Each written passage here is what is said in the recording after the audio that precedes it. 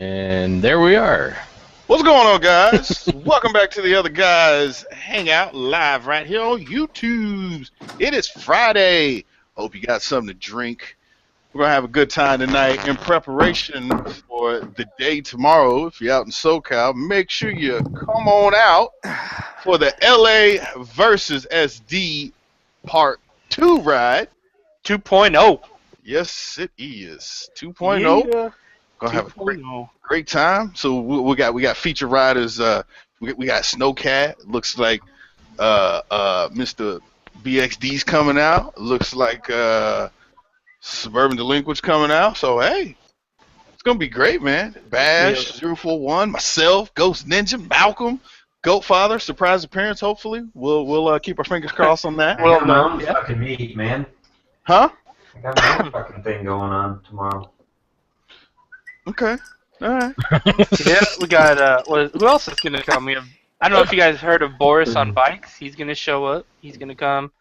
Who else? I heard Tim Kreitz is on the road right now. I heard. Yeah, I heard that too. I think I heard that. Yeah, I heard Brett's driving, so Tim's in the passenger seat drinking.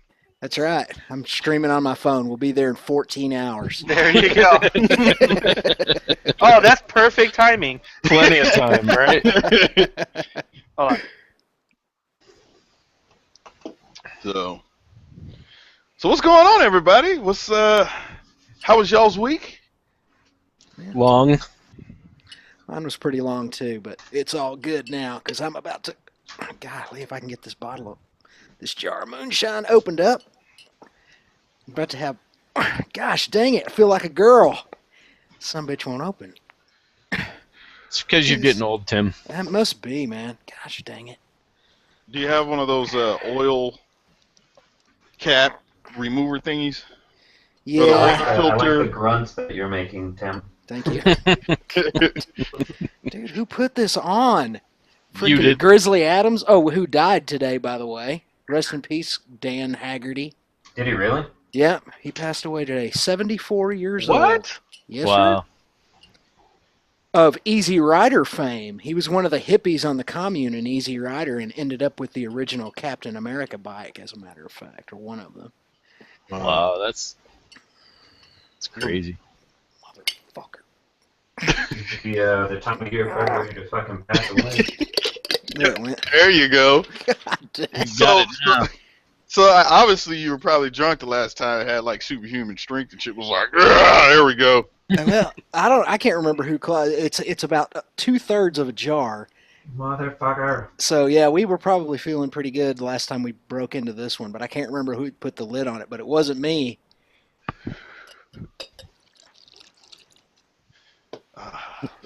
Mix it with Dr. Pepper. Is there a specific flavor or anything? Or? No, this is just corn whiskey, but it's pretty strong, so I'm going to mix it with Dr. Pepper. So we call this a Dr. Moonshine. Dr. Moonshine. Yeah. Man, I had some of that store-bought shit. Well, like, I didn't buy it. My friend had it, and I was at his, house for the weekend or whatever, and we were drinking, and it was,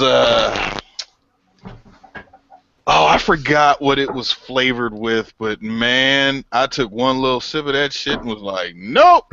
Yep. I was like, this is some shit when you want to forget. Like,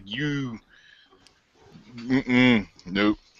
Well, this is good corn whiskey. The one thing you want to stay away from when somebody hands you homemade moonshine is if it tastes in any way like rubbing alcohol or medicine, you probably don't want to drink it because it could have what are called fusel alcohols in it. It needs to taste like a hot whiskey, but it needs to taste like corn. It needs to taste, it needs to taste like it needs to have a balanced flavor, even if it is like a 90 or 100 proof moonshine. I can usually smell it and tell if I'm going to like it or not.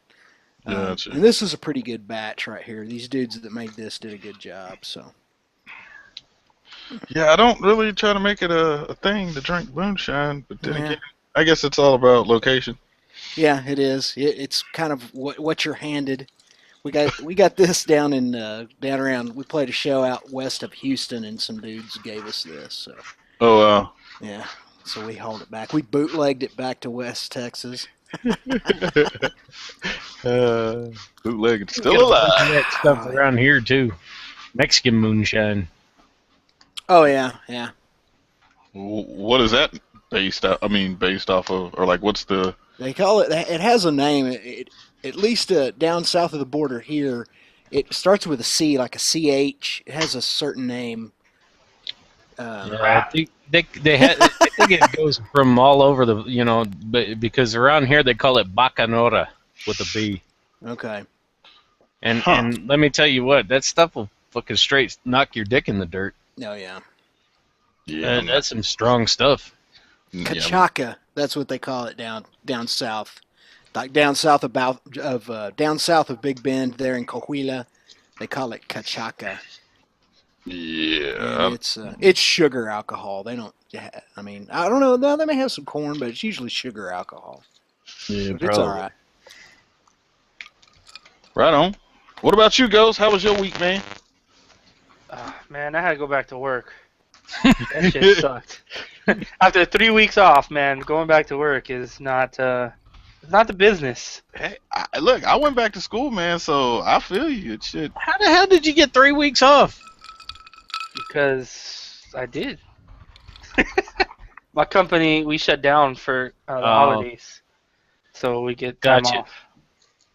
Is it like paid time off or? Yes, sir. And then he was sick yesterday. And then and the first week back, I was sick. Yeah, he was too much playing fun. hooky. You had too much relaxation, man. Yesterday, me and Goat were playing, like at noon, we're playing fucking games. After like an hour, he goes, "Wait a minute, aren't you supposed to be at work?" Yeah, I remember that. I joined into your guys' stream on the side chat when Ghost said that, or Goatfather said that. I was laughing. My wife looked at me like I was retarded. Yeah, I was like, "Shh," because I was at work watching. Yeah. I was in class, unfortunately. You've resumed your studies then. Yes, sir. Good for you.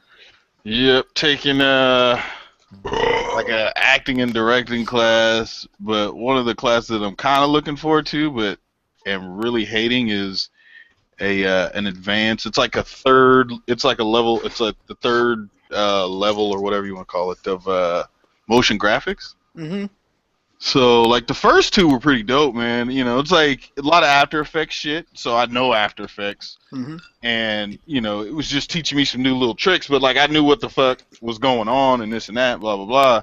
But yeah, day one she was like, "So we're gonna use After Effects, but not so much." And I was like, "Wait, what?" Uh-oh. She was like, "Cinema 4D." Oh, Cinema 4D. Okay, I figured either Cinema 4D or Maya or something like that. You know? Yeah. So what is Cinema 4D for? Cinema 4D is a 3D rendering. It's a compositor. It's After Effects, just more 3D. beastly. They call After Effects Gotcha. like the graphic of mine you're looking at. If you look at my new title package I did where all this stuff spins and has animations and behaviors, I did all that with After Effects. But Maya and Cinema 4D are about extruding and building 3D models and animating those 3D models. Correct. So After Effects, they call it 2.5D. Because it's exactly. not After Effects is not true 3D. You can set up a 3D space, but like the moment you double click fucking Cinema 4D, it opens, this whole fucking 3D plane opens up and you see the Z axis, the Y axis, and the X axis. Yeah. I'm like, wow. And then you scroll out and it just gets bigger and bigger and bigger, and I was like, okay, so obviously I'm supposed to put shit in this world, but it's full 3D 100% of the time, which is cool. Yeah. That must take a beast of a computer. Yes, it does. Yep. I think my little old Hackintosh is gonna have some troubles. What did you do the kinetic typography in your Las Vegas intro with, if you don't mind me asking? That was Element. Oh, you used Element. Okay. You know, yeah, because you know you can extrude shit now in After Effects. That came out in like I think 6 maybe. Somewhere, but using Element 3D, it's a lot easier. It takes the headache out of it and shit. Yeah. You know what I mean? And more then automated. Right. Well, sometimes if I do 3D text or whatever, or some sort of a 3D model, I'll do it with Blender, and Right. then I'll export that out, and then I can. But I have to export it out in a perspective, so I have to think about what my perspective is going to be on it, and then once I export it, I can bring it into After Effects and put behaviors on it, and it looks 3D, but and it technically kind of isn't. It's just a 3D image that I brought down to 2.5D from Blender. So do you for that text, Red? Did you download a specific font? No, it's just a regular font. It's just a regular font that I have, and then once you put it into Element, you can hit the extrude button, and then from that point you have all these parameters. How deep you want the extrusion to go. So that's easier than After Effects. It's a plugin for After Effects. Mm-hmm. Oh, 3D. Yeah. Plugin for After Effects. So what's funny about Element is kind of like, it's like a small version of like Cinema 4D kinda, right? Mm-hmm. But it's made to work within After Effects, and there's a 3D space. Is it free? No, fuck no, it ain't free. Element is not free? No, not even. Neither is After Effects. I mean, unless you're good with Pirate Bay. Well, yeah, the Bay. I'm gonna see if it's free on fucking NZVs. I was trying to do something similar to that, and I couldn't get it to work. But here's the thing: unless you're ready to spend a bunch of hours trying to figure out how all that shit, because it's You think I learned? How the fuck you think I learned everything I know now? right, right. Many hours of banging my head against the fucking keyboard. But the thing with 3D or Element 3D, is that it's still a 2D image. Mm-hmm. Right? Because if you were to rotate your scene in After Effects, then you'll see that it is flat as shit. Right.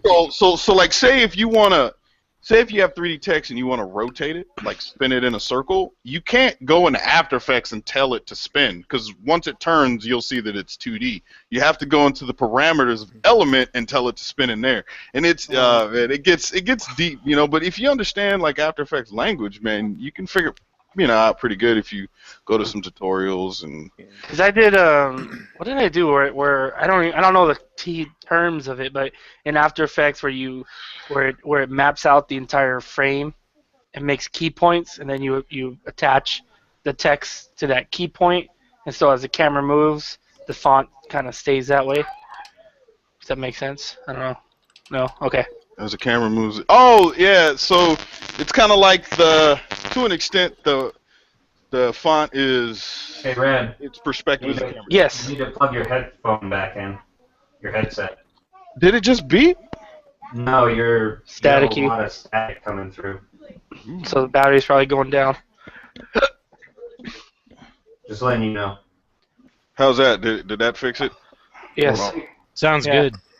Okay, I'm all. God damn it! Now I'm tethered. You should have pre-charged, buddy. Pre-charged. Well, I was. Are your cameras Are your batteries charging now? Is your Cena charging? No. You should probably go do that, man. Get that Cena on the charger. I mean, I know the Cena lasts for a long time, but you're gonna have a long day tomorrow, buddy. You know what? There's nothing worse than. Yeah, exactly. For me, like, I'll charge maybe my Senna, like on like Sunday night, and then somewhere around Thursday, like I'll forget, right? And I'll be going somewhere, and all of a sudden I hear that fucking what tone does it make? I forgot. Oh, that doo doo doo, low battery, and I'm like, fuck, because I know from that point I have about 2 minutes before that bitch cuts off. Element. Tim, do you ride with music or no? No, I usually don't. I have before on long rides. I sometimes will. Like I'll take my in-ear monitors and just hook them up to a phone or an MP3 player where I can listen to stuff. Oh shit! Yeah, but generally no, I do not. I just like to ride and hear my bikes. I've spent so much time making them all sound badass. I like to enjoy that. I cannot blame you one bit. So that's mechanical music, you know. Right. But in fact, I went out today and I did. I went out on my FZ today, just for the purposes of going out, grabbing a quick bite to eat, and taking some pictures to put on Facebook and Instagram. So I And did. that was a pretty good picture with the helicopter in the background. Oh, thanks. Yeah, I have two different ones. There's one on Instagram and there's one on Facebook. It was so- the one on Facebook I saw. Yeah, thank you. I appreciate that. Yeah, I spent quite a bit of time editing those, and I thought, well, if I'm not, I shot 2 days ago. I shot a motovlog, and then I got it all put up on, So I kind of have a not hot as in hot. It's awesome, but I have a hot vlog right now. In other words, people are watching it right now, so I don't want to post anything else for a few more days. So I thought, well, man, the weather's nice. I need to go out and do something, but I don't really have anything to film. And I thought, dude, you remember in the old days when you just used to go ride your fucking motorcycle? Why not do that? And so that's what I did. And so it turned into kind of a little photo session out there at that where those static aircraft were. But it did give me a good idea. I started looking up all the places are within like a 50-mile radius of me that have static aircraft on display like that. And I think that would be a good day of riding to just go around and check all those out, take pictures of them, photograph the bikes by them, and then have a little history on what every aircraft is. There's actually a missile cool. at one of these. Yeah, so. A missile. Yeah. Yeah, the only static aircraft we have around here is actually on Fort Huachuca, so I can't really. They don't like if you're non-military and haven't taken the MSF course for the military. They don't like you riding. They on don't base. like you to be able to ride on base. Yep. So You it's are like liability. hell with you fucking people. Yeah. I'll just drive up there with my work truck and just take in as many pictures as I want. Exactly. I mean, I gotta, with the whole military thing now, this base here, you gotta, as a civilian, you have to stop and get a pass. And a lot of times, because we're a business, it'll be a 30-day pass or whatever, but it doesn't matter what the hell you drive except for a motorcycle up there after that. Mm-hmm. You get a 30-day pass, you're good. Yeah, the military is so weird about motorcycles, and they're weird. Not only, it's bad enough for civilians, but it's also kind of bad for servicemen too. They have to go through all kinds of, they have to jump through all kinds of hoops to ride on base, and they have to dress a certain way. You have to wear. You have to wear high vis. Well, yeah, the reflective shit. Mm-hmm. Oh, yeah. Yeah. So some dudes wouldn't wear the vest; they would wear the little like probably 3-inch wide fucking reflective belt. Yeah, the one they give you to wear during PT. Right. Yeah. So you don't get run over at 5 in the morning running. Right. Like that little reflective belt is gonna fucking help it that early. No. Right. I had a friend that used to wear that out like out in town and shit, like when he's out drinking. And I'm like, why the fuck are you wearing that thing? He's like, I'm in safety first. See? He's like, I've been drinking and shit, and if I fucking happen to fall or whatever, at least I have my fucking reflective belt on. So you all can find me. It's just like, man, you a fool for that. We had a couple of guys like that when I was stationed in Korea. They'd always wear their reflective belt, so that way if we were walking to look for them, we'd find them in the ditch because they were passed the fuck out. He'd be like Jake the Garden Snake, right, with his big reflective dog collar linkage. Yeah. Like blink. It's like blinking. Forgot about that. It's like a blinker thing that has Right. batteries and shit. You just you see which ditch the guy went down in because the ditch is blinking. And there he is. Yep. Like a visual transponder. Oh man. They should make Cena. By the way, what's up, guys? Thank you. What up, Back Nice Road? to see you, Back Road. Hi, By the Billy. By the way, we won't discuss it in too much detail because I know it kind of needs to stay incognito. But thanks for that thing you sent me today. That was funny as hell. Man. Is that the same one that you posted in Super Faggot Force? Yeah. Okay, all right. The clip of it. I would share it side chat, boys, but Tim just needs to drop that because. All right, it's over with. I didn't even say what it was. I just said thank you for that thing you sent me. It was funny, Right. and then you. Right. Well, Yeah, I mean, I just want to express how much of a laugh we had today. Holy shit! Yeah, we'll maybe once we go off air, we'll delve into Yeah, that, when we but go off air, Yeah. everyone will know. anyway. So you guys got that to look forward to. Yeah. Yeah, well, I probably won't be here when you guys finally go offline. You know, glad I'm to see old you. and I got to go to work tomorrow. Almost fucked up. What's up, Billy? I just fucked up. I almost fucked up. I said, I'm glad to see you were Evan AZ Ninja Guy. Yeah, okay. I almost said your name. I was like, oops.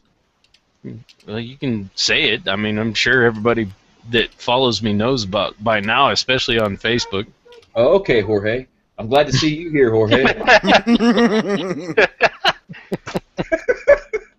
That's a good one. Oh, Billy. Silly. Billy. Man, people have said that to me in my whole life, and now that I'm a motovlogger, I'm weirded out about saying it because I'm afraid I'm plagiarizing Dan. Oh yeah. Oh, So, like, I can't even say my own name without plagiarizing only. Dan. Good point. I never thought of that. It's a weird connection I should have made long ago, but never Right? did. People were saying it to me right away as soon as I released my name, and I was like, "Hey, shut up, man! Don't say that. That's not my thing." They're like, "But that's your name." I was like, well, "That's a good point. What do we do?" I don't know. Wow. Anyways, how's the weather over there? Everywhere you guys are at? Oh, finally it's good again. It cleared up. It's warming up. After we had just a little. I don't know. I for there for a while. I don't know why. I guess it's the moonshine. I suddenly can't speak the King's English. But what I was trying to say was that for a while there, I thought we were actually going to have winter in West Texas. It snowed. We had like a foot of snow. It was wet and miserable and cold, and finally it's starting to warm back up. So this week I've gotten out several times and had some really good rides. Just 65 and sunny and perfect. So It's heart, man. Conspiracies. Obama. yeah. Hey, Billy.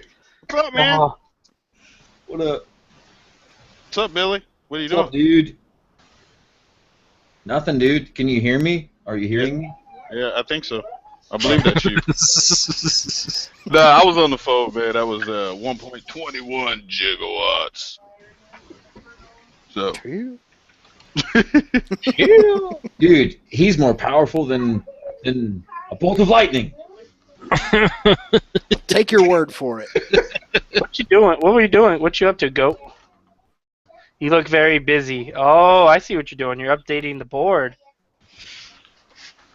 You Somebody's gotta haven't do it. noticed that the whole time we've been live? No, because it hasn't popped up on the main screen. I just had to click on it, and now I see the board behind him. He looks very focused. Talking to the chat, which is kind of something you're supposed to do. Yeah, Right. I was out there. I was out there. In the What, chat, they like, asked what What you were about doing. yourself? I told them you were building a model airplane. Yeah, I told him I was cutting cocaine. I always look at Goat as one of those guys that polishes DVD cases.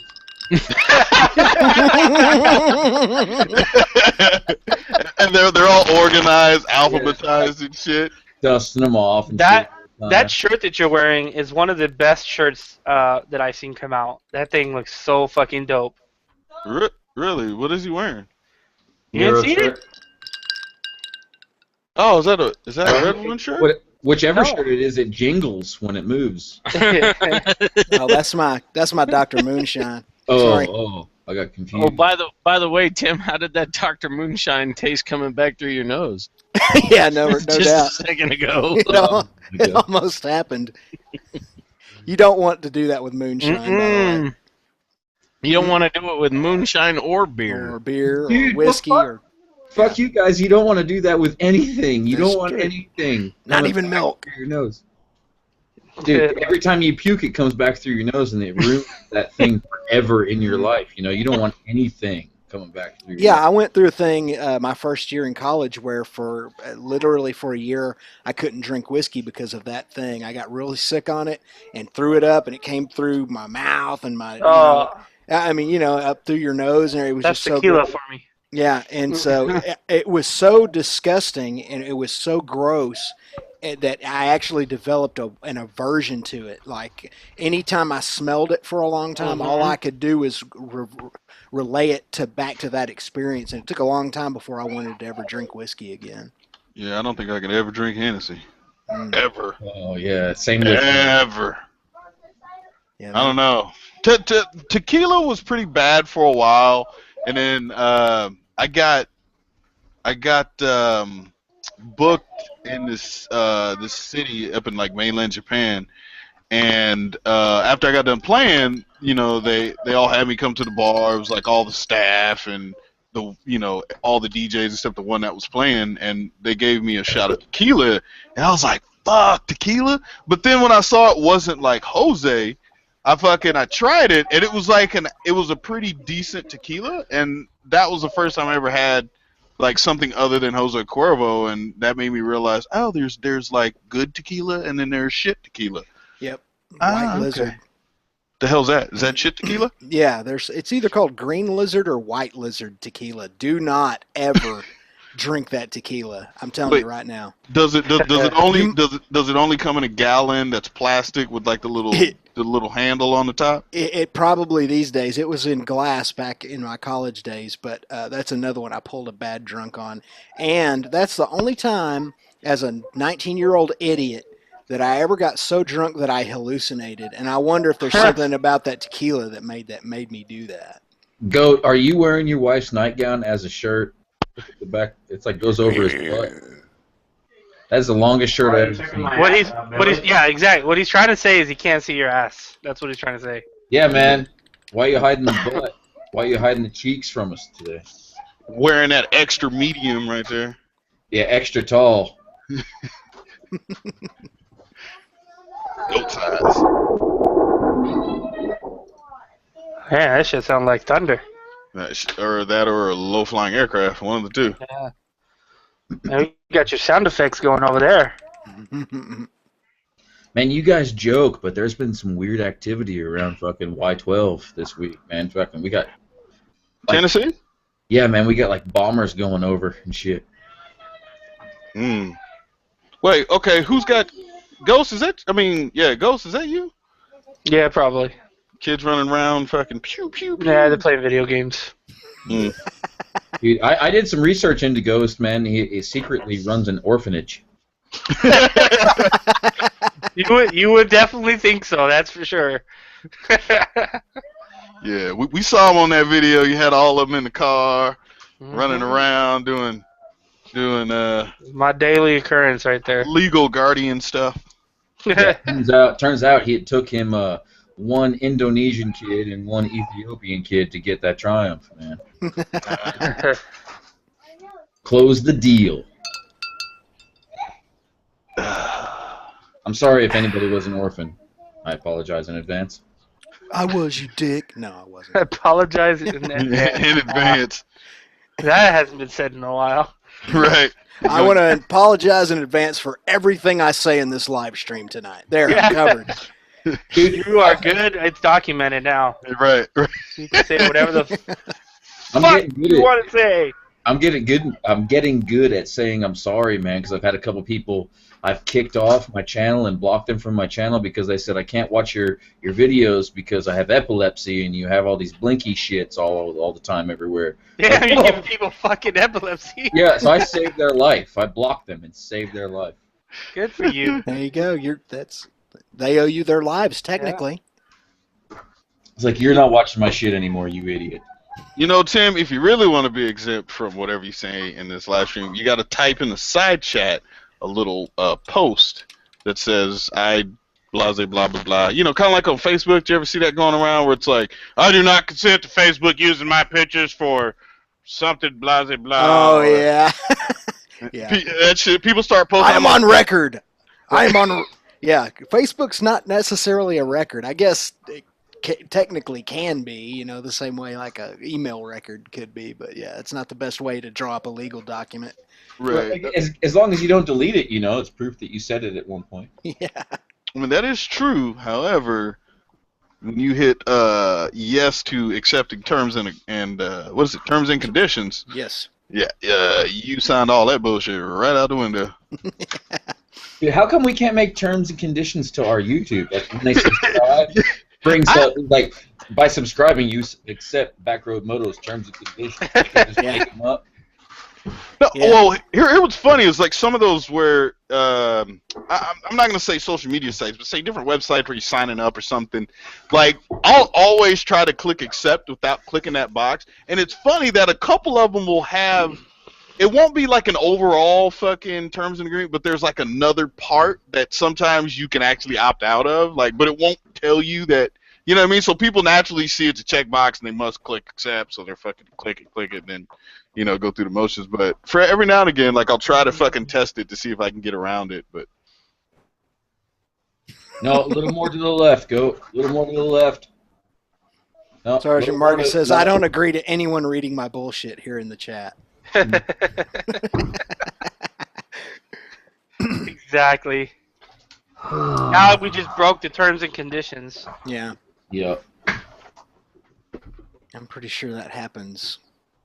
You know what? Millions I of mean, in reality, times a day. that would be nice, wouldn't it? Like you can make up your own current terms and conditions to your channel. Like say, you may download my videos if you credit me, or you can download my videos. Well, no, you can do whatever the fuck you want to with my shit. Or if you use downloaders to download my shit, you know, it had some kind of codec to where you can detect that and charge them money. That shit. yeah, that's why I don't download videos. I screen capture. Mm-hmm. Yeah. No, I mean, wait, would that be totally different than downloading, or would No, that it's still? it's the same thing. You're capturing one frame of a motion picture, so it's the same thing. Yeah. There is script out there to fucking detect that shit, but you just gotta activate it. But not on YouTube. YouTube doesn't supply the recipient code to be able to do that. Mm-hmm. I took a chance using a dramatic chipmunk in my latest video, and so far so good. So There you go, man. Fucking. when that woman walked right over to my bike, walked right up to it, put her hands on the fuel nozzle, started trying to fuel my bike without even asking. He talked forever, dude. What the fuck? Oh, dude, she did not stop talking. And you saw how slow that pump was going. I never thought getting 3 gallons of fuel. I mean, when it was all over with, I thought, dude, it's 3 gallons of fuel. I could have gone across the street to the other gas station instead of putting up with all this. But honestly, I knew I was getting GoPro Gold at that point, so I just suffered through it. Sure. Yeah, that was fucking painful, man. Oh my gosh, I'm sure. I'm pretty sure she knew that pump's that pump's pump in itself was fucky, and she was just trying. She knew you were fucking recording. She was trying to fucking make shit look good by fucking just talking. Yeah, like I guess so. I was like, she thinks she knows what she's talking about. He was actually trying to deter Good for her. Yeah. her attention away from her shitty fucking. Yeah. Pump. That's so funny. And apparently, I went back through my raw footage and tried to make out some of the more distant stuff she was saying, but apparently she does do something, or in the past had done something with like fuel auditing or something or whatever, but she didn't work there. So she just was hanging, I don't know what she was doing. She was just hanging out by her truck. Like a reflex? Trying to help everybody else who couldn't fuel their trucks. I don't know what was going on. It was just very confused. I'm still halfway confused by the whole situation. Mm-hmm. Yeah, it was fucking weird. Yeah. That guy in the Corvette was, who, by the way, and you'll see this in a compilation video, when I pulled up to my pump, he was thinking that there was something wrong just with his pump and started backing up and almost ran over my Triumph in that red Corvette. And I was on the rev limiter with those loud-ass pipes on my Triumph. And he finally realized what he was doing and went back up to that front pump where he was. I was like, oh my gosh, that was just the very beginning of a complete episode of fuckery. Wow. So, but he was like, do you work here? Nope. Cue dramatic chipmunk. I was actually hoping. I know how that bike sounds from watching it, and I was actually hoping you'd start it up while she was talking. Yeah.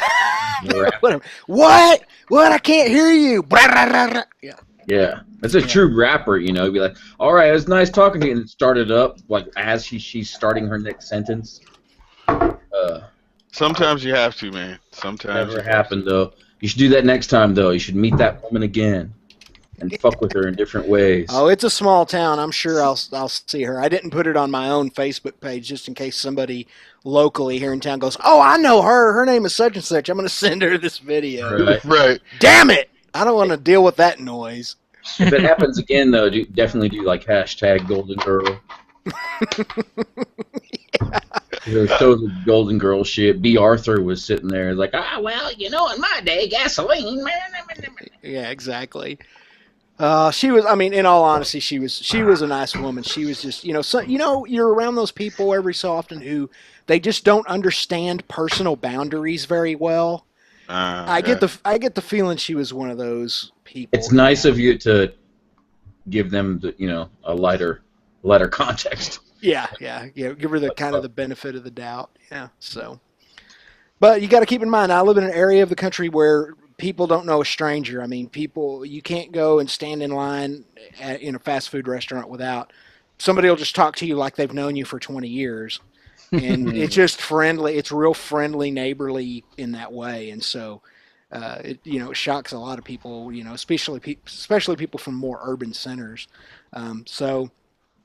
But that one kind of went a little too far, to say the least.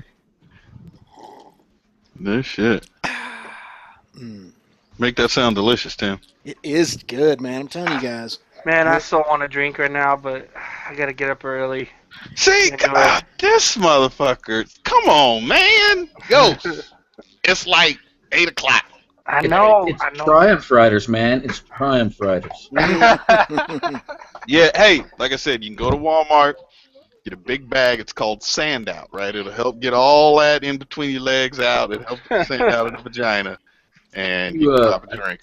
Dude, I don't know if you read my article on my website. I won't fucking plug it, but it says there's all the latest supposed bike pics of 2016, the top ones right now, and then there's the big, what is it, Triumph Bonneville 6?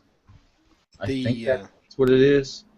But like I'm saying, well, with the price tag, it's a better option to get into your garage. No offense, Tim, I'm just fucking joking. With the price tag, it's easier to get into your garage and park it right next to your toe shoes and your bicycle on the wall.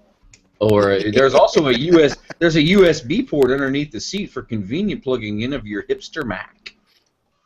Yeah. Oh no, I'm not. I do not deny the reality that the Bonneville is right up there in the upper echelon of hipster bikes. That's just the way it is. Dude, I would totally ride one though. Oh yeah. You gotta. I'm keeping my whole thing in that is that I'm trying to save it from the fucking hipsters, and I'm trying to keep it a cafe bike. I'm trying to represent the cafe era. My bike sounds like a cafe era bike. It has the look of a late '60s, early '70s Bonneville. So. I'm so attracted to that for some reason. Oh, yeah, I think that's why I make fun of it. I only make fun of it because I like it so much. Yeah, I love that bike. It's the first time in my life I've ever had a stable of bikes where the twins outnumbered the four cylinders. Have one inline four and two inline twins now. I would like to say that I have a stable of bikes one day. Just because I want to say stable of bikes. There you go. Well, you got to not crash them, is one thing. Too early? And you got to hang on to them. So you got to keep in mind, man, my ZRX 1200 is a 2004. It's 12 years old now. So it's just, and also keep in mind I'm in my freaking 40s, so I've had time to collect bikes. And pay my shit off, and pay my house off, and pay my, so by the time you get into your 40s, if you've made at least halfway good decisions, you've got some money, and you're pretty secure in life, and... Well, it would be easier if California wasn't so damn expensive. I'm telling you, man. It's also that halfway good decision thing you're talking about. Yeah, that's always I'm always iffy on that one. That one's about 50-50. Yeah. I got a great layout, man, for a house. Like imagine a regular rancher, right? In the mountains, though, not in the plains. Like the rancher that they make for the plains, like out there in Texas, Oklahoma, all the way up to Montana. You could just have this 2-story or single-story rancher that's just flat, but there's just so much space. Like you know how a rancher is. It like the bigger the house is, not the higher it goes. It's the more land the house really covers. Mhm. But it's 1 story.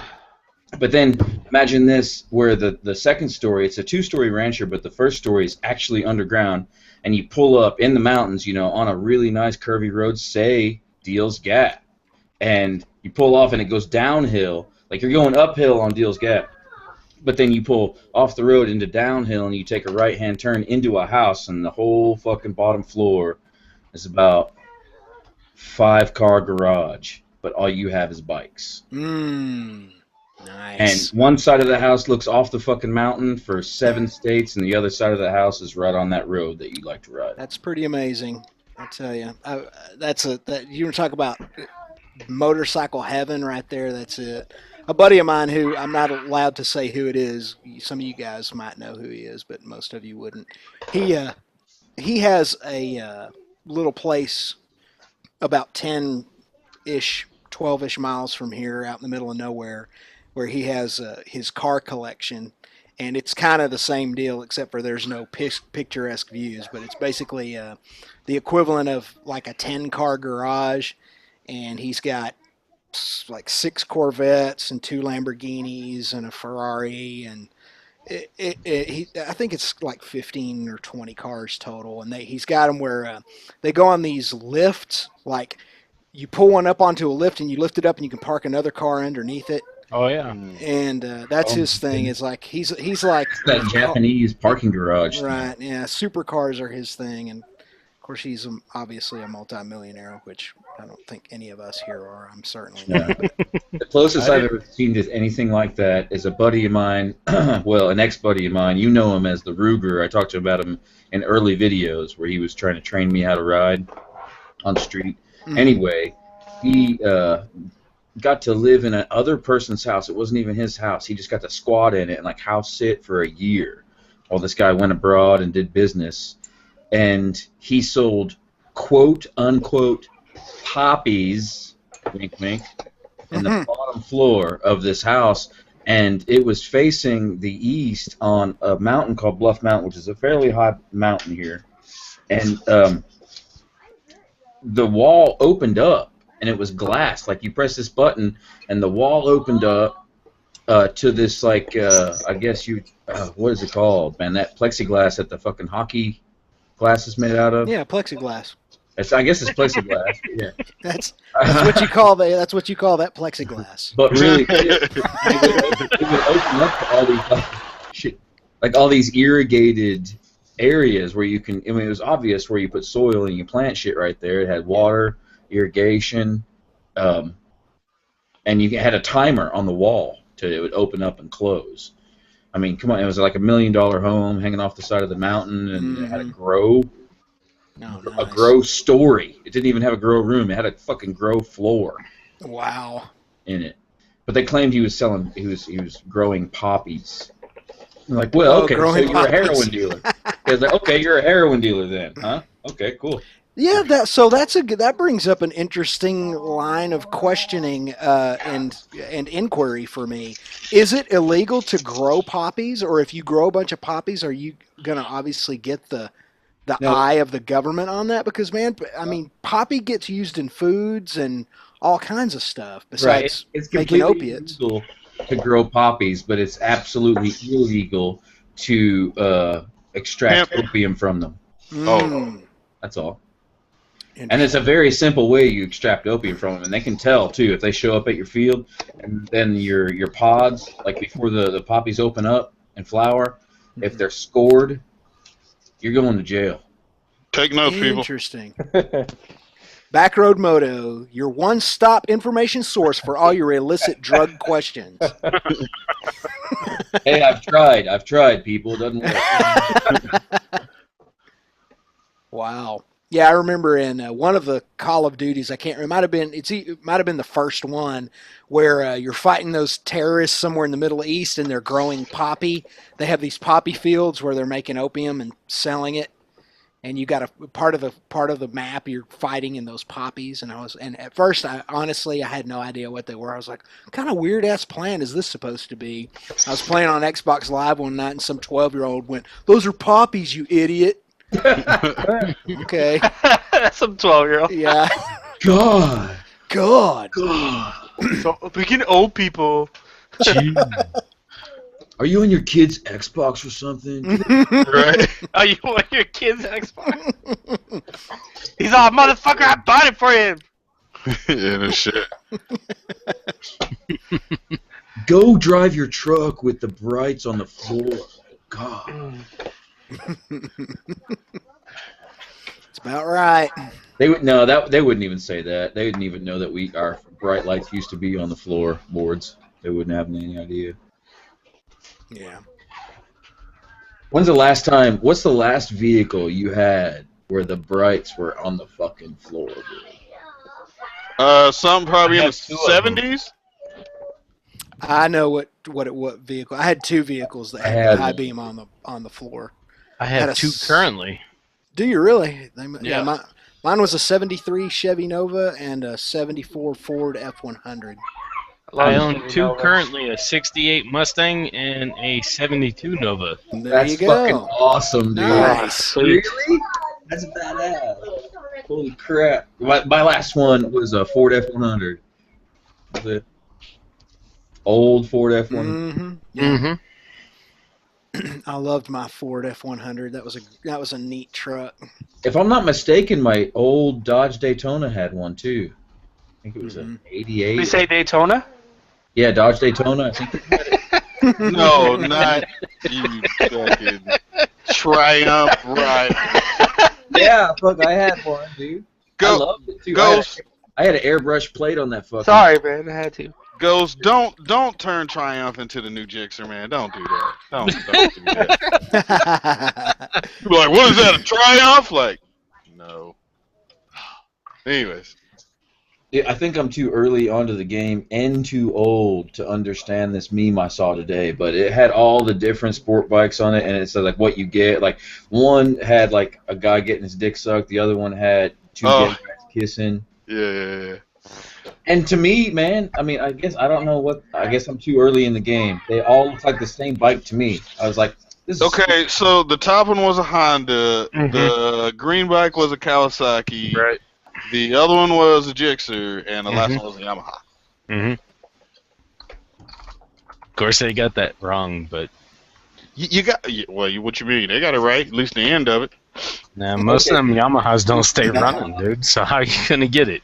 So it was basically Suzuki. It was a fucking manufacturer joke. Yeah. Oh. Mm-hmm. Yeah. It's only the R1s that don't stay running. And that R6. R6s and R1s. I don't know what it is about. Like everything else is rock solid, but those damn R6. I think they're just trying to. I don't know. They're trying to tune them so high or something. I don't know. They do run like a badass around the track, though. Yeah, oh yeah. They built a reputation. That in the 20 teens, they've pretty much dominated. It was cause Suzuki before that. That's where the Gixxer culture came from. Was all of the GSXR wins with Matt Mladen for 10 years. He won a championship in the AMA like 7 out of 10 years. And then before that, it was the ZX7R, the Ninja, before that. So it's just Yamaha's turn right now. Gotcha. Yep. Yamaha. Although they have a certain Honda rider running MotoGP right now that's fucking really giving them hell. Yeah.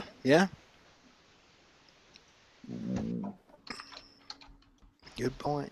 He must be awesome. You guys got me looking at pictures of my old cars from high school and college. So this right here. Oh, gee. Yeah, to screen share something. That looks cool. To open it. Yeah, thanks. Appreciate you.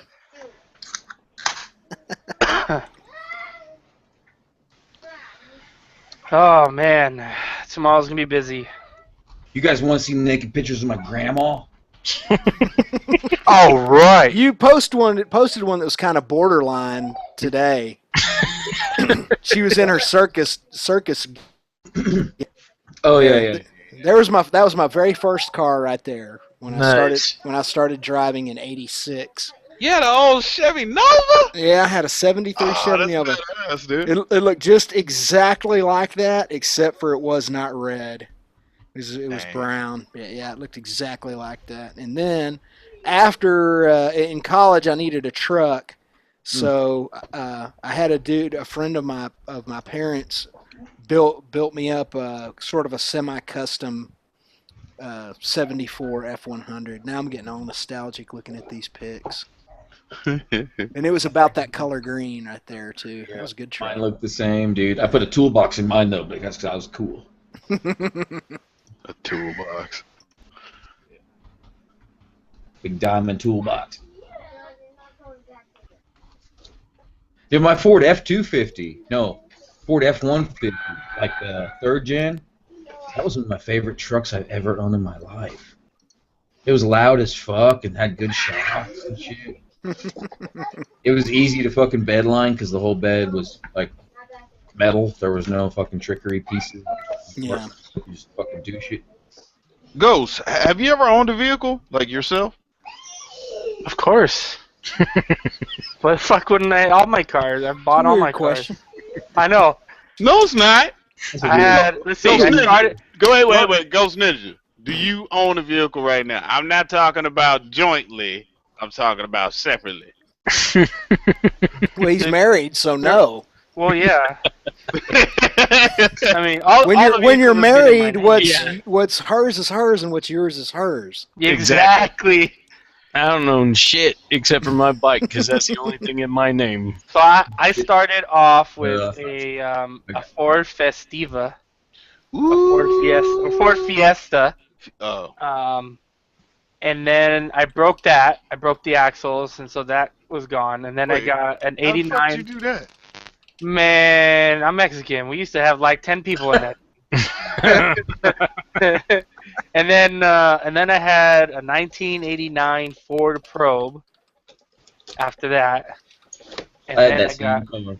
Red. all red interior, red fucking everything. And that thing, yeah, that was badass. I love that car. What year was it? An 89 Ford Probe. Yeah. 89. That shit is pimp, dude. It was It's all like- red, it's and then I really put a Mustang. that was a fun car. Wait, and the back seat was like non-existent, right? Yeah, it's tiny. It's tiny. It was Well, we basically put like a 5 Mustang. people back there. I'm telling you.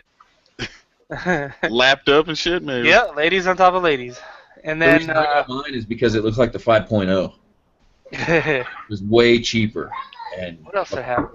After that, I had after that I got my wife her car, which was the first Hyundai Accent, and then we got a Saturn Ion after that, and then we got the Saturn. Dodge Durango, Don't and make then those now we anymore. got the Nissan Rogue. Saturn's a clothes company.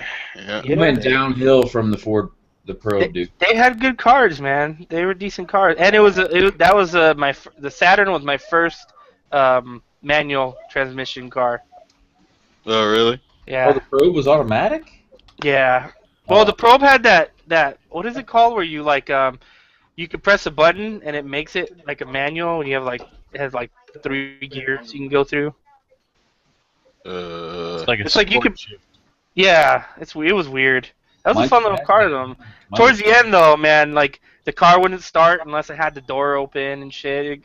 Wait, what? Yeah, man. Everyone's first cars should be like that, okay? Yeah, like. Look, dude, my first car, the Ford Festiva or Fiesta, it got nicknamed the Bucket. So the reason is, first it had, you remember those seat belts that used to slide back and forth in the window? Along the track? Yeah. So that broke. So I would just like push. The whole thing would come out. So I would just get in the car and like slide it into the door frame somewhere so I wouldn't get a ticket. The driver's seat was broken, so I had a bucket holding up the driver's seat because it wouldn't stay up.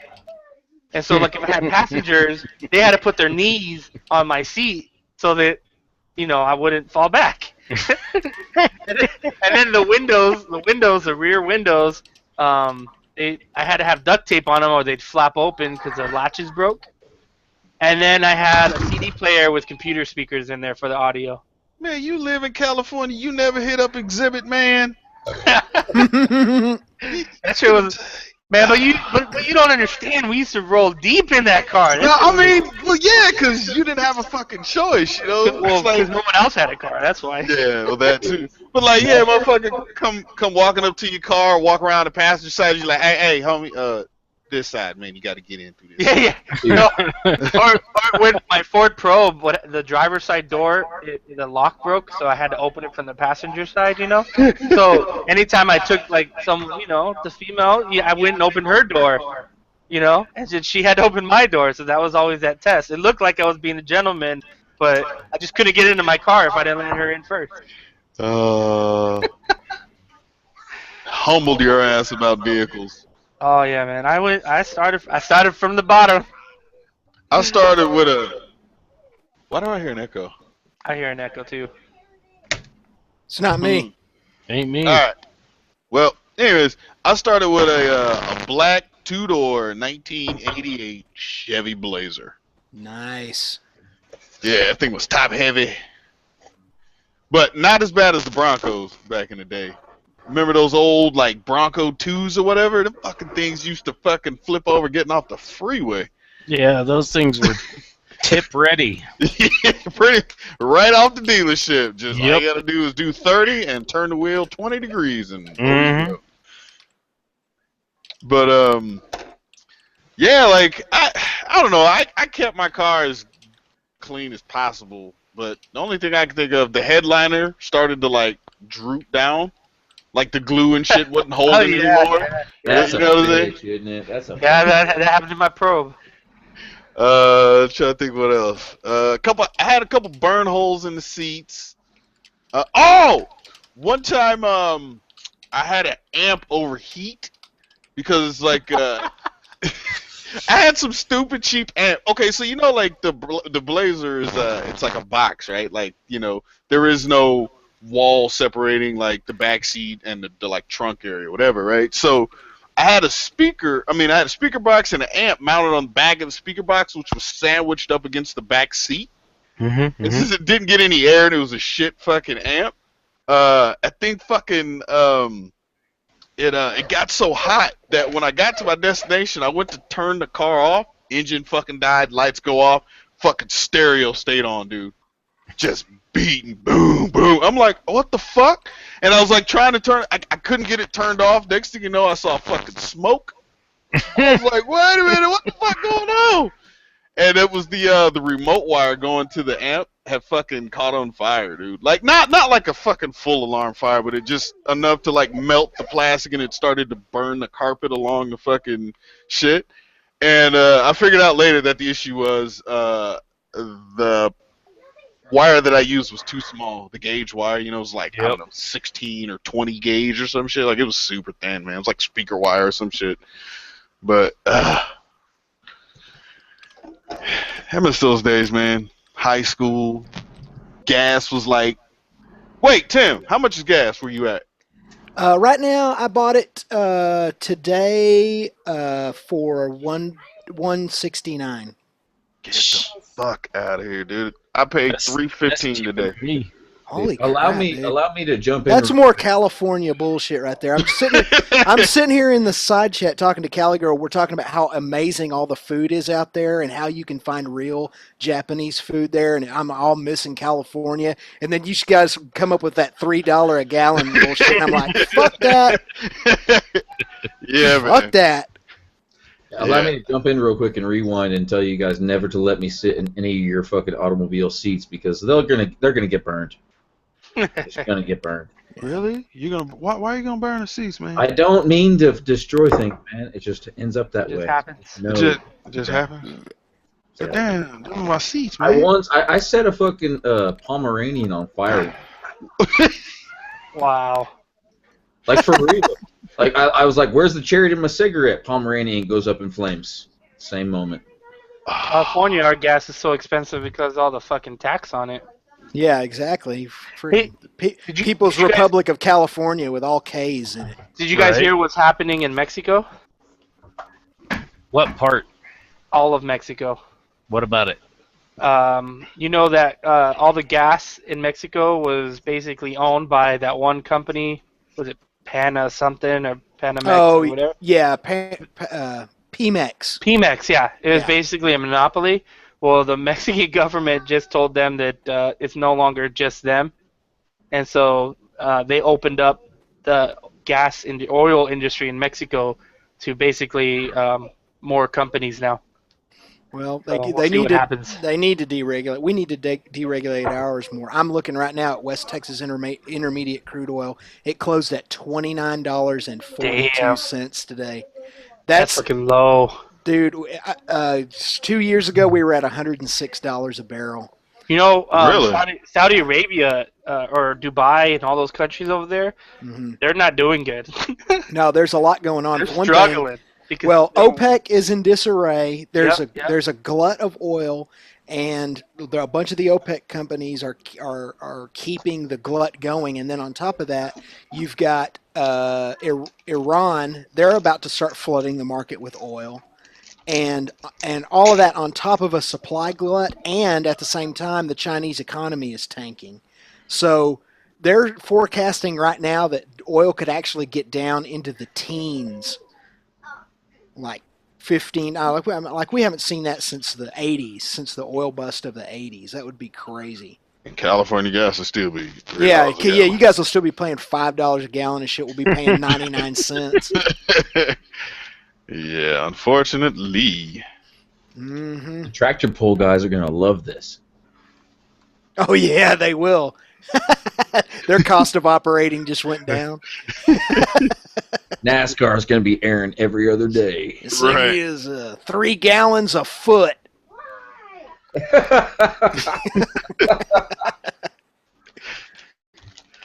Yeah. Yeah, Bird Dog's saying that $1. For how much? $1. For how much? $1.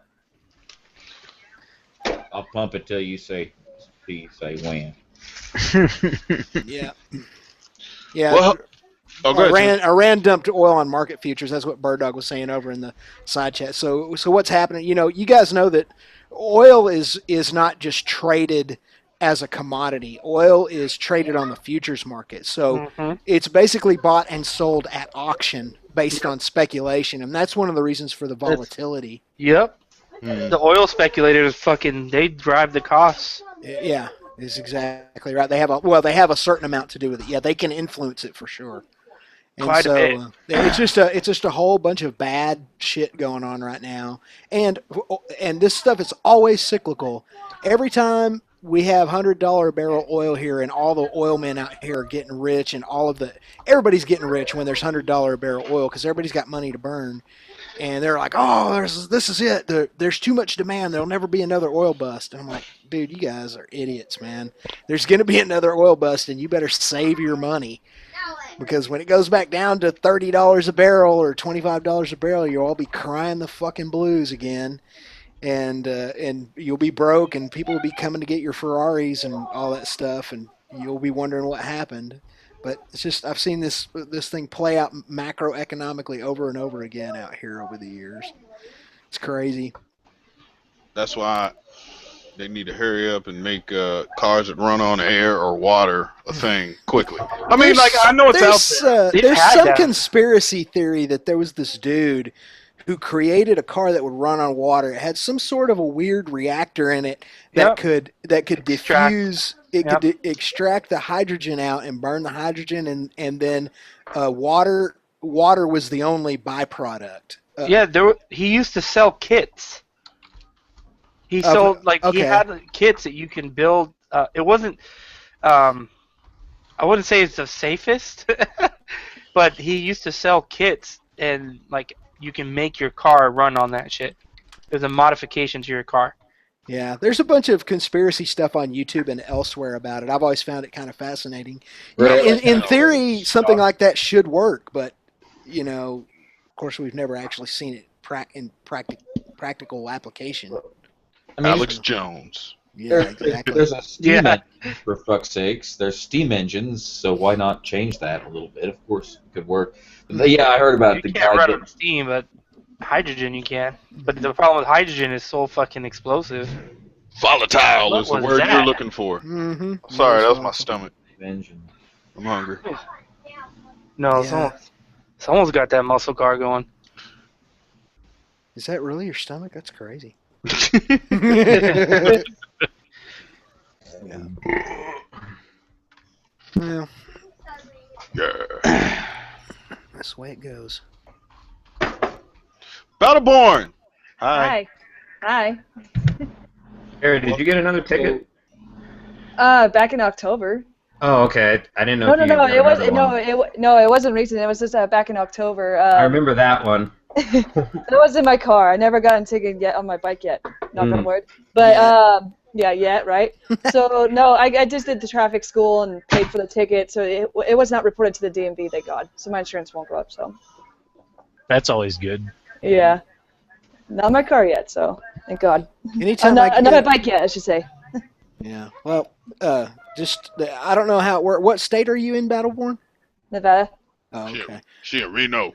Okay. Well, I always, anytime I get a ticket in my car or my truck or on a bike, the thing I do immediately is I take it to an attorney. I have an attorney for that. Mm-hmm. And it costs you a couple $100, but in the end, it usually works itself out because the last ticket I got was for, I think it was for 97 and a 70.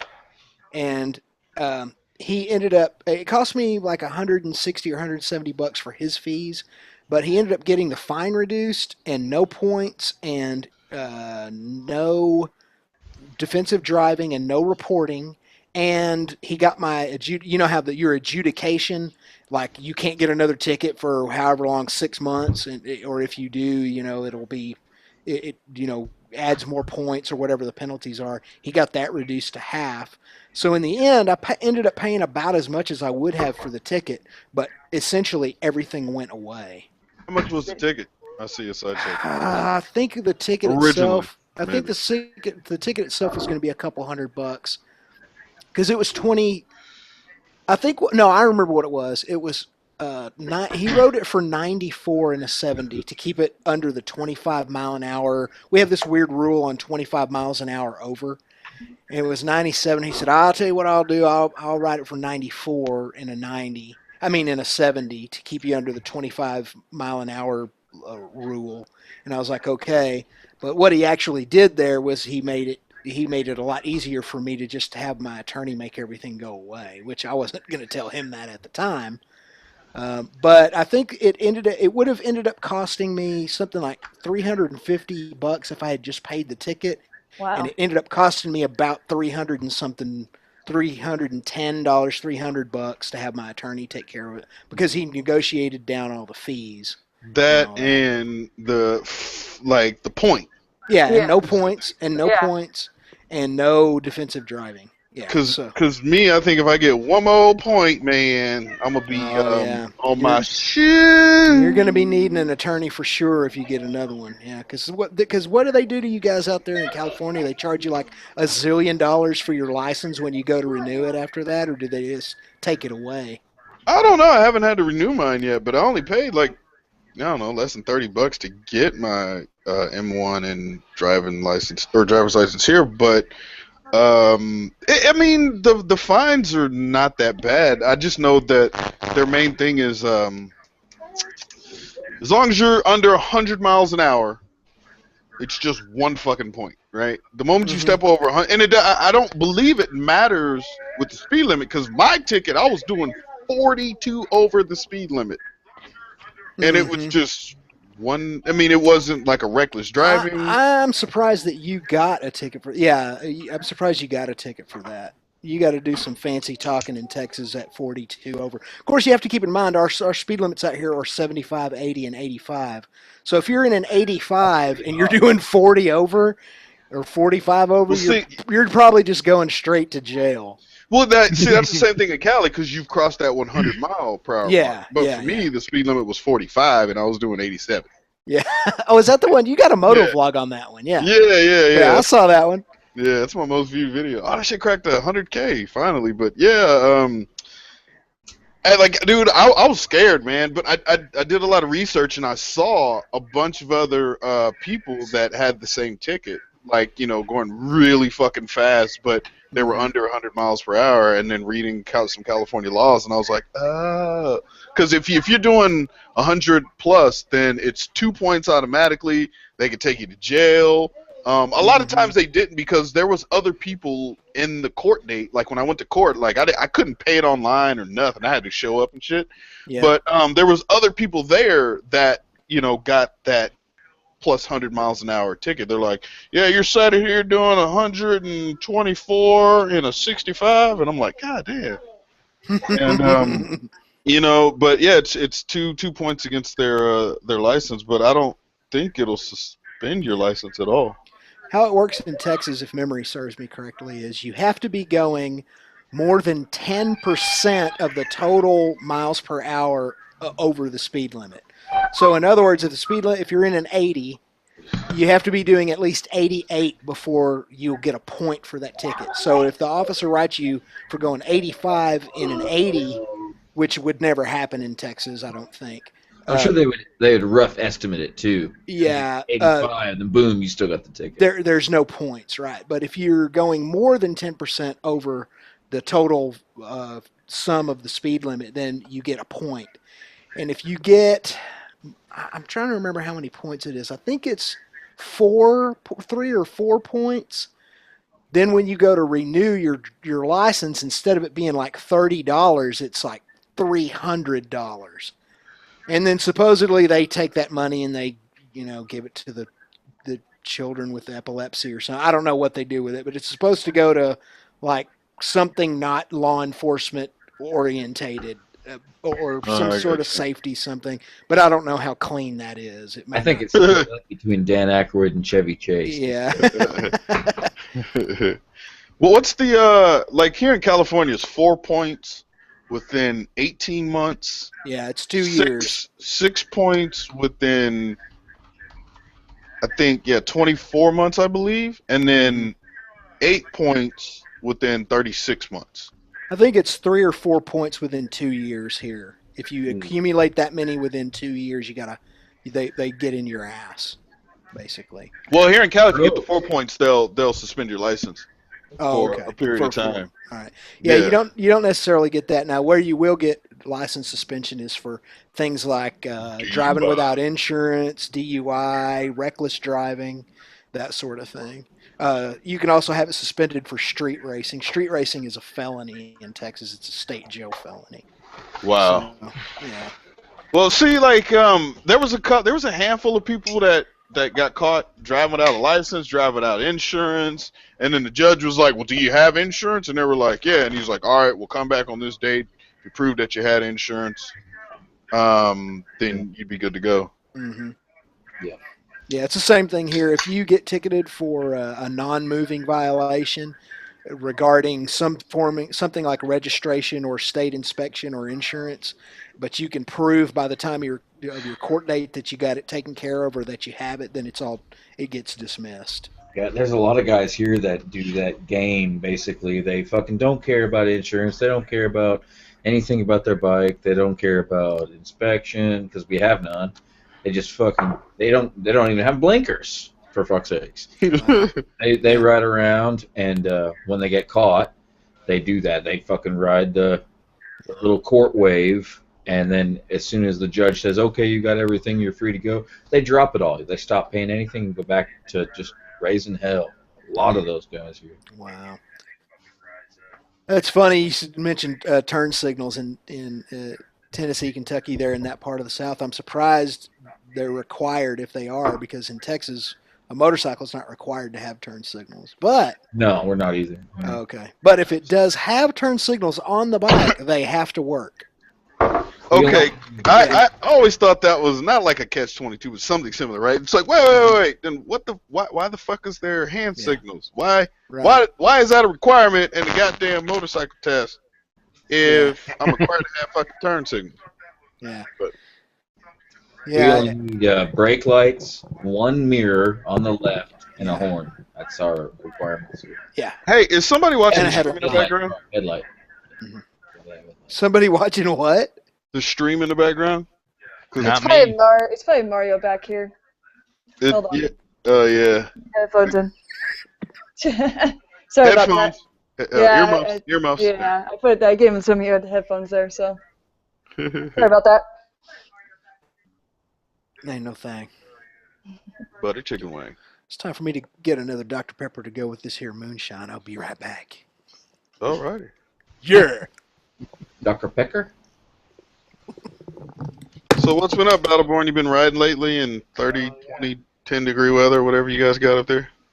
No, I haven't had the chance to. The work is making it all the days that it would look good.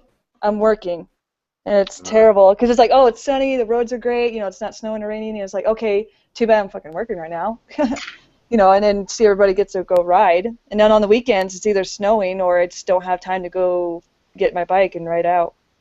What's the temperature? I don't know the temperature. Hold on, let me go check right now. Currently it's 36 degrees, and it's going to rain and snow on and off all through the night. And it's supposed to be cleared up by tomorrow, so we'll see. But if I can, Lucky it won't freeze. So. Hope it stays 36, man, so that shit doesn't freeze. It was terrible overnight. It was like it snowed overnight, and there was a bunch of accidents. This morning I was late to work because of the snow and ice. It was solid. So I was like, great, this is awesome. And then it's supposed to go on and off with snow and rain the next week here. So, crappy weather. What's going on, Double R? Hey, what's up? What's up, y'all? How's everybody doing tonight? Good to see you. That's Good. right. That's right. Yeah, I was hanging on the side chat. I heard everything going on over here. Good to hear everybody all right. Y'all talking about license and shit. You were creeping? Shit, I know all. Creeping inside you? Yeah, I just heard you talking about license, and I know what y'all talking about, but they be suspending our shit up here. If you don't go to that court date, your shit gonna get suspended. Yeah. That's kind of my little recent problem, and why you ain't seen no videos over here. Cause I take it out and know about it, and it caused my shit to get suspended. So. Dude, that shit basically goes down to you fucking better do what the fuck they say. If you don't fucking do what the fuck they say, well, you're fucked. What you want, you're not gonna get. Well, no, what mine was, these fuckers don't be sending out them fucking notices to say come to court, right? And I remember when I got pulled over, I told the officer, I said, hey, dude, I have problems getting these notices. Are you sure this is gonna come? Because I didn't want to sign a ticket, that's a promise to appear. But you have to sign it, right? Because I'm like, I'm not promising to appear because I don't trust you fuckers to send me the letter and tell me when to appear. And they didn't. And I was on travel and I was bouncing around the country and I didn't fucking lost track. And yeah, fucked shit up. And I ended up, I'm just now paying for it now or, doing all this shit. So that's fucked. But yeah, they be suspending our shit over. Oh, and there was somebody was talking about too. I had to go to court. I couldn't just fucking pay it over line. Yeah. I had to go. I had to go in court. I had to go to the building to make an appointment, and then I had to go back to the fucking court date. You see what I'm saying? It was bullshit. Yeah. But yeah, y'all touched on a little subject right there with the. I hate how they even like in any case across the country, you show up to court the first day. They say, "Do you have an attorney?" And you say no. And they say, "Well, you like the court to appoint you an attorney?" You say, "Yeah." You sign it, and they say, "Come back in a month." It's like bullshit, dude. Right. You can get this done today. You can get this shit done right now. Most of those municipal courts in particular are not so much interested in actual justice as they are money. Money. Yeah, I noticed that when I was in, when I had to go to court, right? That shit just seemed like a fucking drive-through of fucking people paying money. Cause that's how it was. Exactly, yep. And I'd never, last time I'd had a speeding ticket or anything like that was back when I was in, high school, right before I joined the military and shit, right? And it was different back then. You go to the one goddamn courtroom on that date. Right, it'd be you and like 10 other motherfuckers, right? And that was it. Maybe it'd be 20 tops. But like when I got there was signs and shit. Like I was at the airport looking to catch a flight and shit. It was like, if your name is this, like R through fucking this, go to fucking courtroom 22. If you're fucking A through F, go to courtroom 22, or 21 or whatever the fuck. And I was like, Jesus fuck. I get in there, and there had to have been probably 80 people or so. And my last name is further down the fucking alphabet, so I was there about 2.5, 3 hours before I Zoolander. Yeah, not that far. I feel you 100%, Red. Anybody that's been in the court, like in civil court, they know exactly what you're talking about, dude. There's a line of people. Sometimes they're not even organized about it. They're like, pile up in this fucking hallway, and we'll call your fucking name when we're fucking ready. See you, AZ Ninja guy. Have a great weekend, dude. Later, guy. Later, buddy. Yeah, see ya. Have yourself a good one. Hey, Ghost, how many people were at your court date? What do you mean, how many people? Like, I mean, in the courtroom with you when you were fucking like 30. That's how I was. I had 42. But when I went, the judge was just like dismiss. He was just dismissing them all. Oh, they'll burn them through it. Like, the more it is, it seems like... Yeah, they'll just get through them. That's how they was doing with ours. It's just like traffic school, fine, or trial. And then you say whatever. And then he was fucking... I was out of there in like 15 minutes, but I had to stay 2 hours in the fucking line to pay the shit. Right. Okay, yeah, that's where I was going with that. So, as soon as, he did his deal, he was like, all right, take this paper, go out, fucking pay the window people or whatever. And I get there, and there's like another 80 people or so in line, and there's fucking that shit looks like you were going to fucking buy tickets to, like a fucking football game. That you didn't buy online. You got to stand in line. There's fucking there's like 8 different windows and shit to go to. And isn't it funny though how it puts it into perspective on how many people in your area are in trouble for something or other? I know, right? Yeah, I know. At any point in time, you could have a warrant out for your arrest. Yeah, and like most of the it came to submission for me last time that most of these people are worse off than me. They're right? done worse shit. They're here for even more money. Like I'll be honest with you guys, man. I'm in deep $5,000 in child support, right? And I'm always thinking, damn, dude, that's fucking deep, man. I'm gonna go to jail all the time. I'm thinking these things when I get subpoenaed, anyway. But when I get in there, I'm hearing $38,000, $78,000, all these numbers go like, oh damn! I'm all right. I remember I was in there. Yeah, this dude had $100,000. It was a doctor dude. He had like $110,000, and it was like, and then he was like, "Hey, I can't pay this, some." And the people was like, "I don't give a fuck, dude. Whatever you do, you gotta do. Pay that shit." Dude, I'm telling you, divorce courts. Divorce courts are outwardly and manifestly hostile toward the male. Oh yeah, I'm real. The woman will be living it up on child support Yeah. and alimony, and the dude will be working 3 shifts and eating bologna. I have a friend. Yeah, right. Who he dated this girl, got her pregnant, right, and then they were just dating. That's it. They kind of moved into with each other for a little bit, maybe not even a year, right? And then she's fucking crazy, of course, and she is fucking taking him through the ringer, like ridiculous. And this dude is like he's very well off, right? And he still works because he likes working. And she's just trying to get money from him, and the court is like, won't. Like, all he wants is to have his baby and shit. That's all he wants. Like, he's bought clothes. He's tried to give her all the food. He's tried to pay for everything for her. And all she wants is money. And the courts, they're siding with her, man. It's so fucking ridiculous. 2 sides to every coin. No. Yeah, because I got know this one. of both my fucking kids, man. 2 I know sides this to every one, man. fucking coin. I like to think that we're all dirtbags, but you got to remember that there's a bigger dirtbag than you out there. There's always a bigger dirtbag. I'll give you that, Goat. I have a couple. Nah, man, there's two sides to every coin, Billy. It's not about being a dirtbag. It's about doing the right fucking thing. If you're doing the right fucking thing out of the gate, through and through, then more than likely you're gonna win, hands fucking down. If you've done something wrong, there are two sides to every coin. Yeah. Sorry. My point was that there's always somebody else out there thinking that. There are two sides, but it typically lands on one more often than not.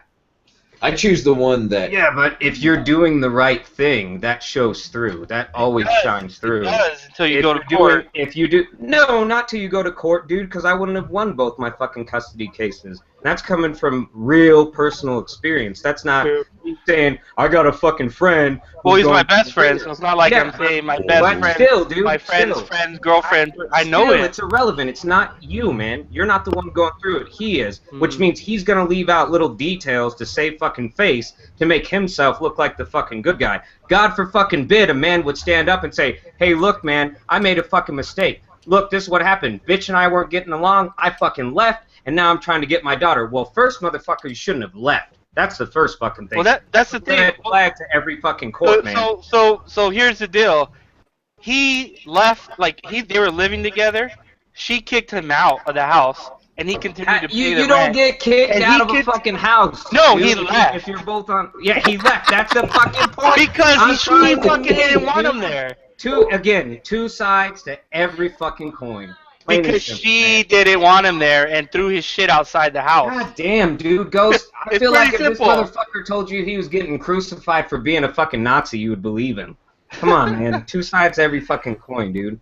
Oh my God, Ghost. All right. No, he makes. I'm just saying, you touch base on something that I can personally jump in on and say, what the fuck ever, man. Because you know how fucking hard it is to get custody of kids as a fucking man, dude? That's what I'm fucking saying. Right.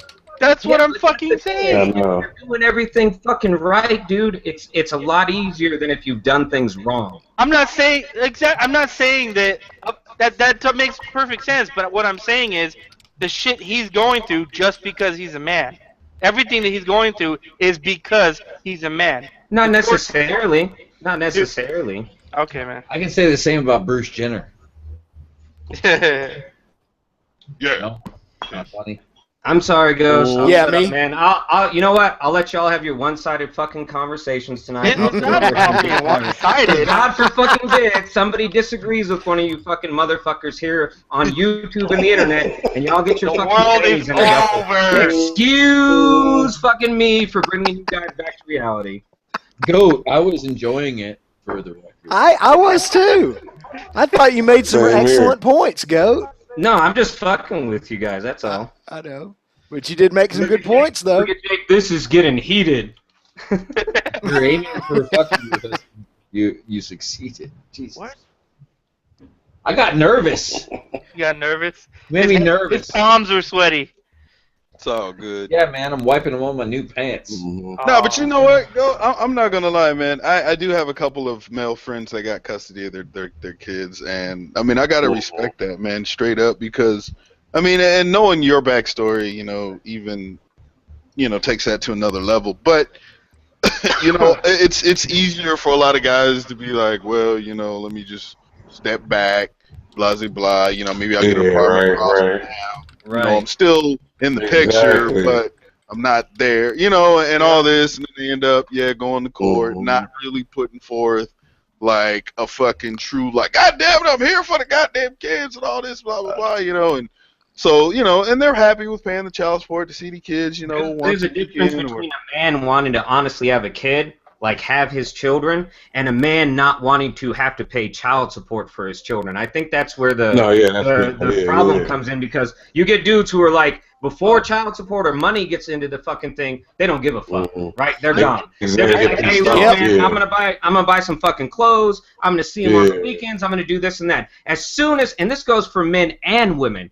because this is what I went through with both of my kids' moms, is as soon as you drop some fucking money into court, people are like, oh, I'm the best fucking parent. that's ever existed. I think that's where you're confused because I didn't say. I'm not confused. I'm not commenting on your friend. I'm making a general statement. Okay, okay. Let me make my fucking statement, Ghost, before you cut me off, dude. What I'm trying to say is, most fucking people out there, they don't have an issue with something until it involves money. As soon as money's fucking involved, then you've got their fucking attention, dude. Then they want everybody to believe that they're the best fucking thing out there, and they shouldn't have to pay fucking money.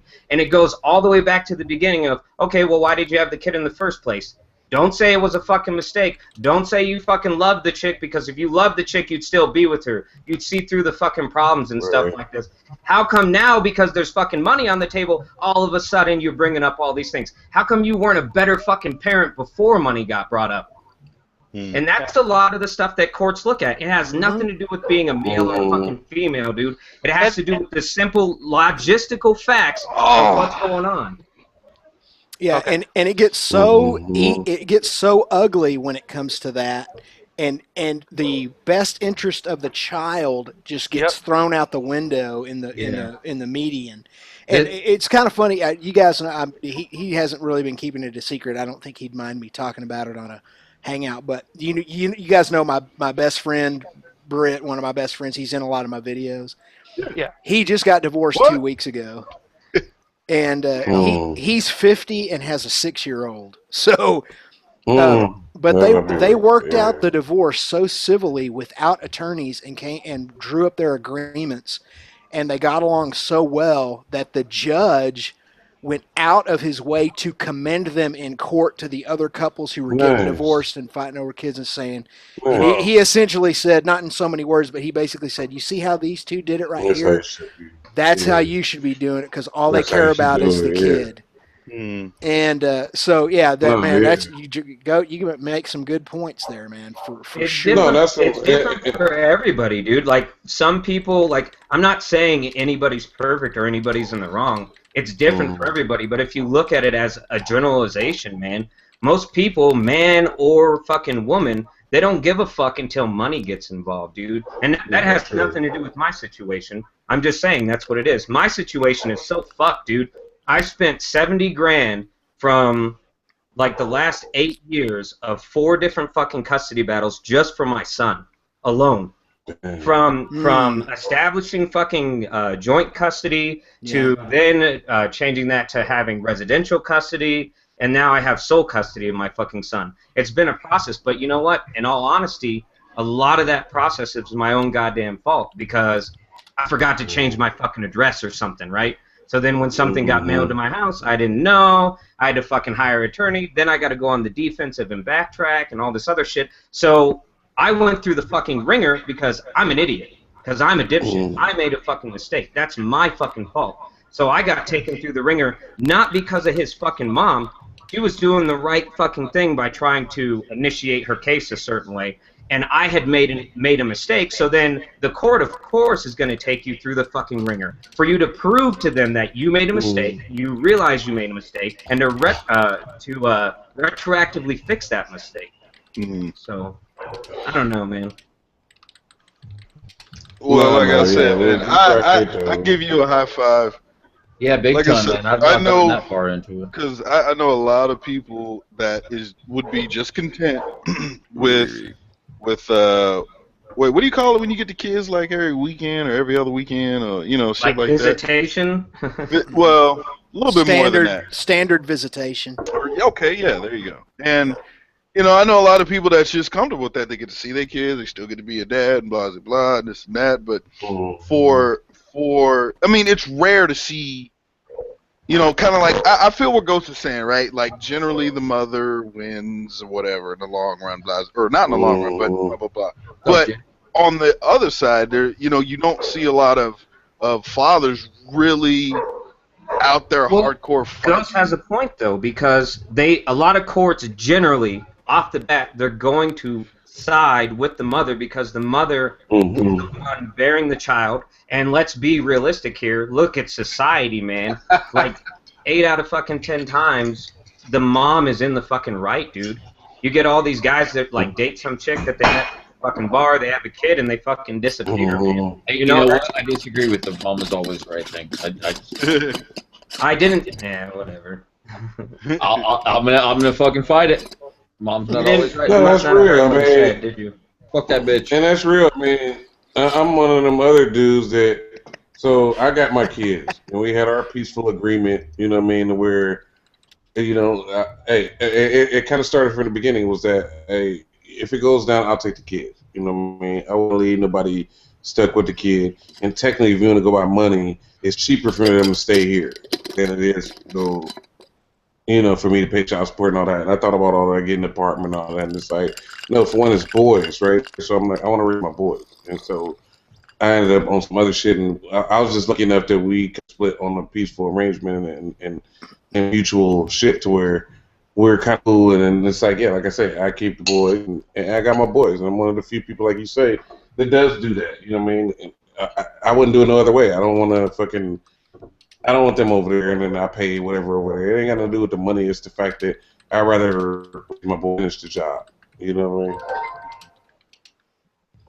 Yeah, I did the same thing, man. When I first started trying, or when I first had to start paying child support, I agreed to a certain amount when I was making a certain amount at my job, right? And thinking I'll be here forever. Oh, fantasy.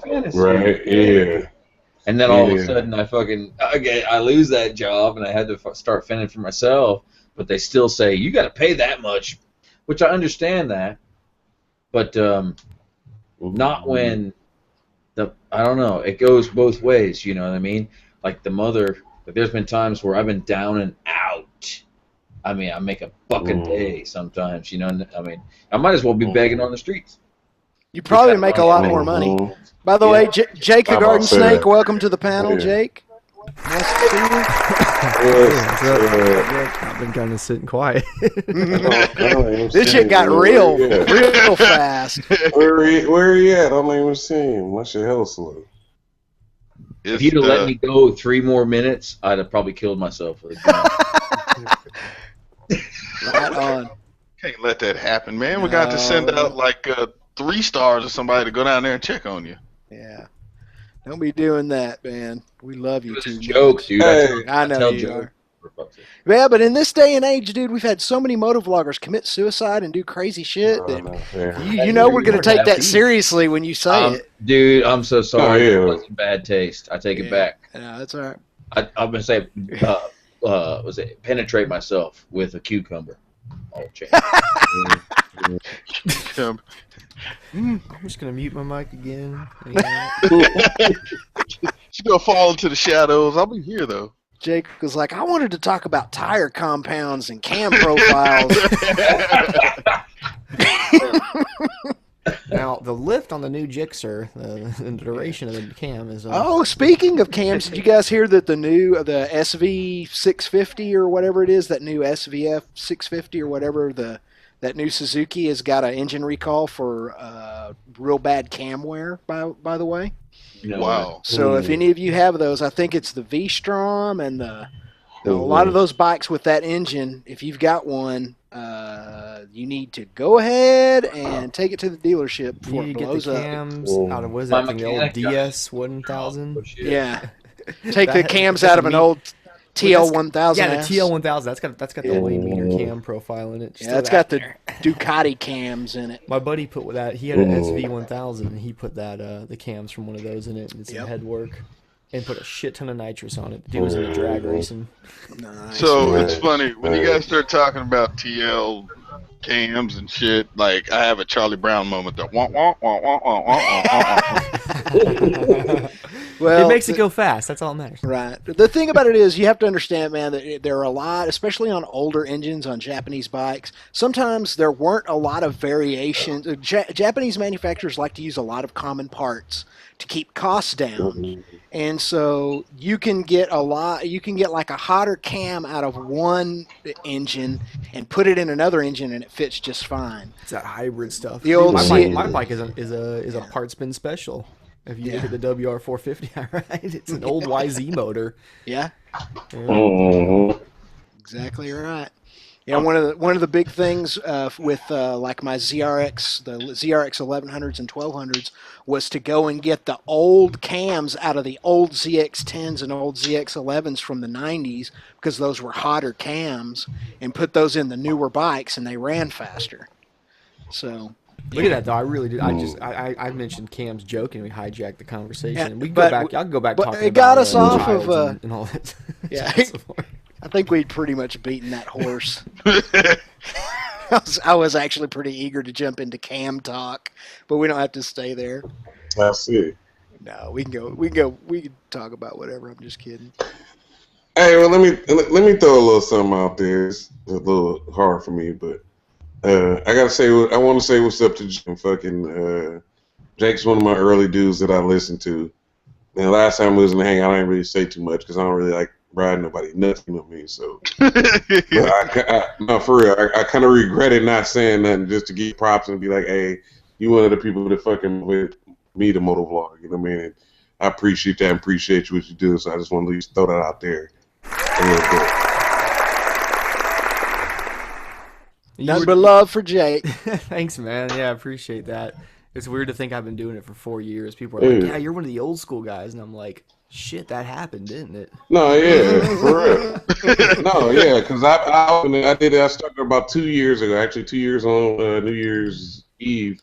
And yeah, I was watching yours early, especially I'm wheeling. I'm like that shit back then. Like he was one of the first dudes that you and Baker really like was, and a couple other dudes, but like I say, I just felt a little bad. I was mad at myself that I didn't like leave Charleston or give you props. You know, you gotta get props for props is due. You know what I mean? And so I just wanted to throw that out there. Like I say, I don't like doing this shit and saying all that shit. I don't like being fucking emotional and all that shit.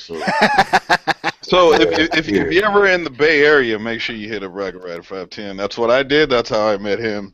Yeah. AKA he wants a kiss if you ever meet. I want to meet everybody. Just one little kiss. I need to get like a tour bus. Hey, Jake, I expect that too. I gave your pledge back today, so I expect a kiss. Wait, what happened? You gave his pledge back. What? Yeah, man, I pledged back. You said, you pledged back. So we probably even each other out. Yeah. Yeah, man. So no tongue. No actual money will be exchanged. Is basically what's going on. No. That's called a wash, like a Patreon wash. The only person that gets money is Patreon. They're going to collect their percent. What you guys just did is you gave money to Patreon and none to yourselves. That's exactly. You're actually at a net loss. It's not a wash at all. Good point. We can I don't care. On taxes, That's true. That's true. Yeah, so you got that going for you. I don't care. You still owe me a kiss. Man, I'll give you a kiss if I run into you. We're gonna make that happen.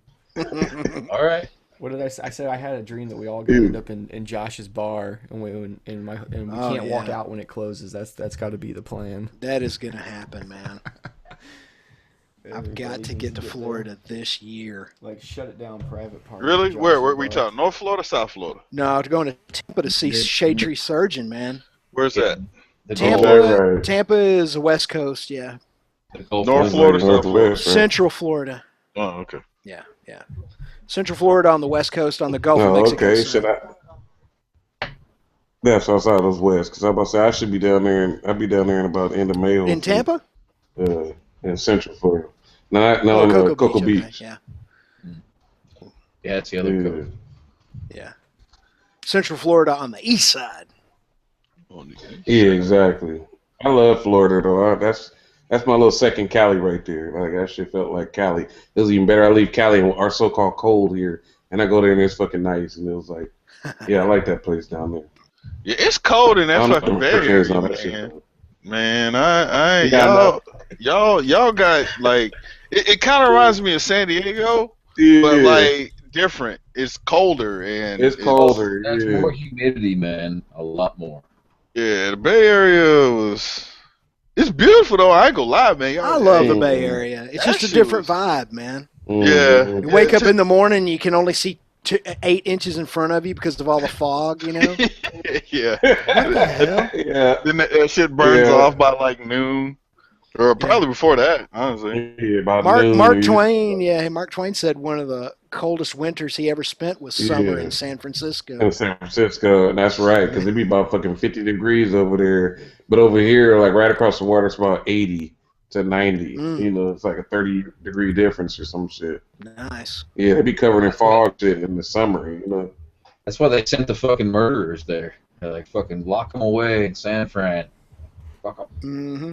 Back when they did that. Somewhere warm. Cold as fuck over there. No one wants to be over there. Send them over. Jake, you can't leave Texas, man. I'm gonna go like move to Corpus or something stupid. Where down. My shit's gonna rust, but I don't care. I'd love it down there though, man. But that is the thing. Hey, so how far are you? Go ahead on. How far are you from Austin? Like in hours, like 4. Oh, nice. Yeah. I'm 4 hours from Austin. I'm 4 hours from Jake, and I'm 4 hours from Austin. So was he so either y'all went to the MotoGP or Formula 1? Brother, where art tell him. It's like it's an anomaly. So either y'all went to MotoGP 1? MotoGP? I wanted to. I was like, I didn't go this year. I was on that. I was on father with a preemie little baby. Oh that yeah, was going on. Yeah. That wasn't gonna happen. Yeah, I have been telling myself every year I was gonna get that. I was like, oh man, we got MotoGP in Texas now. I'm gonna fucking go to that shit. I haven't made it once. Hey, you guys took the X Games from us too. Mm-hmm. Yeah, and you know, I was sure we had a big old meet, and I was supposed to go to that. We had a big meet during the weekend of that. It was gonna be both days, and we were all supposed to go to X Games, but then I had to run home because my wife's grandfather passed. I was like, man, and like I didn't make it back next year either. Well, that's all right, man. You got time. Cause like when I moved to LA, I was sitting there watching something, and it was talking about the X Games, and then a couple days later, I saw something online or stumbled across some information. Was like, this is the last X Games in LA for a while. I was like, wait, what? So I started like looking into it, and it was because they wanted to keep the X Games all in one location, whereas like out here, different spots. Yeah, so like you had the Gymkhana shit, you know, with all those rally cars. That was at Irwindale, which is like 30 miles from downtown. And then they were talking about how, you know, with the rally cars, they'll start like in the stadium and they'll come out on the street. And they're like, LA's been real providing, you know, like open to us with all that shit. But it's like, we're really fucking with LA and all this and that. They just wanted everything in one central location, skate park and all of this bullshit, just bam, all in one fucking area, and people don't have to travel, you know, all over the place to go to different events and shit. So yeah, me and Cali Girl, we went to the Gymkhana shit at Irwindale, and that shit was pretty dope. Tanner Faust, he won it. Actually, I'm looking at the poster. Did they have motorcycle Gymkhana at the time? Shit, I wish. Dude, it's so awesome. Was Ken Block there? What? Ken Block was there? What? No, he was probably doing the rally. He didn't do the Gymkhana thing. Yeah. Nah, it was Tanner Faust was the biggest name that I remember, and I remember he won it. But yeah, Ken Block would do the rally shit. Like he would do the indoor outdoor bullshit, but not the Gymkhana. My buddy met him. He was at a rally race, like actually racing. He was helping my buddy. He was like a small rally event. I guess they also had the big guys there. And he was just wearing a Supermoto shirt that said hooligan with a bike sliding sideways, and Ken Block walked by, saw a shirt, was like, oh, hell yeah, Supermoto, and started talking to him. So sounds like it's a pretty cool dude. Nice. Yeah. Yeah. I like he uses that word hooligan. I love that fucking he San actually is Francisco hooligan, you know? Mm-hmm. Yeah, those definitely somebody. What's the other one? Hoonigan with Turk, or what's the drifter? Turk something, but he drifts. Always has fucking hoonigan fucking shit all over the cars or whatever. Yeah. Hooligan. Yeah, they do that hoonigan thing. That's right. Yeah. Dude, the name Turk always fucks with me, man, because I had this hippie fucking named Turk try to sell me fucking glass pipes, Pyrex pipes, for like 6 hours one night. I hung out at my buddy's house. You mean the whole night? He's trying to sell you like, shit? here, you want to buy a pipe, man? It says Pyrex. Like, no. And like an hour later, he'd be like, check this one out. Yeah, short-term memory. I forgot. Yeah. Hey, Jake, go ahead and get your mouth a little closer to that tip. Get your mouth. I can turn the gain up a bit. I think There you go. How's that? Is that better? Yes. Good job. He said the game. He got some nice fancy shit over there. Yeah, I can turn my game up too. My mom got I don't me have this that. for Mine, Christmas. mine There's that blue Yeti. Here's the magic of fader gain right here. Yeah, La la la la la la la la la la la. Tim, stop it. Headphones in, bro. Nice. Sorry about that. All right. Yeah, the only thing I can do is kind of eat the mic. That's about it. That's it. I can just. That's all I got. That's it. Or speak louder or yell. I can't hear you guys. Can you guys speak up? I can't hear you. See, Billy, you have a nice mic because even though you were right up on it, you were still pretty clear. Yeah. Well, it's the same one Jake has, man. Same shit. I think Goat has one too. Seems to be the go-to mic. Yeah. I know, Goat might quiet over there. What's up, Goat? What's up? I don't have anything to say to the things you guys are talking about. You guys do very good at like sidestepping me. So well, let's talk about stuff that Goat wants to talk about. I don't want to talk about anything. Today I considered shaving my head. The only reason why I'm here is in case you guys talk about something, I can stir some shit up. Bunch of people start watching, and then I shut the fuck up and just sit here and drink. Hey, Goat, you know when you get zits on your head when you shave it? Nope, I don't. You don't? No. I get it. It looks you're shaving it wrong. Let's It see. must be shaving it Click on wrong. your face. Yeah, exactly. You're doing it wrong You then. got any zits up there? It looks pretty clean. You have a very. So hey, so Goat, you see the spacewalk today? You see the spacewalk with the guy got the water in his shit? Did I see the what? Spacewalk.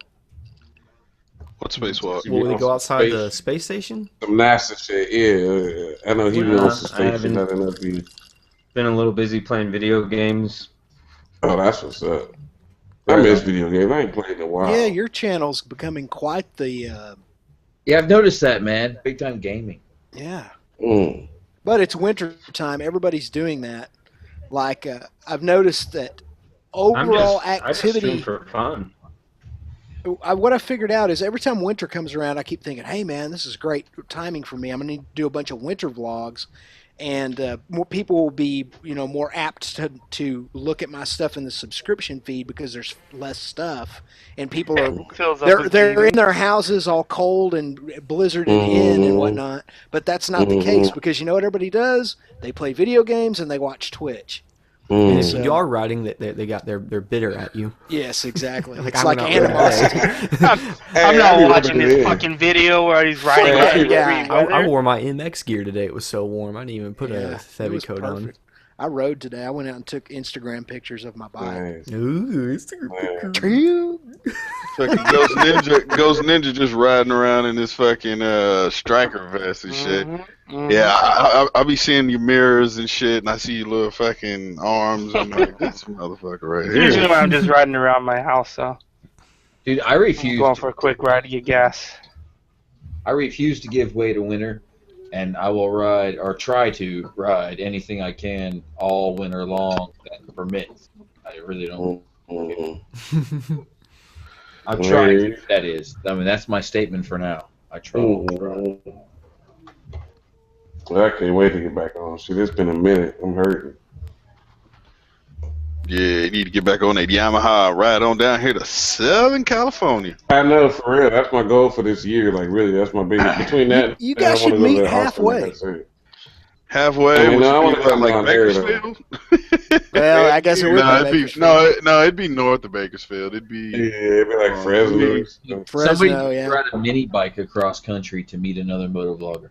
Like was it adventure. Hey, I tell you how to do it too, because I've been I want to do like a stupid road trip on my Grom that like wouldn't be a road trip if it wasn't a Grom. What you got to do is you got to put it on. You go to the Google Maps. And I think you put it on was it bicycle?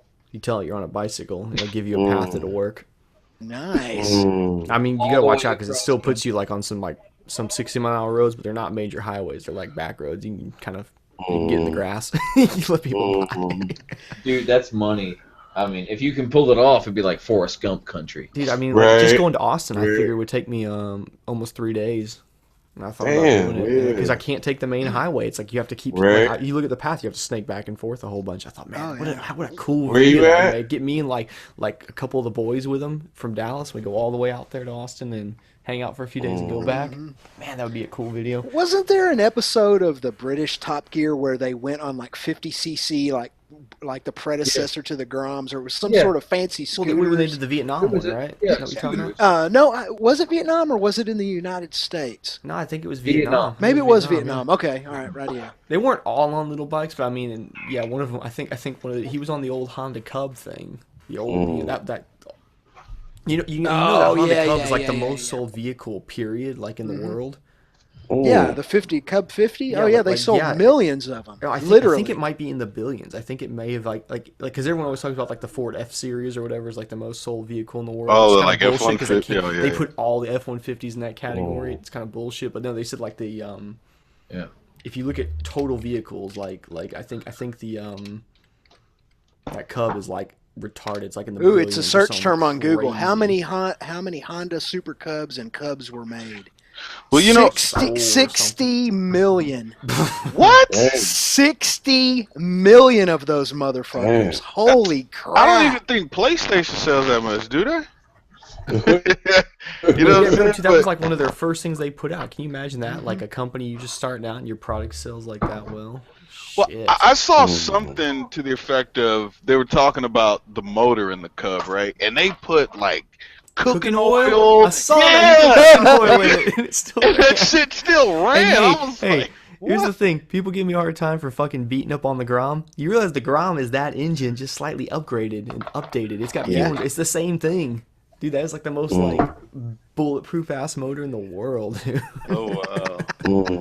Little air cooled 2-valve. There's nothing to it. I don't even think it's got mine's one intake valve, one exhaust valve. It's not even an oil pressurized system. It's got a pump. Because mine's like a little bit newer. All it does is sling oil onto everything. They'll just pick it up and shoot it onto everything. They didn't even used to have it. All they had was a slinger in the bottom. It's just like a little tab on the crankshaft. It just throws oil on everything. Exactly. Just make sure everything doesn't burn up. And half of it gets slung out the tailpipe too. That's awesome. They don't care. No, yeah, it was a different time back in the two-stroke era. It's back when you had.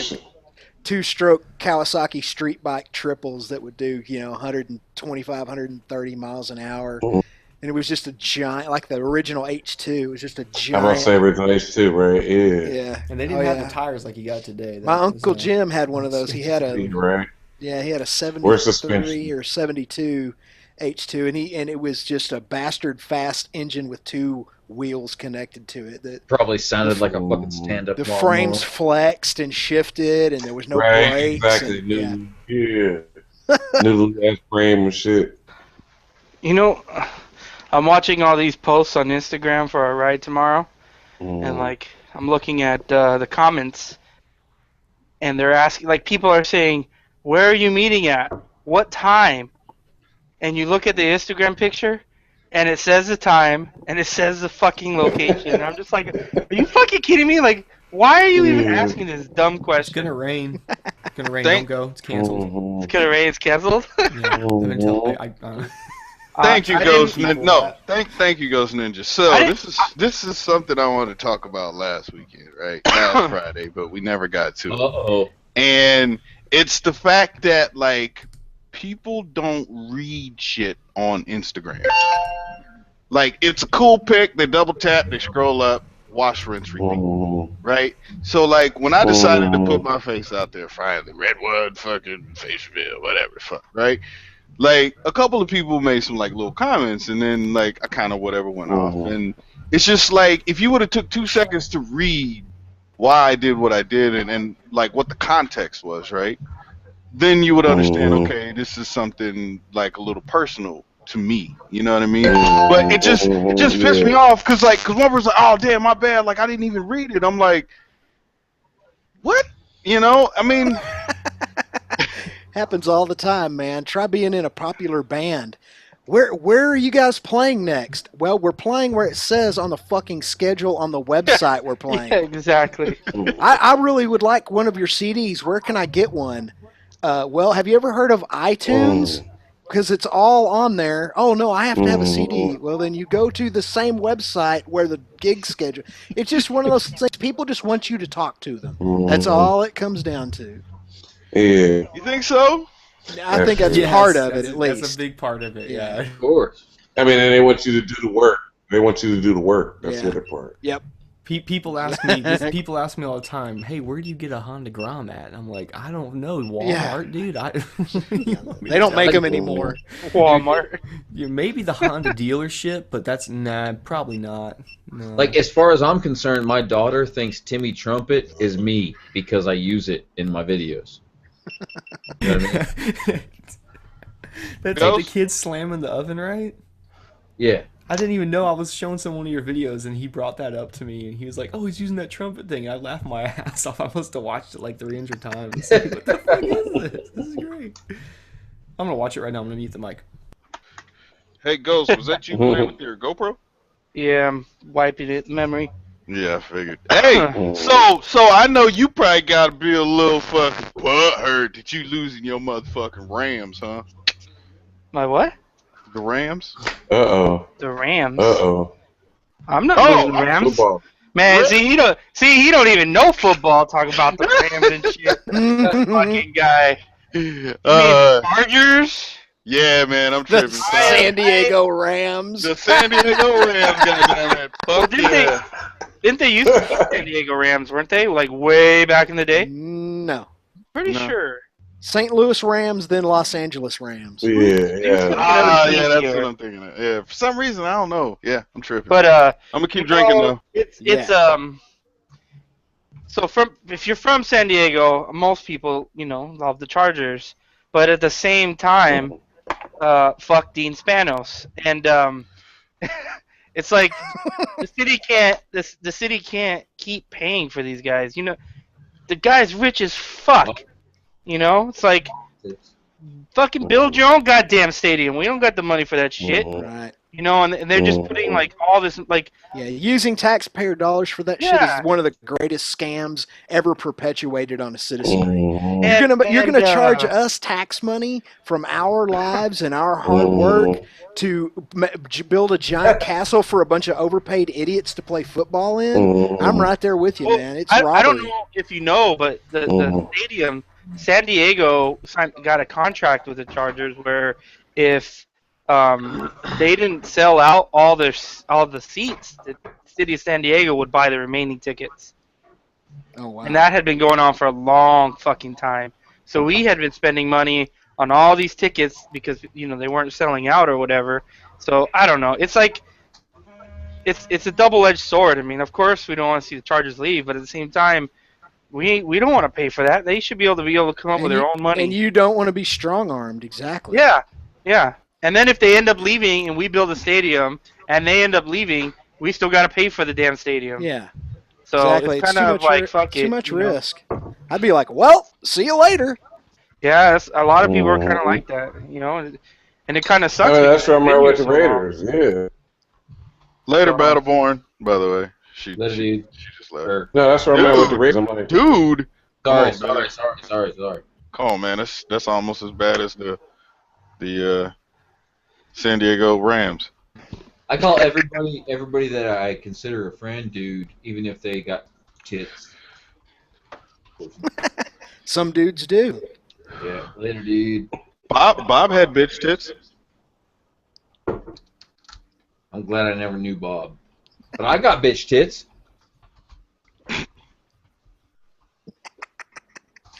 I don't want to see them. Full face. No, man. It should be out there.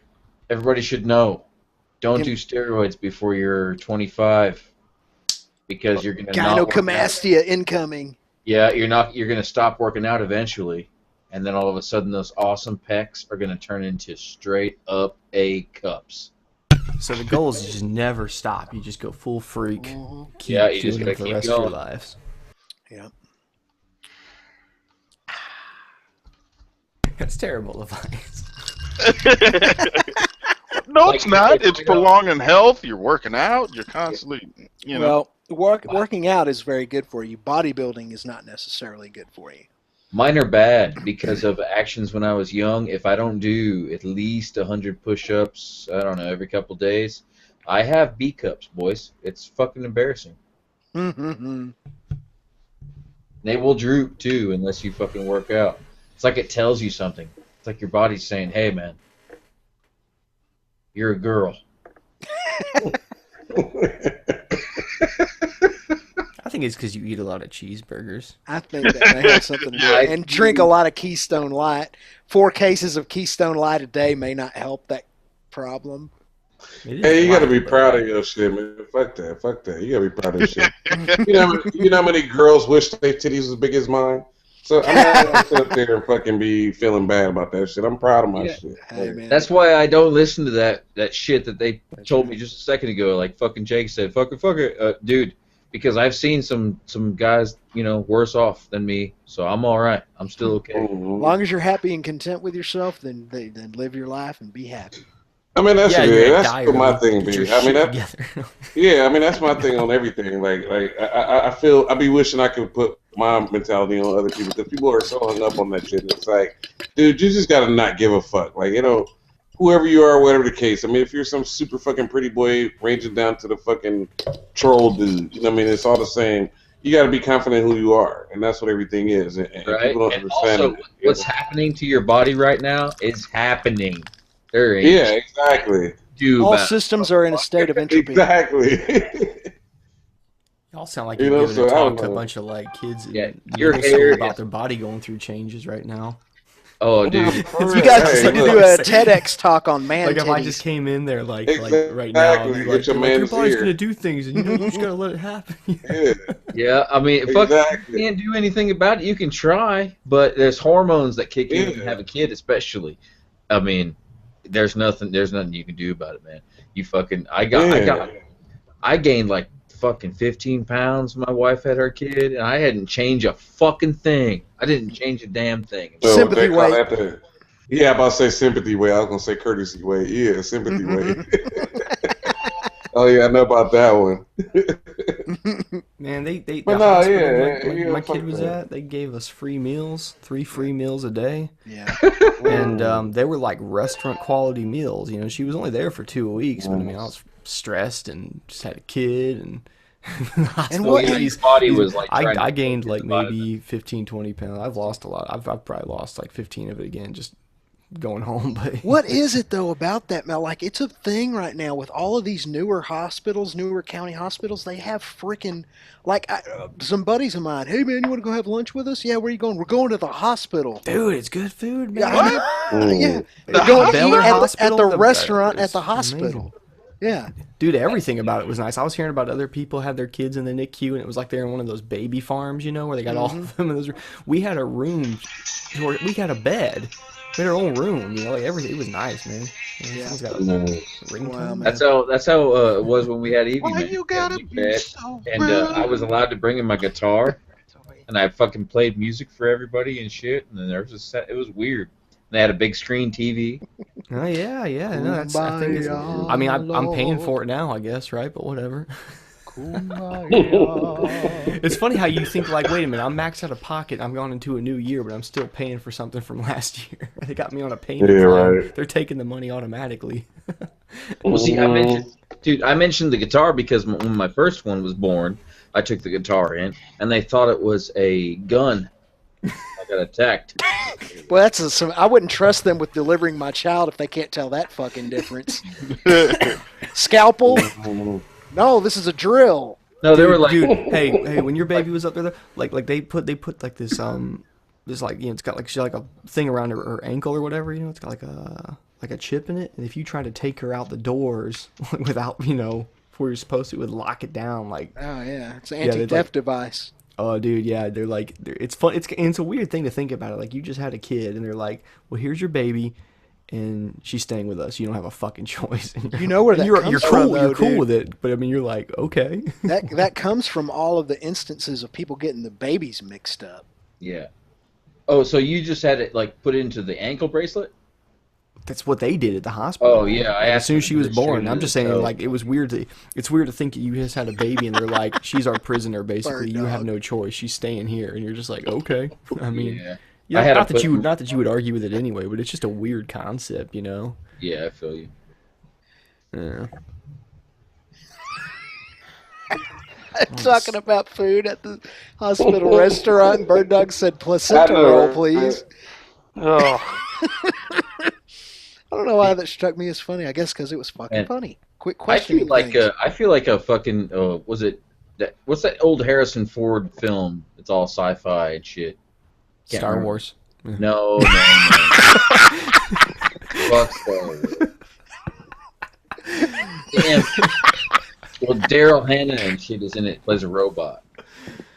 Wait, is it that cop one? Like Time Cop? Or no, is it that? Like he's.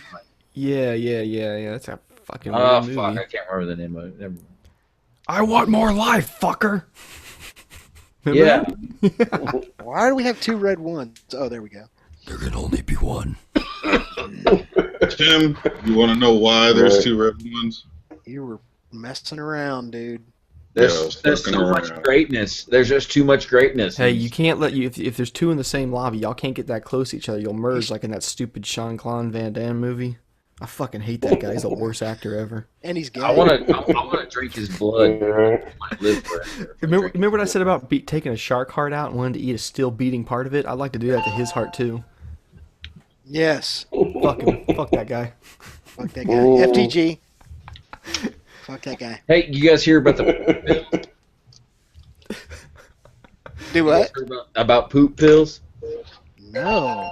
But Dude, I'm interested. Okay, supposedly, hold on. Let me turn my shit on. I mean, there's all kinds of pills that'll make you poop. Right. That's nothing new. Now, listen, I guess this is just a theory for right now, but I guess scientists have figured out maybe that if there's enzymes, there's fecal enzymes in a skinny person might suggest, like tell the enzymes in a fat person's system where to go, and you might start to lose weight. So they started freeze drying skinny person shit and sending it to people.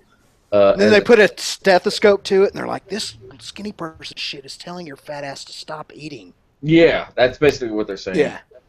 And now they're doing like an official study on it because apparently some motherfuckers have lost weight by eating. Can you imagine if you're like one of those like a hella smart scientist and they're like, "What are you currently working on, Doctor?" Well, we are studying shit.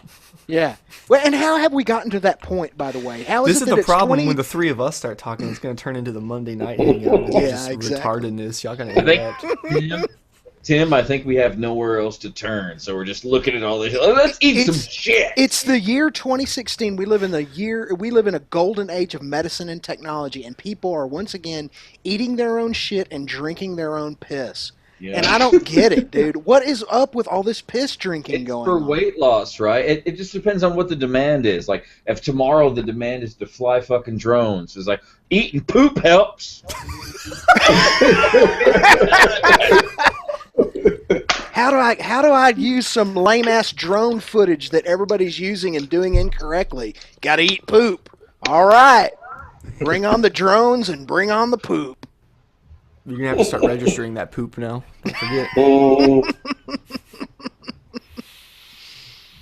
Oh my gosh. $59.95. See, we can tie anything back to video making. Anything back to moto vlogging. Man, didn't I tell you guys how I thought I pooped myself making a moto vlog and it was just a fart and it was really cold? Told you guys about that. That was terrible. Tell us about it. Well, it was so cold. My butt cheeks were so cold. I just had a warm fart go out. But I squeezed it together. I held it because I thought it was shit. I thought it was a warm poop. Bird Dog's on a roll. Shit suppositories. I got all the way home. The suppositories that are built in. Thought I was gonna have a big mess, and there was nothing. It's nothing, man. I guess I'll just. So you sound disappointed. Yeah, you sound disappointed. I mean, I'm not. But when you rode home, clenching your cheeks for like 10 miles, and your cheeks were quivering because you were holding them so tight, just to find out it was just air, you're like, dude, what the hell? I know. Right. Can't take that chance, though. I remember the No, yeah. I remember the first fucking fart on my bike. Fucking, it felt like, I don't know what it is. It's some vacuum shit or something's going on where You're going like, so fast. I was scared to let it out. Yeah, it's like pulling out the back, and I was scared to let it out because it felt like well, I take a shit or something. I'm like, is this a fucking shit? Is this a shit or a fart? I don't know. Yeah, Billy has a little story along those lines he can share with us. What is it when you got loud exhaust and you're sitting at a light and someone's got their window down, you got gas, so you give it a big rev and you fart out. There you go. Everyone's got to have done that, right? Like, you know what? I'm gonna honestly say I've never done that. Man, but I remember this one time. It was a bunch of girls in the car. I was like, dude, I was tooting so bad, so I just kept revving my bike against the light. They probably thought I was just some asshole revving. I was like, I prefer that over hearing me rip ass. Right. Tim, are you referring to the on-stage shit? Yeah.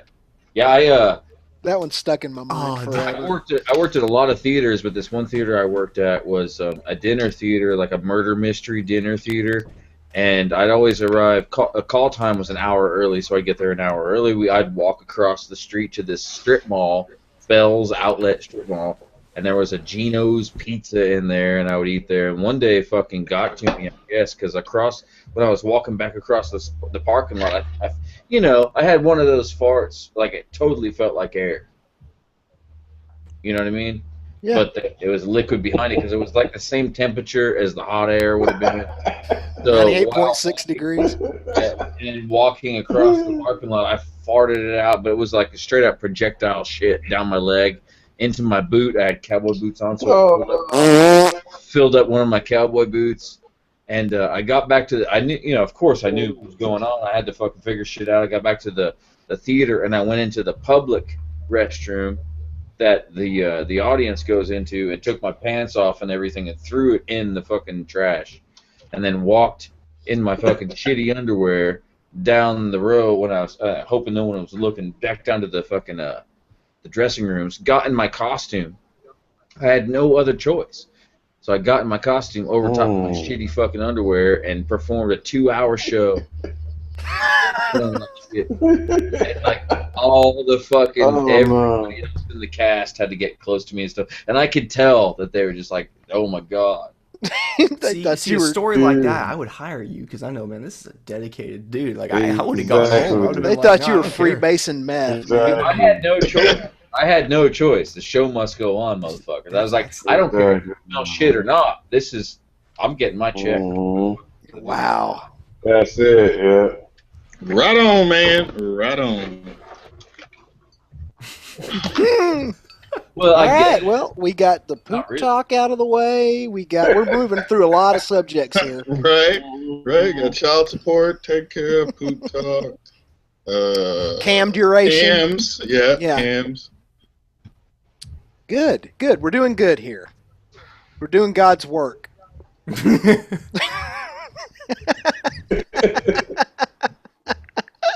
This where you want to be when Jesus comes back? Dude, they make that on a shirt. I want to get it. I'll make it. You can buy it. Give me $4. Teespring. Ends in 5 minutes. Relaunching in 10. Buy now. There you go. Jake the Garden Snake wanted this tonight. You have till 3 a.m. If I ever make it to 5,000, I think that's where I'm going to do my first Teespring. But I need several hundred more, which means it'll take probably another fucking year.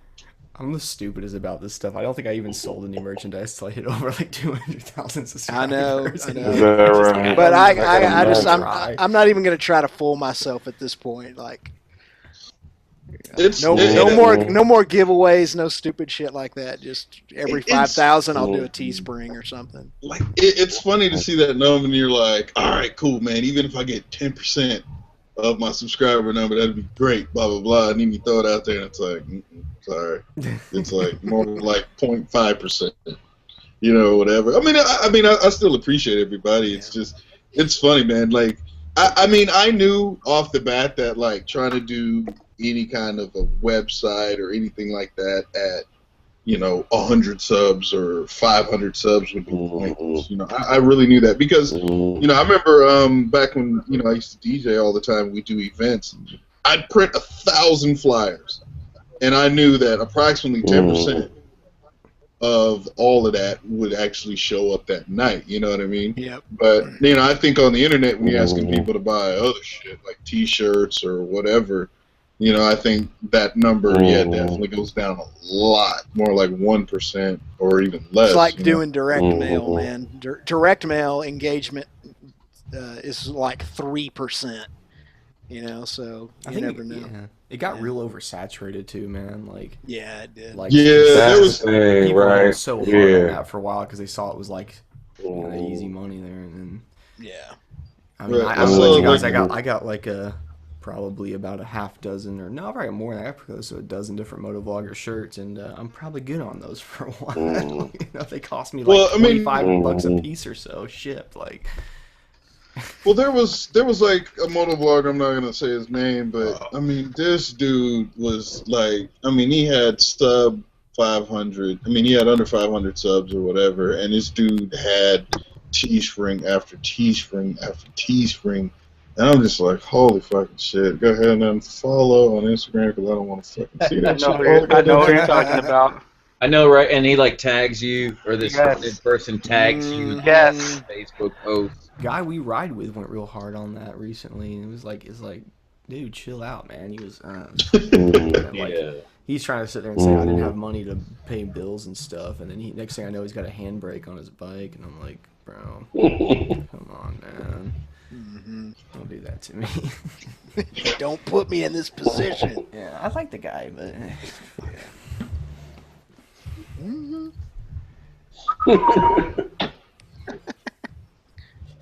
Those things ain't cheap. I'm looking at one right now. About $600 for one of those handbrakes. Oh, you talking about like on the Android side, right? Mm-hmm. Damn, they're that expensive? Yeah, there's cheaper ways to go about it, but if you want to do it the right way with the full, you want a separated whole caliber and everything. You don't. It's expensive, yeah. You get that custom bracket that puts 2 calibers on the back, so. Yeah. Huh. I'm not gonna lie, man. I've been fucking around with a lot of wheelies, and I totally see where a handbrake could come in, but the only problem I think is trying to train my brain to like have one finger on the clutch and the other finger on the brake. I think I've been watching my buddies flip back and forth. I think one thing that everyone does is they get one of those real shorty, like RSC clutches. It makes it so you can kind of one finger it. You can one finger up that clutch, and then because I don't know. I'm watching Subimoto does it, my buddy. He transitions it pretty fast. Of course, a lot of times if you do first or second gear, like on our bikes, the WRE, you ain't gonna use the clutch. You just hammer it. It pops up literally just as fast as clutching it. So that's a torquey dirt bike, though. That's what they do. Yeah, see, I'm riding it'll spin the tire at first. If you pin it real fast, it'll and come up. So it's got a lot of bite down low. See that's different, right? I'm doing that shit on an R6, my only bike. You gotta clutch it. Yeah, it's not gonna do that. And it's like, and I know the repercussions of looping it, right? That's why you gotta get if I happen to loop it, it's all like, it's fine. Okay, so here's. Was the R6 in the gay version of that meme we were talking about? Oh. Yeah, it was the bike getting its dick sucked down. There you go. Oh, okay. Yeah. No, the Honda was up top with the K dudes. But no, the thing is, like, I know if I loop the bike, I'm only safe if it just happens to go up and then fucking lay over on its side. But if that shit starts to fucking tumble, man, you can call Christmas on that bike. It's done. It's a wrap. Like, moment age cluster and all that shit, tank gets hit, it's fucked. So I'm happy with my little wheelies. Every now and again I'll pop one now that I can take all the way to red line and shit, which is great. Woo! But that's exactly what I did when I had a sport bike. Personally, if I had a nice, pretty sport bike, I'll do some power wheelies on it. I'm not trying to stunt that thing. Right. I'm gonna get a dedicated bike for that.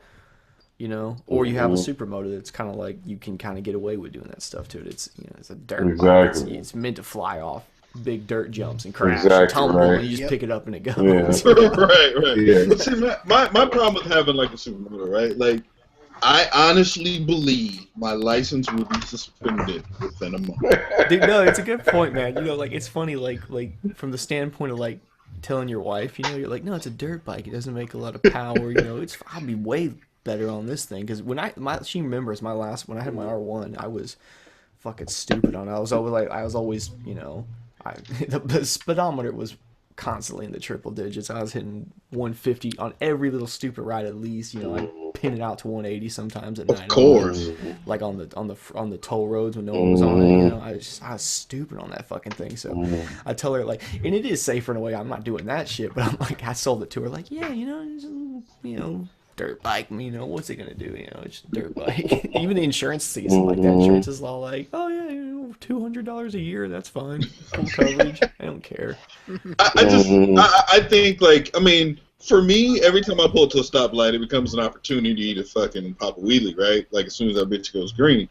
But you know, for me, it depends on the intersection. Because if it's like a wide open intersection, I'll fucking kind of back off a little bit. Like I won't fuck around. But like if I can see like clearly, then I'll go ahead and try it. But being on a supermoto, I know I'd be way more experimental. Yeah, it's funny because the smaller the bike, like the easier you can get away with stupid shit in a really small space. You know what I'm saying? Like we go to a parking lot and we're on our supermotos. And we're doing wheelies. If there's guys out there on sport bikes, they actually end up scaring us because they come at you so fast. They're picking up speed fast, and we're like, man, I hate when I'm in a lot. And there's a bunch of sport bikes trying to do wheelies too, you know. And then it's funny now we're all riding the Groms around, and we'll have supermotos come with us, and it's the same thing. We're like, damn it, I hate when there's supermotos around us. We're trying to pop wheelies on the Grom because they're coming at you so quick. Dude, I was out today. I can find the smallest little shit lot with that thing. And get up and do wheelies, and it's fine. Yeah, and that's cool, but the only way, you know, a super sport is going to get that kind of enjoyment if he's running a straight up stunt setup. Yeah, you got to have a pizza with a pizza sprocket on the back. They call it huge ones. Yeah, you got to basically ruin the bike and make it into a stunt bike. Yeah. Yeah, like one day I went over because I was close. I was in the air. I went to Jason Britton's shop. Right, it's not too far up the road from like Huntington Beach or whatever. So I went over there. And he was there. I ended up talking to him, but when I first got there, I was talking to his employee, and he rides a 636, and he was talking about his sprocket setup. And I was like, "Yo, what are you running?" He was like, "Oh, I'm running a -3 and a +7." I was like, "What?" I was like, "What's your top speed?" He's like, $120. That's it. I was like, "Damn." I'm surprised you can go that quick with that. Cause I had one down two up on my R6, and I could only go about 130, 135. You want to talk about going through chains with that drastic direction change on that front, on the counter shaft sprocket? The front one kills it. Oh my god, dude! What do you mean, the front sprocket? Yeah, the tighter that front sprocket is, the harder it is on that chain. I used to run a 13 tooth every once in a while on my DRZ because it would make it really easy, and it just destroys itself, man. Yeah, it's just too it's too drastic of a turn. Actually, I'm running a 13 tooth on my WR right now. That's right. Yeah. I have to. That's like the factory size thing, and you can't run the chain block without it, or the case saver.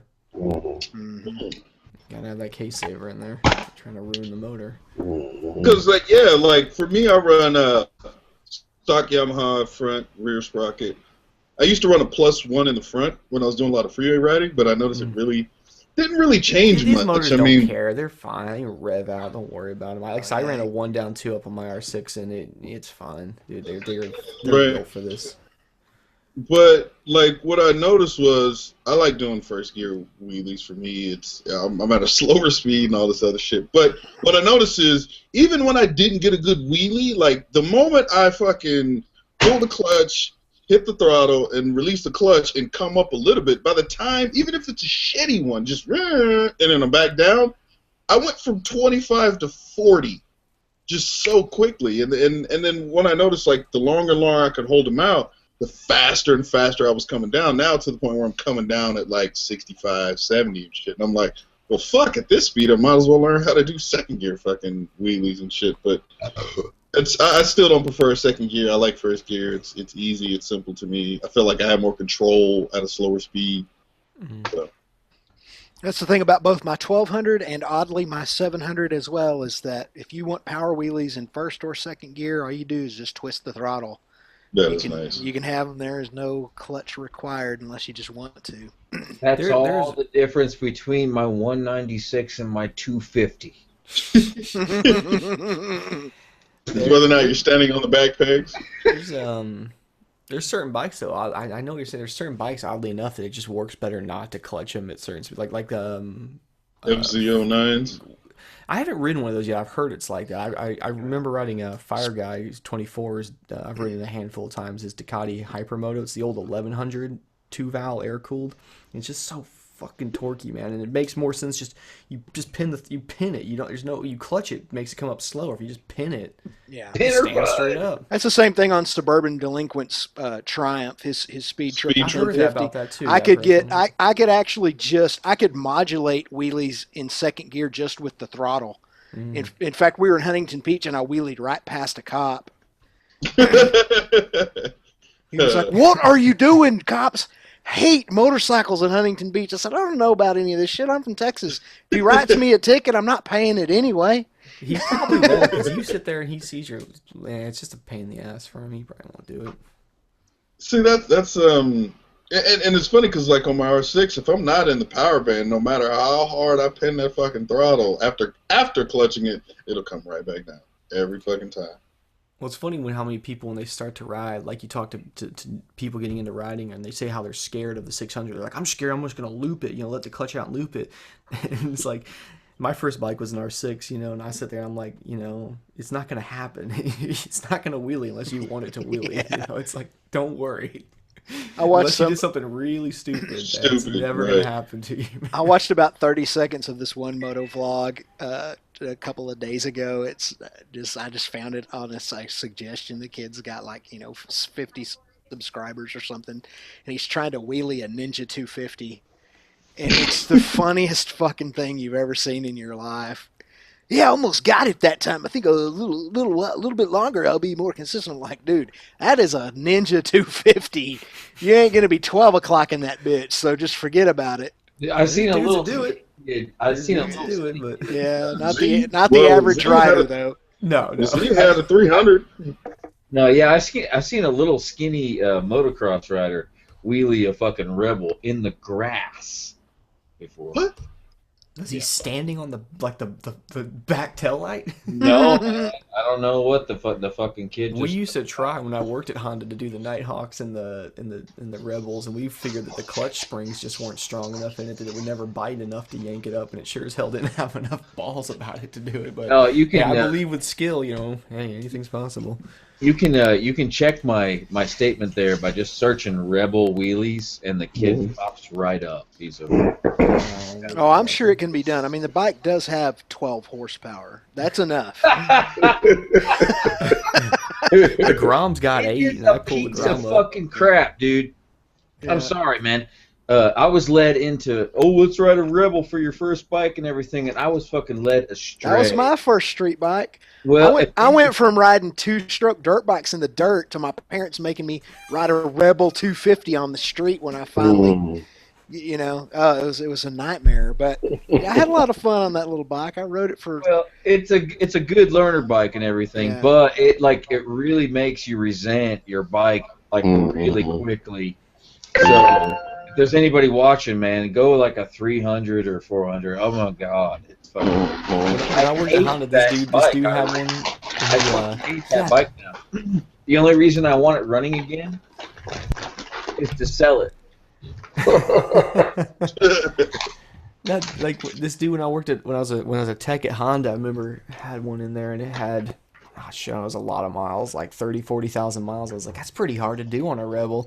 And he said he'd taken it on a few road trips, and he was saying something. He goes, yeah, on the Rebel forum pages, of course this guy's on a Rebel forum page. He said, we always tell people the night before you go on a road trip with your Rebel, you need to turn your blender on and let it run all night so you get used to some the noise or something. Holding an engine maxed all day. That's pretty funny. If you have a sewing machine, set it up in your living room and put a brick on the pedal. That way you get used to the way the bike's set. Oh, God, I can't imagine that riding either a Rebel 250 or a Nighthawk 250 across the country or whatever. That would that's be... that's what it's gonna be like. We talk about road trip and the Grom. It's gonna be the same shit. It's just gonna be maxed right. You don't want to put an extra motor in your backpack before you leave. I'm not even worried about that thing. No, we took it to the Austin meet, and it was so out of its element, and me and Dan were you're basically in red line the entire fucking time. Yeah. I'm not kidding. It literally. But they're under stress. You can ride them. You can. That's what I'm saying. Yeah. I'm not that worried about it because the thing is, it's funny when you tell people the Ground makes 8 horsepower and they reference all these other 125 like Chinese ones that make 12 and 13 horsepower, and you're like, yeah, but here's the thing. I'm not worried about this one. This one will make 8 horsepower in 25 years. This is like the modern day version of the Honda Cub. In 60 years, it's still going to be running. That Chinese on motor oil or on the cooking oil. Cooking oil. Yeah, on Wesson oil. Extra virgin olive oil. Right, for the fancy ones. Yeah. Yeah, you want to be fancy. I run olive oil in my shit. Like, what? That shit is expensive, though.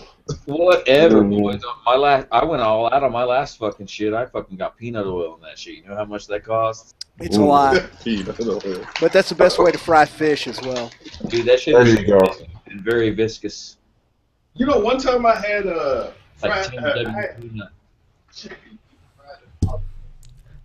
He's walking away what from the happened? mic.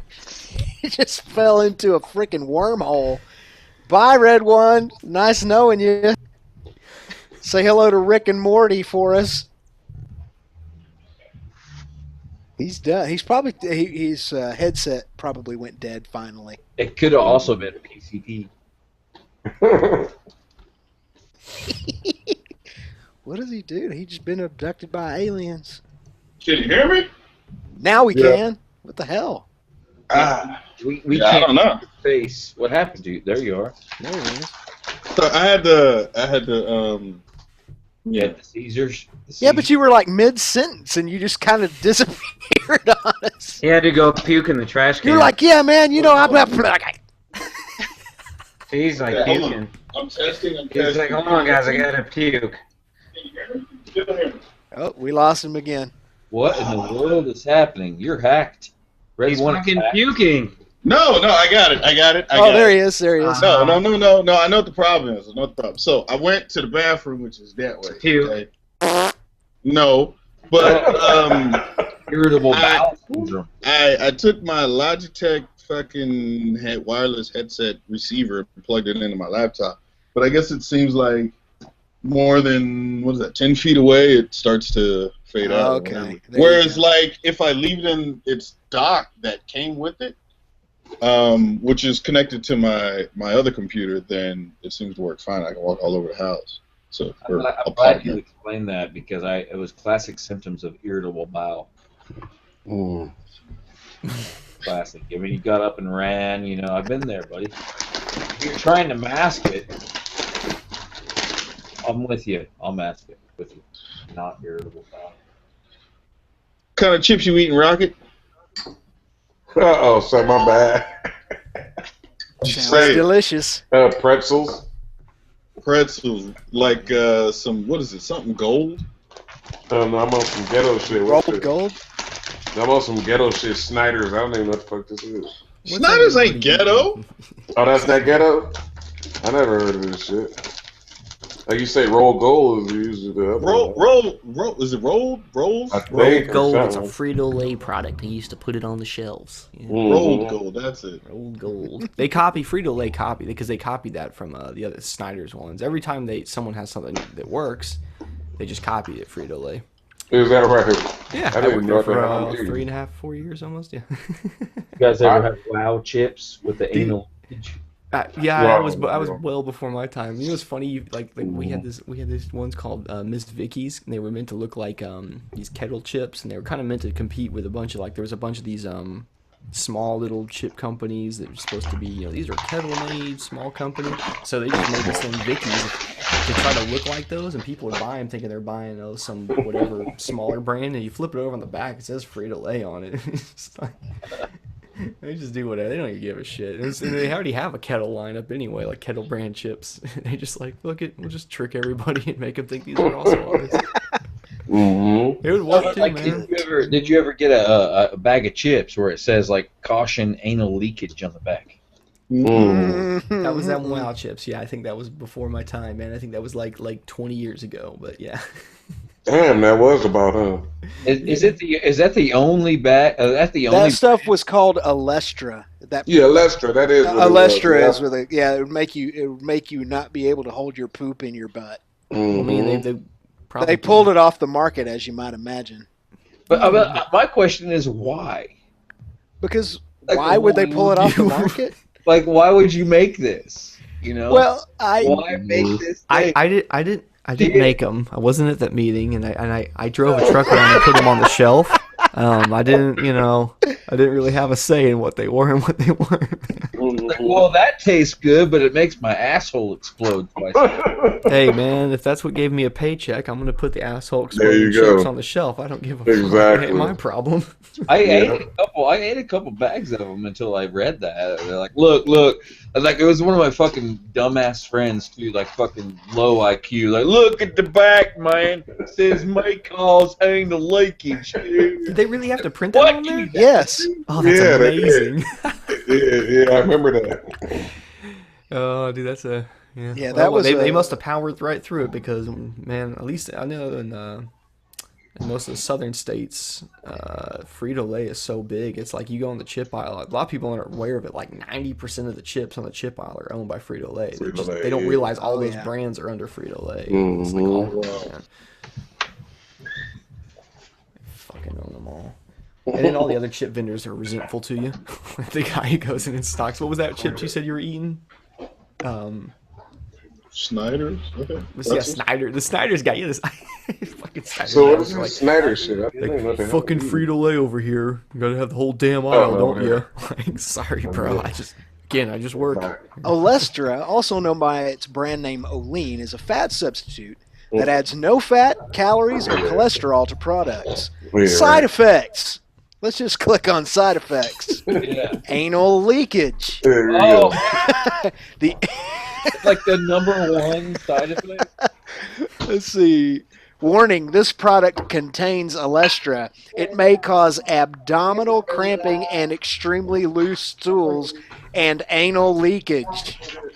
That is the actual terminology that was in. Well, no, I embellished a little bit. This product contains Alestra. Alestra may cause abdominal cramping and loose stools, parentheses, anal leakage.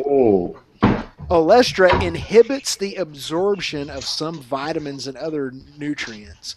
Wow, man. It was just a bad product all the way around. Yeah, I take the fat. Yeah, no doubt. Is that just straight up Coca-Cola? I have tested what these products will do to my body anyway.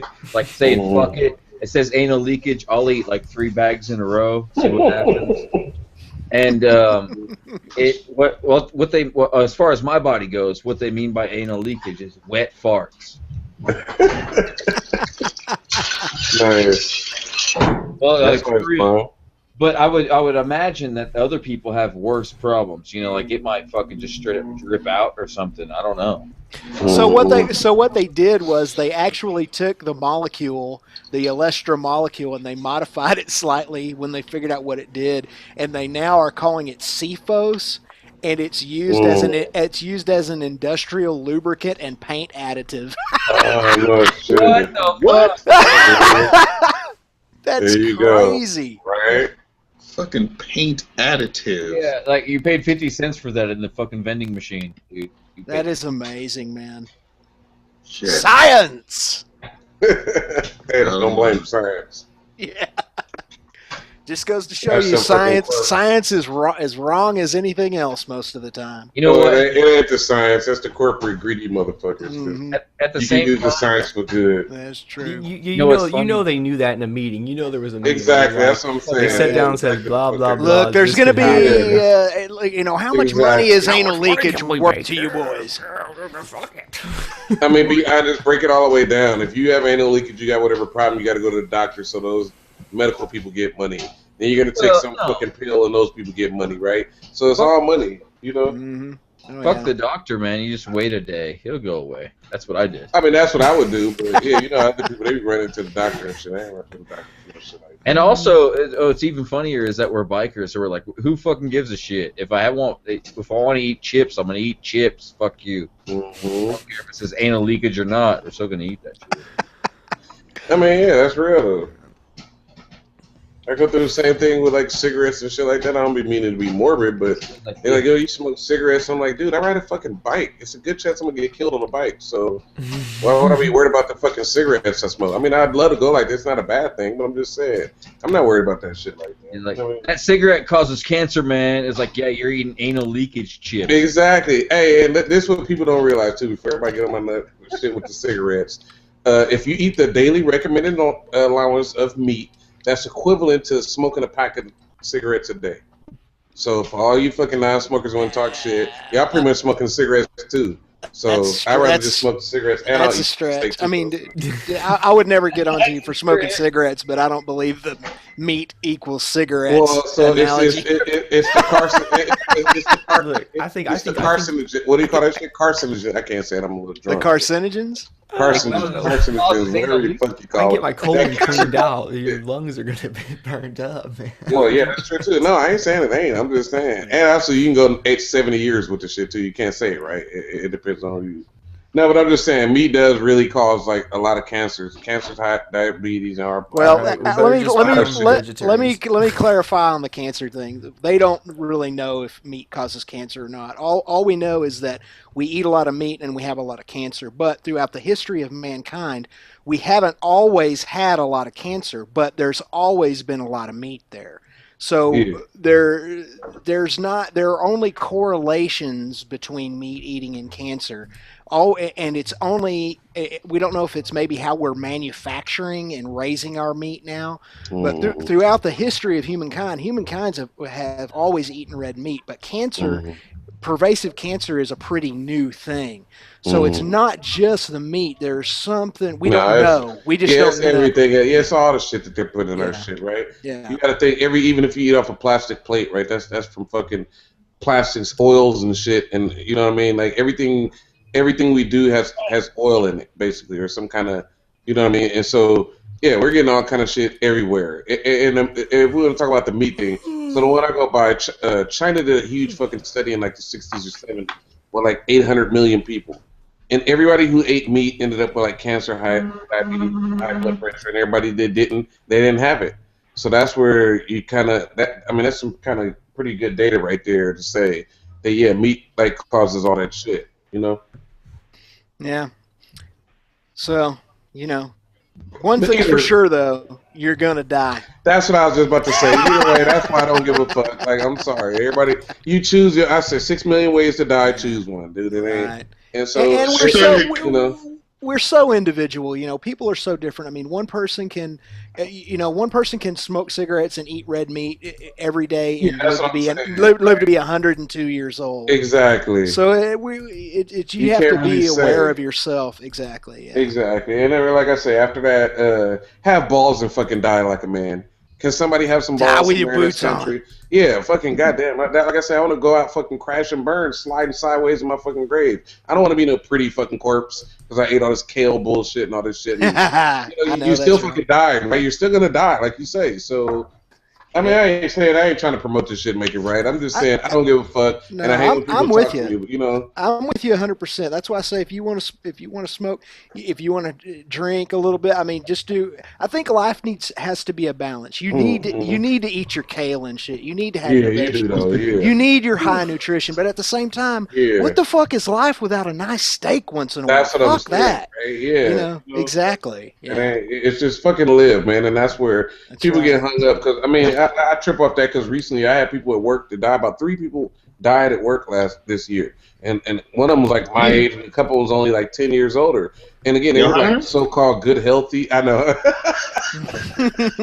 I feel the opportunity, but yeah, you're like them dudes is pretty healthy. I mean, compared to me, I fucking smoke, drink, do all kind of shit, eat crap. I do everything wrong. You know what I mean? these dudes is all healthy and eat that bullshit, and they all fucking died. You know what I mean? It's like Jim Fixx, man. He was the king of running, and he created the whole running, jogging craze in America in the 70s and the 80s. He was in perfect physical condition, the picture of health.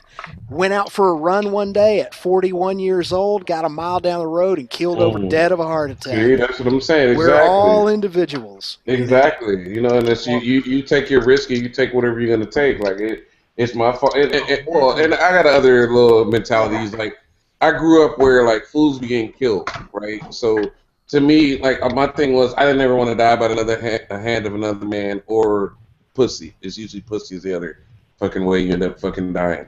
And, you know, between AIDS and shit like that, or some dude. Health problems, sex-related health problems. Yes. Yeah, you know, and it was like, so I was like, I don't want to go. If I go out from the smoking, at least I did it. You know what I mean? At least it was me. Yeah. I can't sit there and be like, well, what the fuck? I don't know what happened. I don't know. I know why. You know what I mean? And that's just me. I'd rather it be me or by my hand. I could kind of deal with that more than like, I don't know what the fuck. Oh, because I drink Coca-Colas. I end up getting, you know how much fucking shit is in Coca-Cola that fuck you up, you know what I mean? And so, yeah, you know, I'm like, no, I'd rather die on the shot. I know that it killed me, and I did it, and it fucking killed me to kill me. You know what I mean? I don't know. Exactly. Everybody different, like you say. Exactly, but on the whole, even with all the even with all the additives we put in our foods and the genetically modified shit and everything, we're still the human race is still living longer than it's ever lived. No, it is though. Yeah. You know, I mean, we're living. Our average age now is getting close to 80 years old. I mean, that's unprecedented in human history. So that's true though. Yeah. You know, so it's like I said, it's that balance, I think. But it is. Though. You gotta enjoy. You gotta enjoy, and that's all it is. That's the way I look at it. And if I gotta pay for the penalty, just like riding, right? Like we say, riding, you enjoy, right? But there's a serious fucking penalty you can pay for riding. So it's the same thing. Like, how do you judge a guy that smokes cigarettes? Like, we're all doing some shit that can kill you. You know what I mean? Yeah.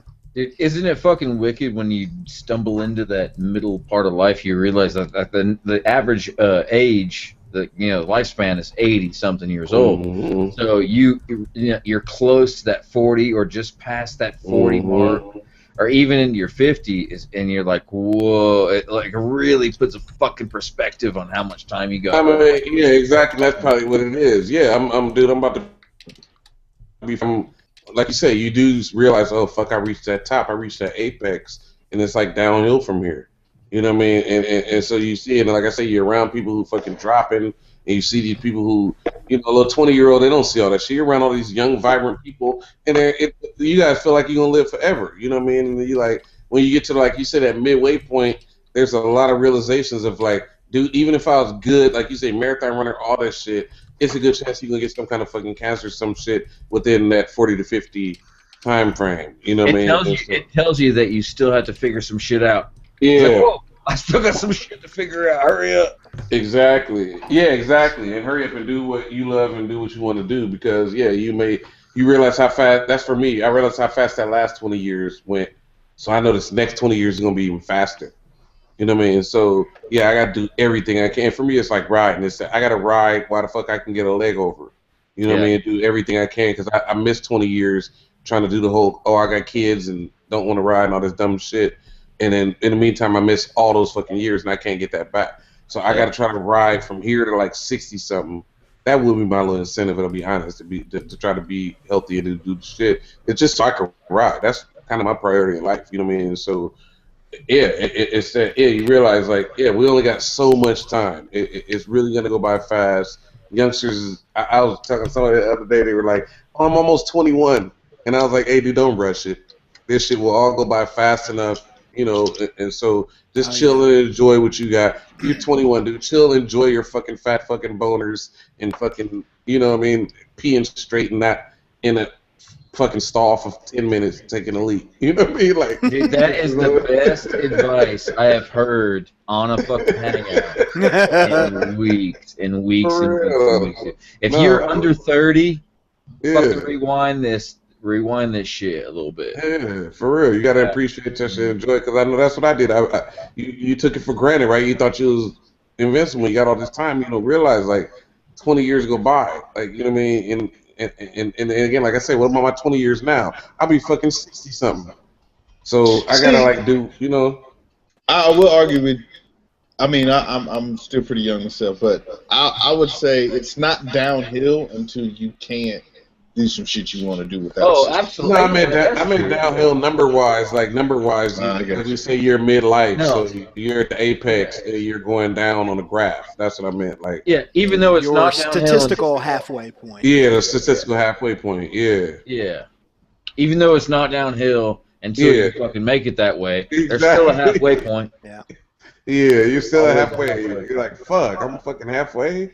What the fuck? And then that last 20, that's the part. I'm telling you. Like I say, again, I've been there and did the 20-year marriage shit. I got kids that's fucking 18 and shit like that. So, yeah, you look back real quick. Like, that's what blows my mind is just looking at my son because he's 18. He's at the age I fucking remember where, you know, you're right there and you're partying, you're doing all this crazy shit. And you're like, fuck, that was like fucking about 8 years ago to me. You know what I mean? And it's funny when your back starts to hurt. It's like, whoa, what's wrong with my back? Why does my back hurt? Yeah, Ninja Goat brought up a good point in the side chat. Did you guys see that? No, you gotta. It's important to keep your mind in good shape too. It is, yeah. Doing everything to keep your mind strong because that is the key right there, right? Yeah. What good is a 90-year-old body if you're senile? Well, I have as much acid as I need, so we're all good.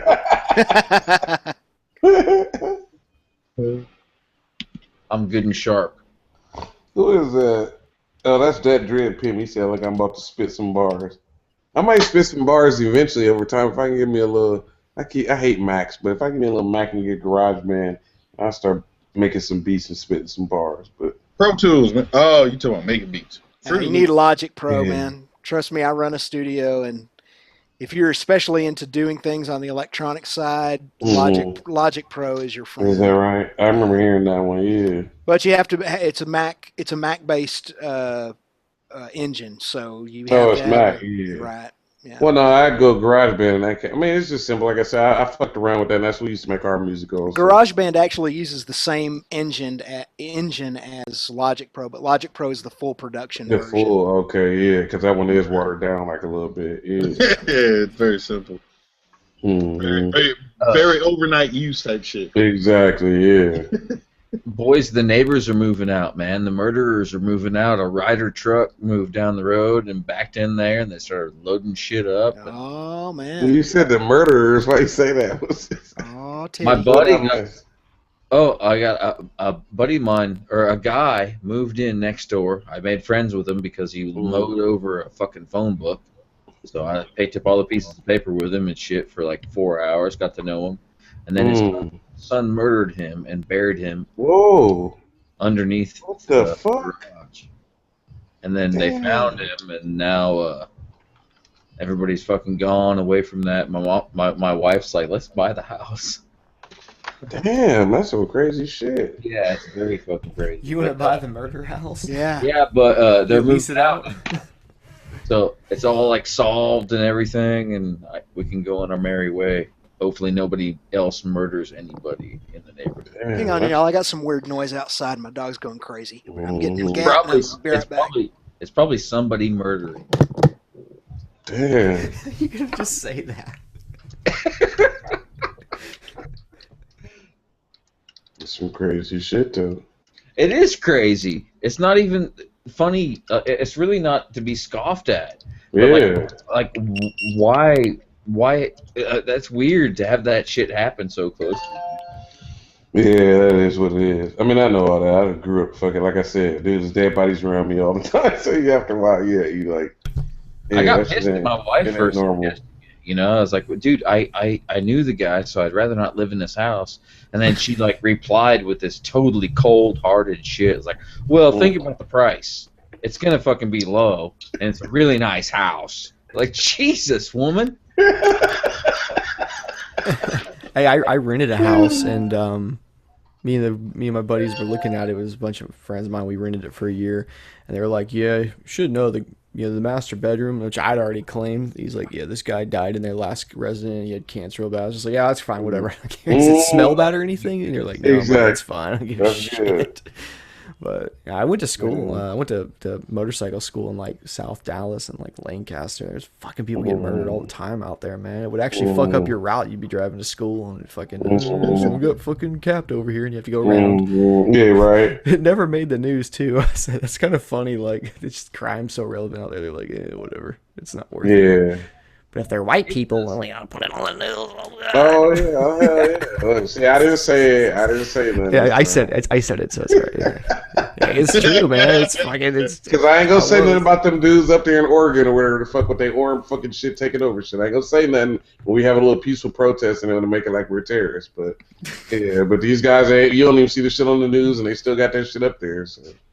Yeah. I know people rot and people die, man, but for some reason it's weird, dude. It just grabs a hold of me, and I have to. You're a circus guy. I figured you'd be like, I don't know. Yeah, no, dude. I still gotta give them a cigar, you know. At least give them a cigar, and then I can fucking pee on their grave. It's fine. Jesus, you went the other way with that. He did. Well, you give them a cigar first. Come on. Don't... Yeah, right. Be respectful, huh? Right. You're crazy. That's nice stuff. Barley. Somebody will get that. Mm-hmm. I'm going to Tampa soon. Still alive? Yeah. So, where you at? I forgot. Where you in Tennessee or? Yeah, the Dragon. Yeah. No, I've never fucking rode it. Oh, nice. I keep hearing that. People always tell me, they said that the some of the best roads are like not the Dragon, but there's some other ones off the main path. I guess the Dragon's really, there's always a ton of people on it. Now there's a bunch of cops apparently. Well, I've always told you should go hit it. If you're gonna go down there, you should hit up the Dragon just to hit it up, but find some good local guys that know the roads and let them show you some of the the other spots, the less traveled spots, where you can kind of go a little more crazy. Well, it's the same thing here. Yeah, you go, you come out to Southern California, it's like Mulholland. You go there on the weekend. There's cameras. There's like fucking everybody, you know. But is that the one? Is that the one everyone crashes in that turn? Yeah, the snake. I want to go crash in that turn so bad. I want to get some Karen, put like some full race leathers on, and just go. Our Mickey Mouse and shit. Dude, I'll wear like a tutu or something hilarious, like over my leathers, or something just insane. You see all kinds of shit. Hey, Tim, you remember that night we were cracking up about that fucking picture where it was like the evolution of like dragon knee, and then there was that one dude who had his knee down, but he was like vertically straight up and shit. Yeah. He must have been 7 feet tall. That was awesome. Lengthy, just hanging off. Yeah, but his body was just straight up. He was vertically. He was perpendicular to the ground, and he had his knee out, and his knee was touching the ground. He was on like a supermoto. It was so funny. Right? It was like, well, who are the riders? I can't remember. It was like the two older riders from like the '80s and the '90s. It was like Marquez, and it was like some random guy at Mulholland. Yeah, exactly. There's video of me at our track, but they never put it. My buddy never put it online. Never gave a copy of it. But I'm on my WR, and I just was dicking around trying to get my knee down in this one turn. So yeah, the bike's leaning a little bit, but my other foot, my left leg is off the whole bike, off the peg, like hanging up in the air. I just like leaned it off, scraping knee on this turn. It looks hilarious. So yeah, I've kind of done that too, just dicking around. It's kind of funny looking. Mulholland's a great place, and especially like on the weekends. You know, there's guys that'll go out there early and they'll brush off the road. They'll make sure that shit's clear and clean. You happen to be the dickhead that goes down. Yeah, you gonna be in our Mickey Mouse's channel, but at the same time, like 5 or 6 people's gonna run over there, pick your bike up. You know, I noticed that right there. And they're like, no, we got you. We live across the street. And then they'll check the damage and shit and be like, all right, dude, I think you did right, homie. You still got your paper and shit. Or like, damn, you leaking fucking gas, bro. Look like you down, man. Dude, that's why I was real surprised with the Texas meetup when fucking Oydark went down and he was about to fucking get rinsed down the fucking river. Everybody was kind of staring at him. And it's a shock moment. They're like, is this Morbad was the only one. Morbad jumped off his fucking bike. I think he might have lit it down and just ran toward the guy. Just save him from going down the river. Everybody else was like, I don't want to get my boots wet, dude. These are expensive. Yeah. He seems like a cool kid. I need to hang out with him when he's in town again. Who's that? You say who's that? More Bad Ideas. He's a good kid, man. He's in like Florida or something, right? Florida. Yeah, he's a Miami cutie. Yeah, that's what I thought it was Miami. Yeah. He's like what Trump would call, was it bottle babies or whatever, like anchor babies.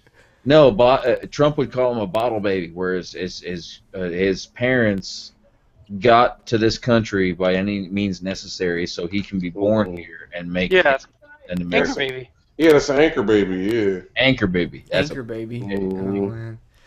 Bottle baby. Where'd they come up with that? That's probably somebody drinking. Late night that had a few. It's all good, man. Ain't nobody tripping. Shit. Hey, look. He may not be a bottle or an anchor baby. You still on that? You're still on that bottle baby. Huh? Yeah, I think we were all bottle babies, man. I mean, I gotta say, we all anchor babies, right? Yeah. You're making me think I'm doing something wrong, giving Sadie a bottle. I give her a few of those a day. I'm fucking up over here. For some reason, Trump's gonna deport my baby. I don't know where he's even gonna send her to. You gotta put his jack in there. That's why. For some reason, I remember that either his dad or his granddad got here, in, an undesirable way. If I'm wrong, I'm wrong, and I'll fucking take full brunt of the force. Well, he seems like a cool dude. I watched a few of his videos. Yeah. So you ready tomorrow, Red? Ready for that ride? Dude, this shit is all over Instagram right now. Look, man. Blowing up. Look. Suburban Delinquents coming. Arson Rides is coming. Derek is going to be there. Yep. It's getting real. So here's the thing, Ghost. Do you remember the first LA versus SD? Remember, my bike was down. Yeah. Right? So I did the 2-up thing with Cali Girl. I'm glad I ain't got to do that. Yeah. It's redemption. But that Friday night, the night before the ride, was the first time that I met up with Derek and Arson. Well, I met Arson on the Ninja Tom joint, but that was the first time we all went out and drank and shit. Remember, me and Cycle, I think. You had a hangover. Oh, man. I remember that. Yes, I did. Because remember, I was trying to eat the fucking fish and chips? And I remember I got like the garlic fucking fries. I was like, hell yeah, that shit sound bomb. I took like 2 or 3 of them fries and was like, nope. I handed that shit right to Cali Girl, and she gave me her like regular fucking unseasoned fries. I was like, appreciate it. Yeah, me and CN Cycle were hurting like none other that day. But you ain't even drinking, man. Let's talk about that. I've been getting all my shit ready, man. Man, see, you should. I'm getting my shit ready too, and I'm drinking. Like, what's the problem? You at home, you chilling, and look, I have to ride all the way down to San Diego, and then turn around and ride all the way back from San Diego. Yeah, you'll be alright. See, what y'all don't know is hey, check this out, Rocket. So the last stop right at the border, Ghostninja is 2, maybe 3 exits up the freeway, and then he at the house. Yeah. But he ain't drinking.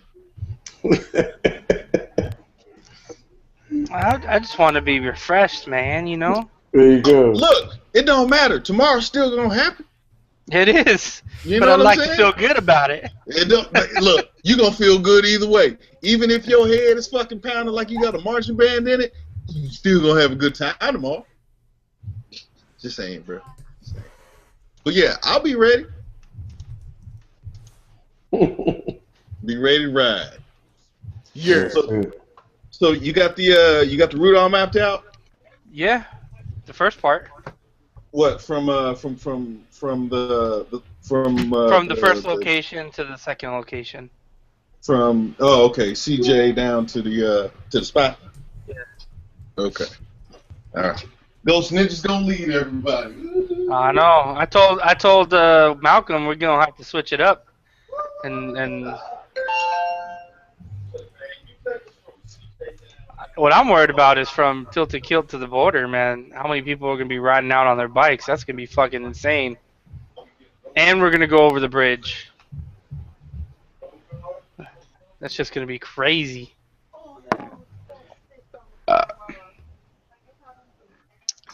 So, where'd Red go? Fuck you doing, Red?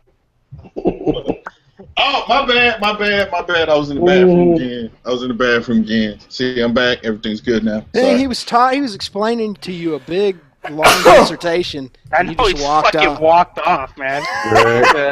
ADHD right there, man. That's the power of wireless headphones. You just couldn't talk back to him. So, wait, all I heard is motherfucker. Who is that? Samuel L. Jackson, apparently. I hear it. Sound like it. Who over there watching some gangster shit? Oh, that is Samuel L. Jackson. That's Pulp Fiction. Oh, it's the motherfucker compilation. Yeah. Hey, I gotta cut that shit though. That's copyright. Is it? Yeah, make that happen. I appreciate it. The randomest suggested video came up. It was like Samuel L. Jackson collect all his motherfuckers from every movie. Yeah. I was like, I'll just click on it. Why not? I had my mic muted, and I was like, I think y'all need to hear some of this. It's pretty funny. English, motherfucker, do you speak it? Just look that up. It's fucking hilarious, y'all. Like, when you get free time, it's like all his motherfuckers from every movie. Awesome. Have you guys strung together really on close. Inside the Actors Studio? He said that's his favorite word of all time. Is that right? Mm-hmm. Have you guys seen this Cycle Works place? No. Boys, I got the baby alarm, man. I got look at the bikes they make and look at the price that they charge. They make I know this sick place. ass bikes, super Cycle fucking Works, cheap. yeah. Hey, my baby alarm went off, boys. I'm gonna have to do it tomorrow. All right, man. Talk to you All later, right, Billy. Nice seeing you, brother. Yeah, man. take it easy, man. It's been fun. As always. Peace. Peace. Wait, this Cleveland was this? Yeah, Cleveland Cycle Works. Yeah, these guys it's Chinese motors. Yeah, they're Chinese, but they're I think they go through them first, like when you get one. So they pop over there and they kind of make sure the bolts are halfway decent. There's some reviews out there online like that they've done on these. They're not half bad. Yeah, for the price that you pay. I mean, they're talking about. I wouldn't want to $4,000 country, but like Yeah, but you gotta keep. But here's the deal on these: $4,000 for these. Now they are custom. You can have them customized. I mean, any bike customized to your specification for $4,000 is a pretty good deal. But dude, I paid $6,400 for my FZ07. So right. grand more. No. I get that. Yeah.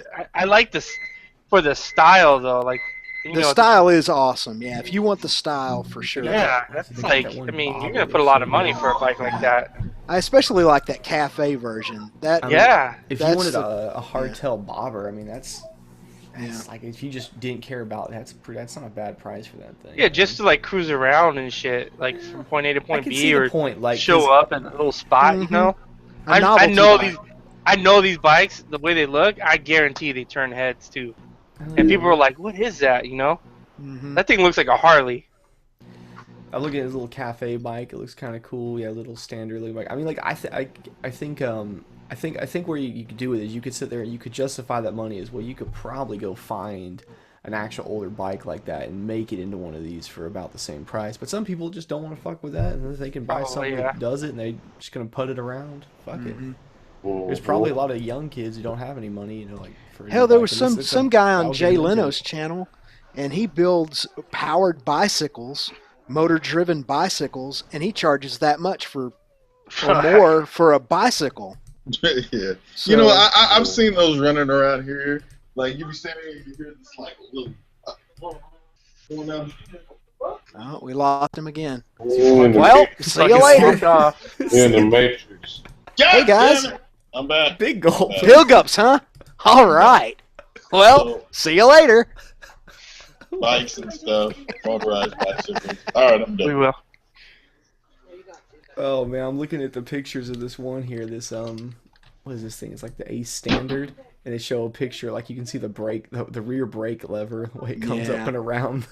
There's little details like that. It just looks hideous. Yeah, there's not going to be the fit and finish of a Honda, for example. This bike looks good in these photos from a few feet. This probably be one of those like 5-feeters. You start getting closer than that, you're going to just see the details, and it's going to be like it's going to be a little funky, but I don't know. I see the point of it. It'd be fun to Yeah, it's Vintage Electric Bicycles Company. It's on Jay Leno's garage. I know you are talking about. Yeah, it was charging like a lot of money. It's funny. He said the price. I remember that when he said the price, and he's like, "Oh." I was like, "I want one of these," and then he said the price, and I was like, "Fuck him and fuck that." You could tell Jay Leno wanted to tell him that, as rich as he is. He was just like $5,000 for a bicycle. Can you put that link in there for the chat? Yep. Oh, you good? You good, Ghost? What's that? All carbon fiber or something? I assume. I don't think so. What? Or what's the other one? Not titanium, but should be some exotic something for fucking $5,000. It's just an electric. I think the money is in the motor, maybe, because it's an electric bicycle. But they do like 35, 40 miles an hour on a bicycle. That's kind of interesting. Yeah. That'd be fun. And apparently these are more efficient than the average electric vehicle because of the way they're geared and because of their lack of weight. So there's something to it. But, you can't knock the guy. The dude's making bicycles and selling them as fast as he can. Right. So he's doing something right. That's a good business model. Yeah, apparently so.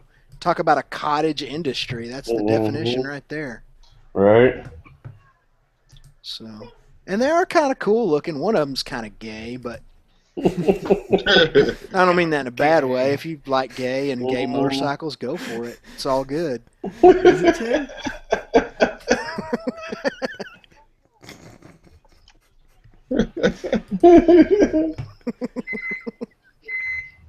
But it's everybody's watching the video now. Like it, it's cool. Fucking.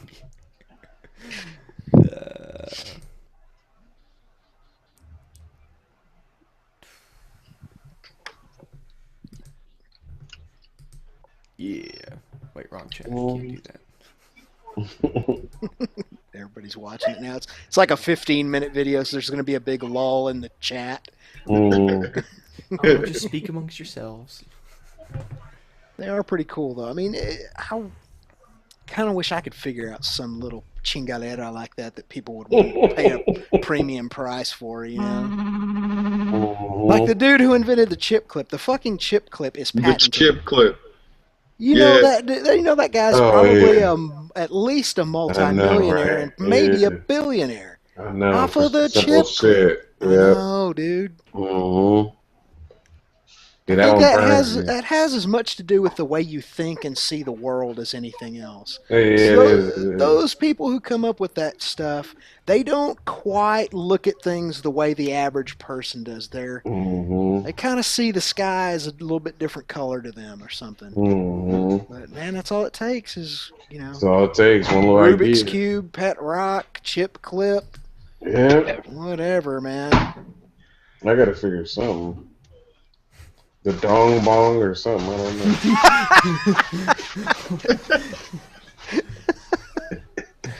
The fleshlight. I know, you just take that one though.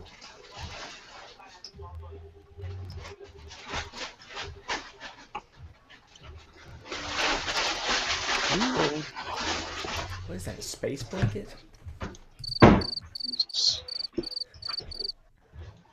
Yes.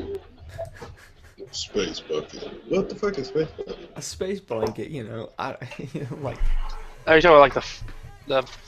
Never mind. It's like a piece of tinfoil, basically. Yeah, okay, that's what I was thinking.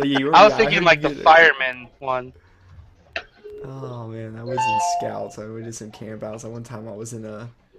Who keeps hitting the jackpot? Someone. It's not me. Someone. I was in the tent with.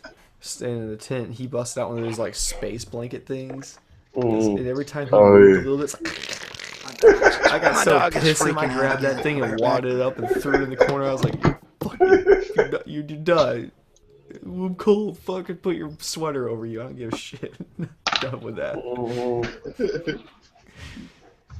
Sweet boy. I'll be on the lookout. Oh, hi, Kelly girl. Sorry, nobody said I know, that. right? It's been a minute, though. Yeah. It's been like 2 hours and shit. Exactly.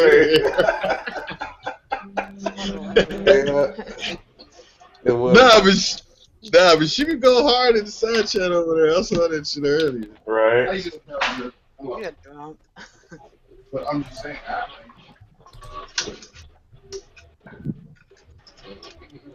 So everybody drinking? Everybody Not me. except those So you're not drinking, Ghost? No, I gotta get up early. You gotta get up early. Yeah, I gotta get up early, but you're not. Yeah, you can. No, he still has to meet at the one place, which is like somewhere.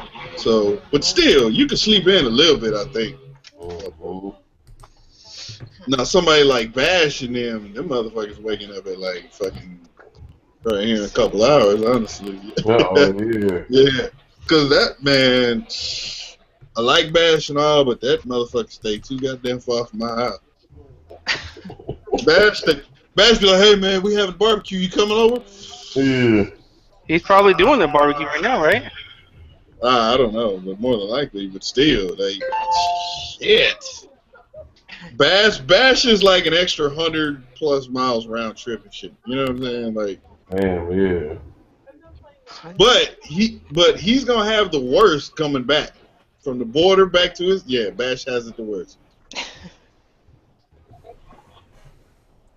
Yeah, it's gonna be a long ride back. What was it for you when you came on the Ninja Time? 2 hours, 3 hours? Man, I don't remember. No, I think it was 3 hours, wasn't it? Because you're about 2 hours from like LAX and shit, right? You're about 2 hours from LAX, right? I think so. I don't know. You And then Bash is like another hour, no that shit. So yeah, it's a long ass ride for you. Lay down.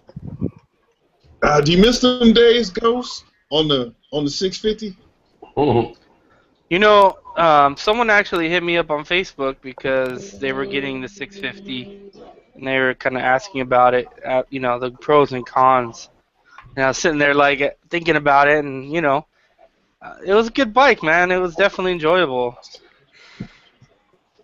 So the Ninja 650. Is that what y'all are talking about? Yeah. Oh yeah, they're using those engines and everything. But what? There's a butt in there, Ghostninja. I hear it. It just didn't have that power, you know. There you go. Oh, what you mean it didn't have that power? I didn't have the torque. You don't need. All you need is top end, right? Or something. Or, top end. Like, come on, man. Like you was more comfortable. Oh no, it was way more comfortable. See, that's but not like my bike's uncomfortable. I like my bike. I love my bike actually. It's a triumph. Exactly. I love my bike. Nice. Is it colder in the morning? Because if it is, you sure you're gonna be alright? Ah, you're funny. Right now, I'm just saying. It'll be good. I got battery replaced. Is there? I mean, so since you've ridden to LA, what, twice now? How is it compared to the 6? Wait, no. Oh, on the Triumph? I'm talking. Yeah, on the Triumph. Oh, I see what you. No, it was you know, I really, to be honest, it wasn't really much different. I wasn't uncomfortable on that ride at all. So how about with the backpack though? Did that change anything? No, with the backpack? no, not at all. I was surprised. I was expecting it to be, you know, rough, but no, man, it was easy. I mean, it's not like it was like a 500-mile trip or anything, but it was pretty cake. I wasn't sore. I mean, yeah, it's a 675, not a like leader bike. Like Cali Girl's bike, that shit. Yeah, I mean, it's still a super sport, but it seems like you have a lot more bite to. I don't know. It seems a little different. Like I couldn't imagine 2-upping on the R6 and shit down to San Diego. Fuck Well, all that. remember it's not a 1000, but it's also not a 600. It's kind of a mid-level bike. Well, no, what I mean is the size of the bike. So with it's the leader fucking bikes, tiny. Yeah. yeah, they're a lot bigger. Well, the Daytona's tiny anyways. Just by itself, that shit's so thin and. Yeah. Skinny. Yeah, she a skinny girl. So. Well, all right, man. The weight of everything rests on you tomorrow, man. Just throwing it out there. No pressure. No pressure. Don't worry, we'll get lost as normal. There's no shit. But CTR6 should be there. So we'll get some wheelies, of course. Well, Sub D's gonna be there, so.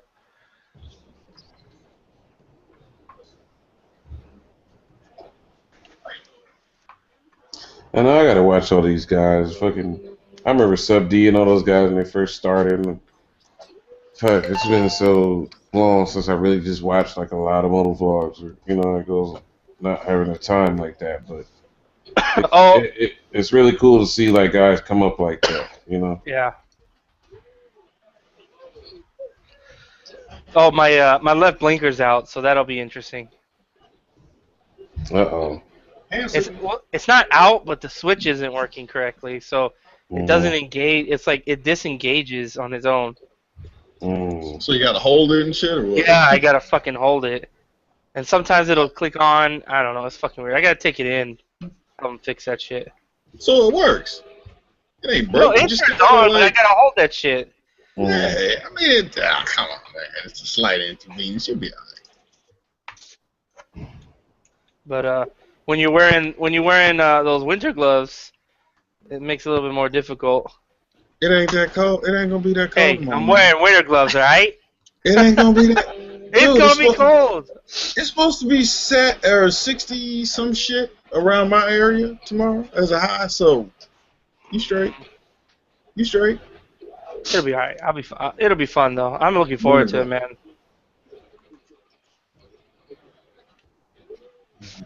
Definitely. So Tim, where you and Brett at? You guys in what, like New Mexico by now? Like State Line, Arizona, on the way? Tim? No Tim? No. Sorry. Yeah, I see that now. He's muted. Jake, you coming out tomorrow? Oh yeah, totally. Oh, I'm gonna get on the Grom and leave in just a minute. Okay, good. See you there. Don't forget all that luggage. Yeah, if it don't fit my pockets, I don't need it. If it don't fit my pockets. Yeah, if you just ride all through the night, maybe you might make it. Yeah, totally. I'll go real fast. Don't worry. I'm just curious. I'm really curious to see how many people show up. How about SoCal Motovlogger meetup minus 40%? Yeah. I don't think you understand what's happening right now, bro. I don't. I really don't think you well, this shit's blowing up on fucking Instagram. I'm just like, fuck. Because this is what Snowcat's first meetup. Well, no, he did Las Vegas. Ah, that is true.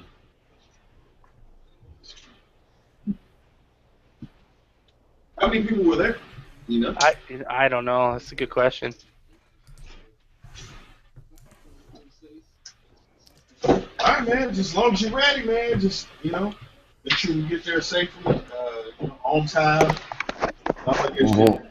I did not mark the gas stations, so. Hey, look. What? Look, man. We coming to your city, bro. San Diego. Hey, you always talk about San Diego, right? You're gonna love San Diego. I have a question. Yes. How to be on Instagram? Huh? What kind of apps you guys are using to repost on Instagram? Well, I made it and then I posted it and just said everyone can use it. But if you use Regran, it'll work. That's the one I use. I use that. Regran. Yeah, I use that one easy. too. This one? Or what is it? REGANN? Yeah, that one works really well, and it doesn't leave like the watermarks and shit. Right. Unless you want it to. Right. Well, honestly, no. The new one seems to be fine now because, like, I didn't use it for a while, and then I used it again. I noticed, like, when I went to post it, it didn't fucking have the little, like, yeah. That was his audio. I'm still new on Android, so. Oh, welcome. You'll love it. Now that you got away from that Apple. Right? Yeah. Tim, what do you run? Do you run Android or Apple? Tim has disappeared out of the building. He said he'll be back in a minute. Okay. Well, disregard that then. Jake, what do you run? Android or Apple? I've got an Android phone and an Apple computer, just why not? You know what? I'm totally with you on that. I love Apple computers. I hate Apple phones. You know what the biggest benefit to me for having an Android phone is that I can stick an SD card in it, and I've got like 60 something gigabytes of shit now. Like I can't run that out. That's awesome. I always have to go delete photos and that's horrible. That room. I really want to get a RAM mount. Yeah. Wait, will my GoPro? I need to get one for the phone. Will your Triple Tree hold a RAM mount? It should. I don't know. Well, cause like I noticed a Panigale, right? Yeah, there's not a lot of room up there. Well, no, even the hole that's in the middle, it has that little metal bracket that. So, like, say that the shaft is like, I don't know, fucking an inch in diameter. There's like a metal thing that sits on top of that hole that closes it down even smaller. So there's no way for you to stick the fucking thing in there to get it to work. That's what she said. Yeah. But like then, all kinds of weird. Sorry, that was like that had to be. That was perfect. Yeah, it did. Like I'm gonna do it for my Grom. I saw that you can get RAM mount balls that you'll screw into the old mirror hole. Where the mirrors would go. Yeah. I'm not running any of my stock mirrors, so I got those threaded holes, and I'm gonna put a RAM mount ball on each one. Oh, that's cool. Cool. The GoPro up on one and my phone on the other. Oh wait, RAM makes GoPro mounts too? Yeah. They make it a ball that'll go on the end of the. It'll hook into one of the things. Like I got my camera, it goes right into the bottom of the camera. I mean the little case, Ah, gotcha. Yeah, so it puts a ball on the GoPro. Your GoPro has balls. Then you can do whatever with it. Welcome back, man. I'm back. Sorry about that. Back again. You left and they were asking you all kinds of questions. Jimmy's back. Yeah, they're like interrogating you and back shit. Again. Sorry about that, man. We had a little situation. Family member went to the pokey tonight. Oh no! Yeah, I'm not gonna say who it was. Remember, or I had to leave the other else. night for the same thing. Tim, remember that? Yeah, that I was like, I gotta go, guys. Something's going on. Yeah, it's all good. There's nothing we can do, but yeah, right. Yeah. Oh man. So, yeah. So it's bad to hear. Well, yeah, it sucks, but this person may have very well deserved it. So. Yeah, no, I understand. Yeah. There's a thing with that, isn't there? Yeah. They were asking if you had Android or Apple. Okay. So here's the deal. All my computers, studio computers, laptop, all Macintosh, everything. But my phone is always Android. I have a Galaxy S6. Ooh, we're Twinkies. Let's hang out. I mean, I don't have a Galaxy S6. The Android to me works better with the Mac than the iPhone does in a lot of ways. And I've never had with any of my Macs trouble with the Androids communicating or I mean, main thing is transferring videos and photos and Bluetoothing shit back and forth and music and all that, and I've never had a problem. And I just love I like the Android software better than the Apple software on the iPhone for sure. Apple's really hard on you to use all their software. Well, and Apple tries to force you to do it. I mean, well, they all try to force you to do it certain ways, and certainly Android is no exception to that. But you have more opportunities to customize an Android, right? Yeah. Mm-hmm. Yeah, that was the one thing that turned me off with Apple. Like, I knew somebody that had like a first or second generation iPhone, and they were like asking if they could use my computer because they needed to like they reset their phone or something, but you needed to connect it to iTunes to be able to update it. I was like, what the fuck? Yeah. At that point, I was like, nah, I'm not fucking with it. You know, like before the iPhones came out, like the way iTunes used to work. So and if y'all had like iPods back then, I remember how like iPod Nano. You could go over to your friend's house, and if they had iTunes, it doesn't work. It hasn't worked like this for years. You'd be like, oh cool, let me plug in real quick, and you would like copy all of their music on, plus keep all yours. And you would just like. I remember doing that all the time. Yeah, my wife has to have. My wife has an Android exactly like mine, but she has to have an iPhone for her work, and she spends half her time pissed off at that iPhone because it sucks so bad compared to the Android. Look, all I want is I want Candy Crush. I've been playing so much Candy Crush. That's my go-to, and I got a baby in one hand because it's so simple, like. Right. It does require a lot of attention. I actually had a woman one time ask me. We were talking about phones or something, and she had an iPhone, and I was like, "Yeah, I have this app on my phone for such and such." I can't even remember what we were talking about. She was like, "Is that a iPhone?" I said, "No, it's an Android." She said, "Oh, you can run apps on Androids too?" Wow. No. You are you should have been like, well, you should have told you hacked it. So you could, yeah, I hacked it. Yeah, it wouldn't until I came along. No, I had an old. I used to have some jailbroken. In fact, every time I had an iPhone, it was jailbroken and hacked and all that bullshit. And I remember I had something that made it look. It wasn't actually. It was like a Android, but it made it look like I was running Android on my iPhone. It just like was an appearance package thing, It used to fuck with people all the time. Like, yeah, I got Android on my app, my iPhone. People be like, "Damn, Jake, you're crazy." I know. Stupid shit. That ends up tearing him up, by the way. Don't do that. Oh, really? Basically go to shit in like 6 months. All the apps are free though. You can put whatever either because it's like they're all stolen. I used to fucking do a lot of ROMing on my phones, but it gets tiresome changing all the time. Mm-hmm. Updating this and that, is that any different? Like updating to a new OS? Yeah, to a new ROM. Yeah. But it's cool if you want to get rid of like all the bloatware, or like they had the Samsungs.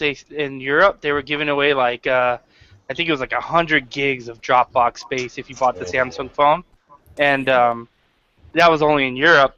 But someone made a ROM for like the Android, the Samsung I had, but a US version, and they included that. So as soon as I installed it, I had 100 gigs for like a year or 2 years on Dropbox. It was pretty cool. But, fuck. I need to go to bed, guys. That's what I was about to say. Shit, I'm pretty much getting there too. I probably should too, but I drank 2 Dr. Peppers with that freaking moonshine, and now. I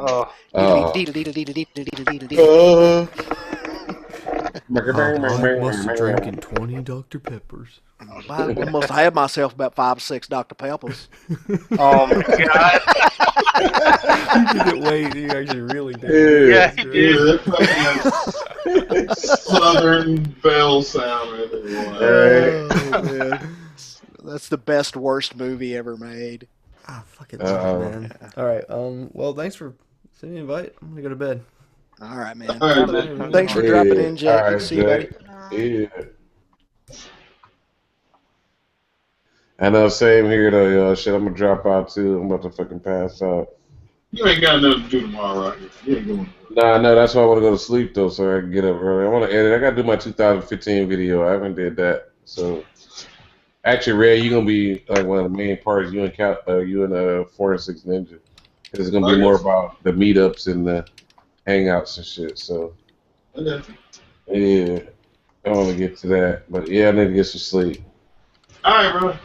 Have a good night. But yeah, y'all take it easy. Everybody have fun out there. All right, you too. Good seeing you, man. Enjoyed hanging out with you. Yeah, same here. Right on. All right, y'all take it easy. See you, Rocket. All right, peace.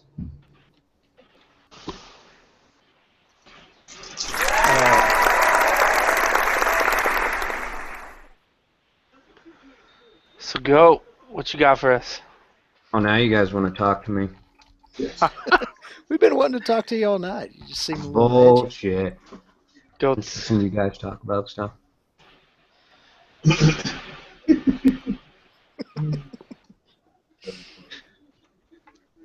Use a silly goat. Right.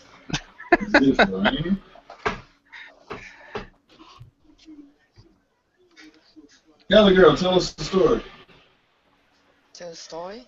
You got me thinking about going to eat proper sushi. There's no real sushi here. The correct sushi, not supermarket sushi. That's all we have here. Pre-made with the soy sauce pack? Yeah, blah. Have you eaten ramen noodle? Yes, the real ones, yes. Oh, yeah, in Houston. So Have good. you eaten like a Japanese curry? Yes, also in Houston. Really? It's Japanese or Indian or something? No, it's Japanese. Japanese people own it. Oh, okay. Yeah, little mom and pop place. Yeah, don't forget Houston. Oh, I'm sorry. That's okay. But I've eaten good sushi on the West Coast too, in California. So you just got to know where to find it. San Francisco, really good sushi in San Francisco. That's What probably. about shabu shabu? What about what? Shabu shabu. I don't know. Shabu shabu. Shabu shabu. Shabu shabu. Shabu shabu. Shabu shabu. I don't know if I've had that. What is it?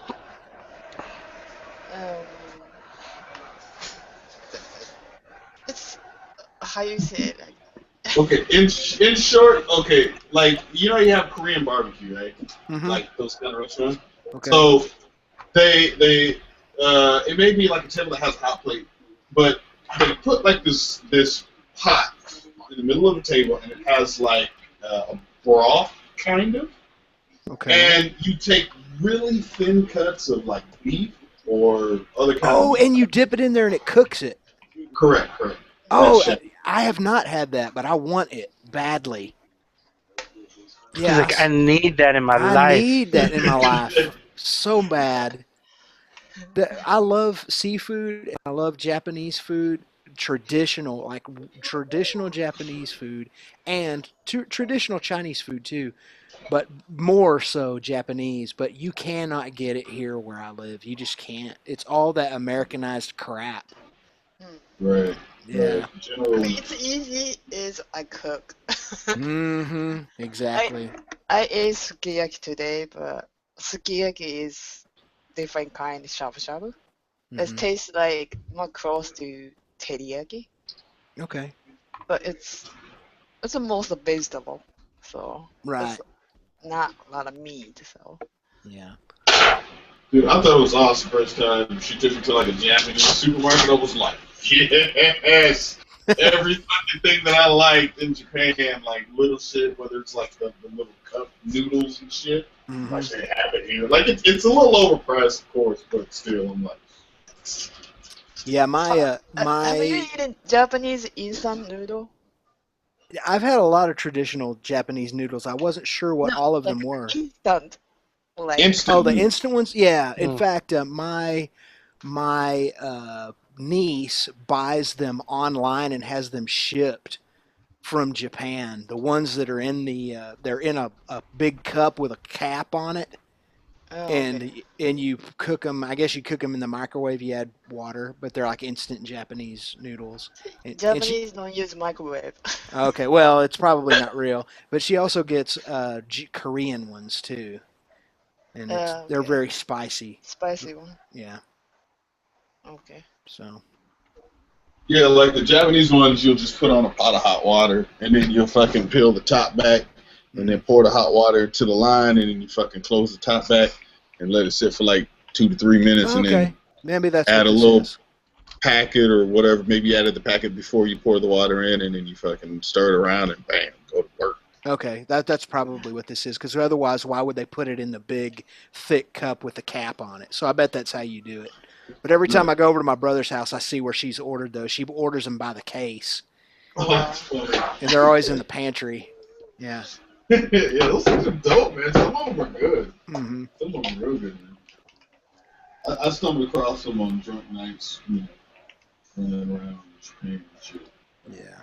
Like, I'm like, ooh, there's a supermarket, like coming out of the club, and I'll go in there and like, ooh, yeah. And I'll just pick a bunch of them. I'll hate, a few, but then, there'll be a couple others I really like. Mm-hmm. So good. It's making me hungry. Late night. That's what alcohol does. I had a vegetarian dinner. It was like maybe 300 calories tonight, so now I'm starving to death. You better have that steak. I had a vegetarian dinner because I had a Mexican lunch. Tacos? I had these sort of traditional Coahuila style. I just had one. It's a burrito, and it has beef and they said it was beef. It tasted kind of like goat to me. It might have been goat, which is fine. I love goat, but they can't. Sometimes when you go to these little mom and pop places, if it's goat, they can't legally sell goat all the time, and so it tasted like goat meat to me, but they said it was beef, but it was beef and potato and some Mexican spices, and it was good. So I figured I better eat just vegetables for dinner. Yeah, you're eating your people, goat. Yeah, goat is a big thing here, and I don't mean Goatfather, even though he is a big thing everywhere, but cabrito is what it's called here. You know what I've been craving is you ever hear of nopales? Nopales, what is cactus? That? It's okay, yeah. I knew. Oh, I love that shit. Grill it, so good. grilled cactus. Mm. Yeah, one time. What was that Undercover's house? Yeah, when me and Kelly girl went to Undercover spot, and they had cactus. I was like, oh, was that your first time? No, I didn't eat. What? Ain't nothing about cactus look appealing, man. You didn't even try it? Hey. You were one of those people. The cactus, the green thing. Remember that was in? Yeah, you remember? I didn't. Oh my goodness. Japanese person said, "Hell to the fucking." Is it? We can make beer out of cactus here. What? Yeah. You take the certain times of the year, our cactuses out here, cacti rather, they bloom out with these huge pink, red fruits. Prickly pears is what they're called. And you take the prickly pears off of the cactus and you squeeze the juice out of them, and you boil it into beer or boil it into a beer wort, and then you add yeast to it. It makes prickly pear beer. I have another. How often you guys eat pizza a week? How often a week? I don't eat Rarely. it every week. I might eat it maybe once a month. Not unless once Papa week. John's has a 50% off coupon. And I don't eat that kind of pizza, period. Like Papa John's or Little Caesars, I don't eat that crap. I mean, I just don't like it. No offense, I just don't eat it. But I like to go to mom and pop restaurants. There's this place called Luigi's here in town that has really good cracker crust pizza. The crust is real crispy, They put all kinds of deliciousness on top of it, but I don't eat it very much. It's like a treat, not an everyday deal.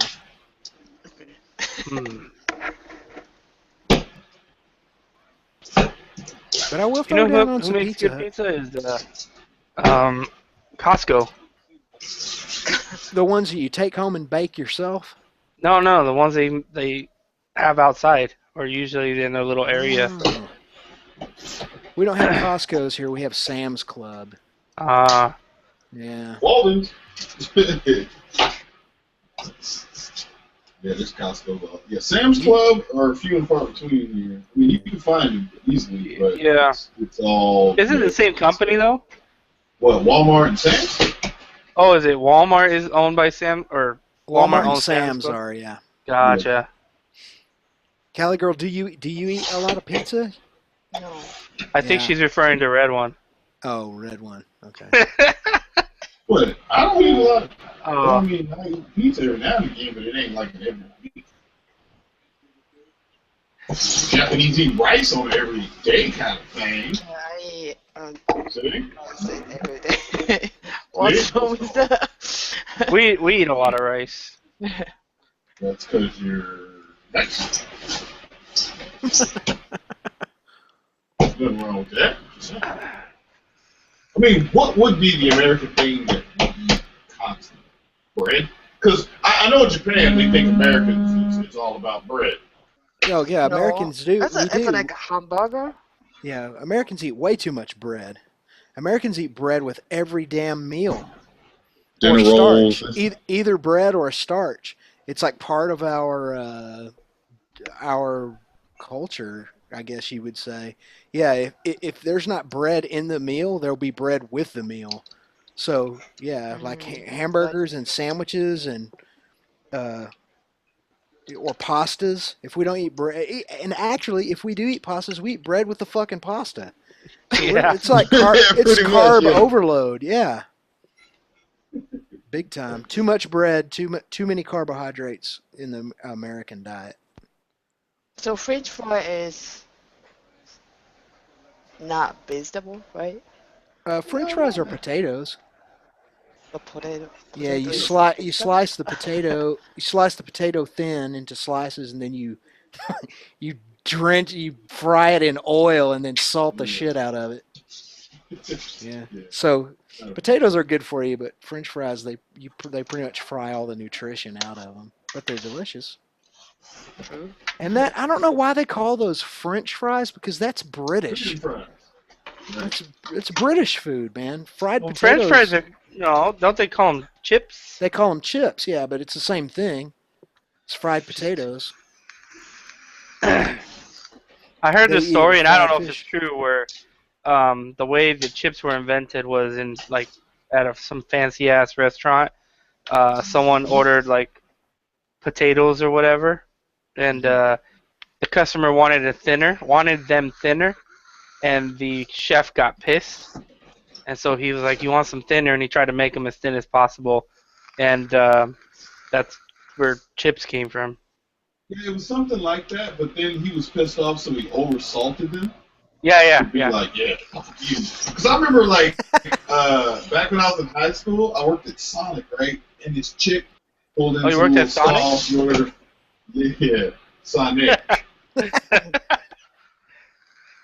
and that always so, throws like, him off of it.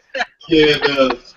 But Sonic. Anyway, so like she was upset at how her food was cooked, so we was like, man, fuck this bitch. Now we never did some shit where we like food, some dumb shit on the floor, but like what I did, I took her fucking fries and man, I salted the fuck out of them fries, man. I was like, fuck this bitch, right?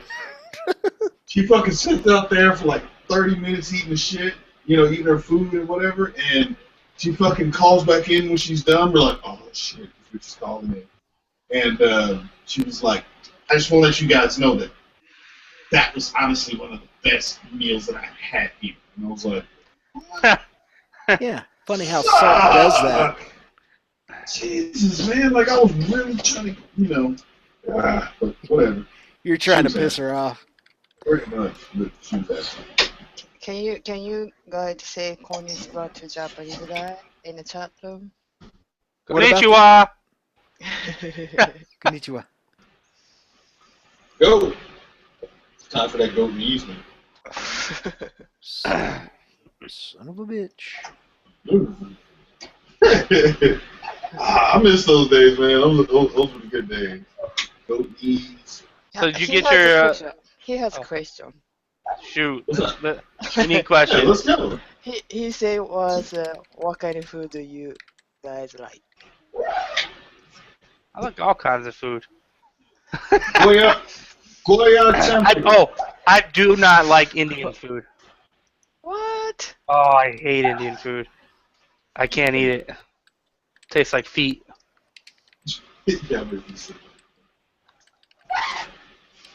Goya tempura.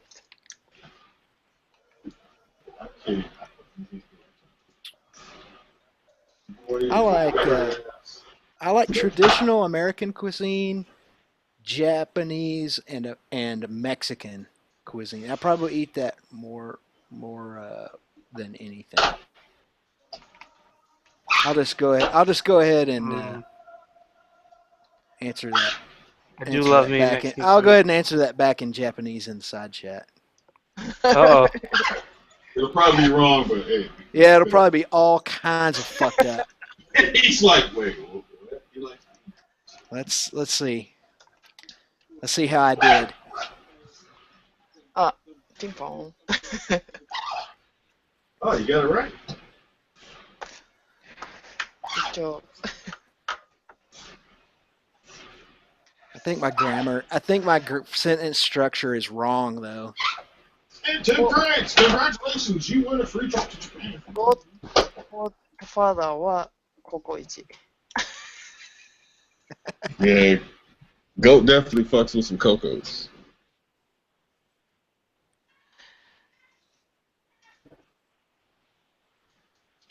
Yeah. So can you get your camera and all that stuff charged, Cali girl? Yes, I did.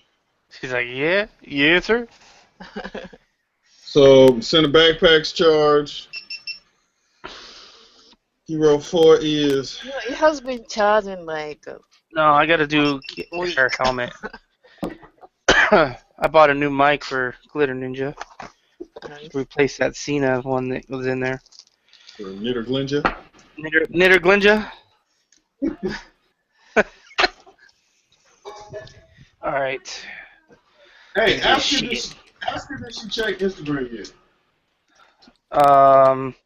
Did you check Instagram yet? Yeah. I don't know, Red One's asking.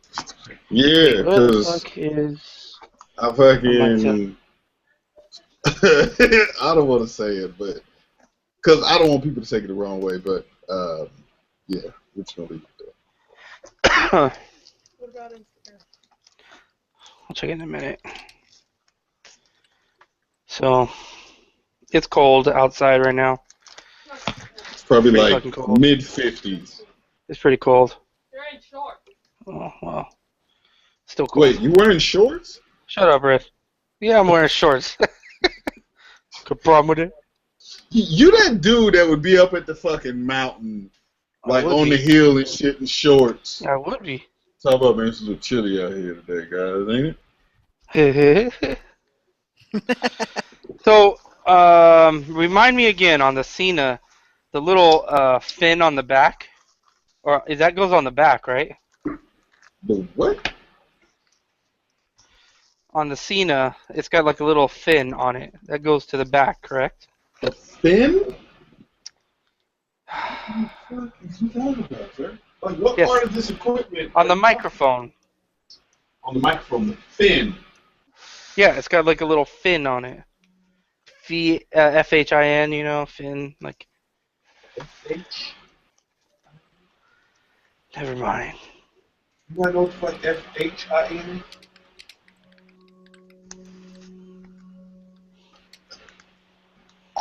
I just broke Red One. F-H-I-N? What the fuck is it? F-I-N. I mean F-I-N. Did I say No, you said you said F-H-I-N. You should know better not to listen to me. F-I-N. Finale? I don't know, man. Did you read the instruction booklet? No. Let's see how bad I screwed that one up. I was trying to. Is my sentence structure good on that one? Tim Crate says something ha. He said that sushi is delicious. It's difficult for him to find good sushi here in Western Texas. That's pretty good. Wow. Goat. You're right. Sushi wa. Oh shit. Man, saying it is different. Every time I try to pronounce, I know my pronunciation is horrifying. I just have to practice. I know it's not easy. Sushi wa. Oishii desu. Oishii desu. Hi. Sushi wa oishii desu. That's cute. Yeah, thanks. I know I suck. No, like people speak like Japanese like they're cute. I don't know why. Because we try to do it delicately. It's more delicate language than. Whoa! Why is it different if I fucking speak Japanese? It's not cute when I speak Japanese? It's cute. Oh, it is cute. But you said it's different. That's why if you guys speak Japanese, sounds really cute. But me, it sounds what? Bad? No, I'm talking about you too. Oh, okay. Cute. Sushi. How about Goatninja? Is that? Goatninja? Oh, come on. This is fucking snapping these damn cheek pads in with all the mics and cables and shit.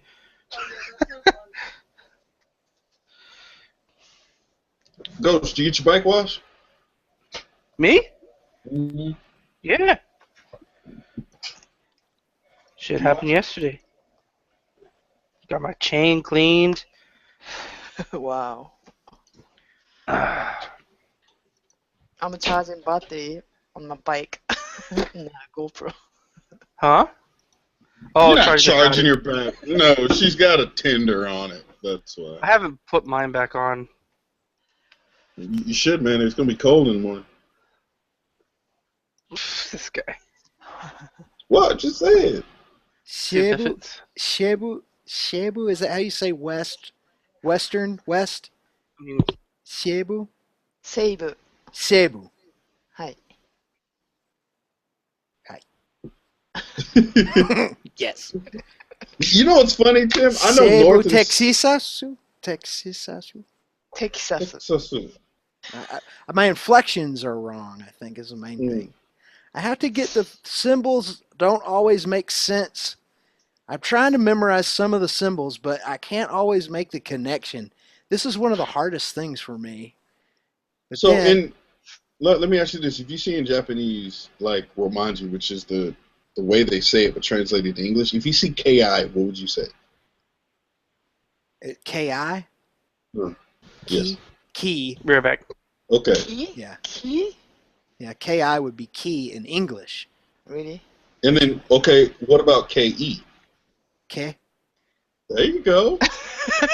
There you go. Look, Tim, you got a big ass head start, dude. At that point, I'm trying. All you gotta do is read Romanji, and you'll be able to get because a lot of people, would think Ki means something else, or you know what I mean. Like it's funny, and then once you hear Japanese people say it, you're like, oh shit, I was totally wrong. You know? Yeah, you guys are drawing me off sides, man. You talked to a Japanese guy on my video, like a comment the other day. Mm-hmm. That was nice. Thanks. I think I messed some of that up too because I was trying to tell him the distance in miles between the West Coast and the East Coast. I think I got that across okay. You have to remember to be as proper. Right. You can't use any colloquialisms. You can't use any slang. You have to use the most formal way of saying something that you can. Right. So true. And then once I figure it out where it makes sense halfway, I try to memorize it. So, but then that doesn't always work. So it's only 2,100 miles from east Yeah, 2,100 miles. Mm-hmm. And then that's a hard 2,100 miles too. Yeah, it is. Like I've never done it, and I'm telling you, I'm pretty sure That's probably the most direct route, though. So that's probably across the South, from Southern California to Florida, probably, or Georgia. If you went diagonally, like let's say you went from Washington State to Florida, it would be even longer. Yeah, no shit. Mm-hmm.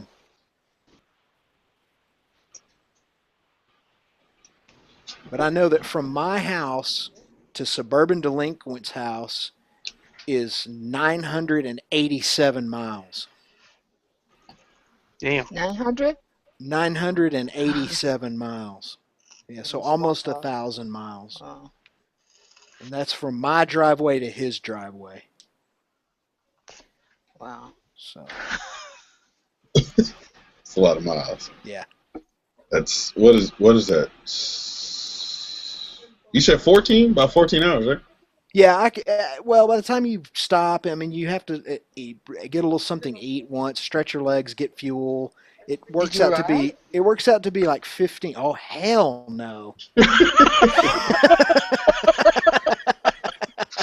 Okay. That is colloquialism. Yeah. No, I think 15, a little over 15 hours. With Britt, it took a little longer than that because Britt, man, he's got the bladder of a bluebird. And so there was a lot more stops. I think it took like 15 and a half hours with Britt. But me, I made it right at 15 hours. So, Wow. yeah. And that's straight through. Yeah, that's. I stopped when the vehicle needed to be refueled. Otherwise, the wheels were rolling. Right. Yeah. Trying to cut each. I mean, it's funny, man. When you're on the road, like on the bike, man, you see one of them signs that tell you how far you are from your destination, man. That shit is a gift and a curse at the same time. Mm-hmm. You're just like, Jesus, man. Okay, so that means carry the 2 minus the 3. Should be there by 6:15. I should split that trip up. Well, I think what I'm going to do this year is I'm going to try to stop in Tucson. Like I'm going to make Tucson, and then it would be great, if possible, to make enough time to spend part of a day in Tucson because there are some people there I want to. Like I met Motobat last time. So it'd be cool to see him again. But there's this other cat that vlogs out there in Tucson. He goes by Arizona RE. I don't know if you guys have ever heard of him or not. But he's super cool dude. And he's real laid back in his vlogs. But he's an interesting guy to me and a super nice guy. So I'd like to get some time to meet him in person, maybe ride with him a little bit. So I may try to split that up. We'll see. Mm. There are actually quite a few vloggers in that area. So. Well, I think I'm done for the night. All right. I guess I will be too because it's almost 2 o'clock here. So. Well, gentlemen. All right, Ghostninja, don't be late, I guess. You guys have a fun, safe time tomorrow, man. Enjoy. Yeah, it'll be a blast. Oh, yeah. I'm sure a lot of people will be able to follow along on that Instagram. Oh, yeah. And then there will be 27.8 million vlogs about it in the coming weeks. Yep, yeah. Exactly. So you guys be sure to get yours out first, because by the time there's 50 of them, I ain't watching that shit anymore. That's how it works. Hey, I'll be so late that you'll forget that shit even happened. You'll be like, oh, damn, that's... Yeah, he will. Right on. Well, thanks for inviting me, man. I enjoyed it. All right, Tim. Have a good night. Always do, man. All right. All right, Ghost. I'll see you tomorrow. Good night. Oh.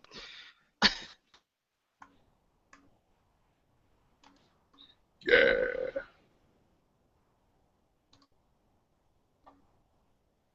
Cali girl, you gonna be quiet? No. That's good. I have a crazy story. What? It's really crazy. Okay. I think we're listening. I think it was 2 weeks ago. Sunday night, 12:30. Someone knocked the door. Okay. 12:30 at night. Someone knocked the door like crazy. Like really hard or something? Yes. Okay. I was scared. Then I went downstairs and I didn't turn on the lights because I was scared. But I don't know. I opened the door. Who was there?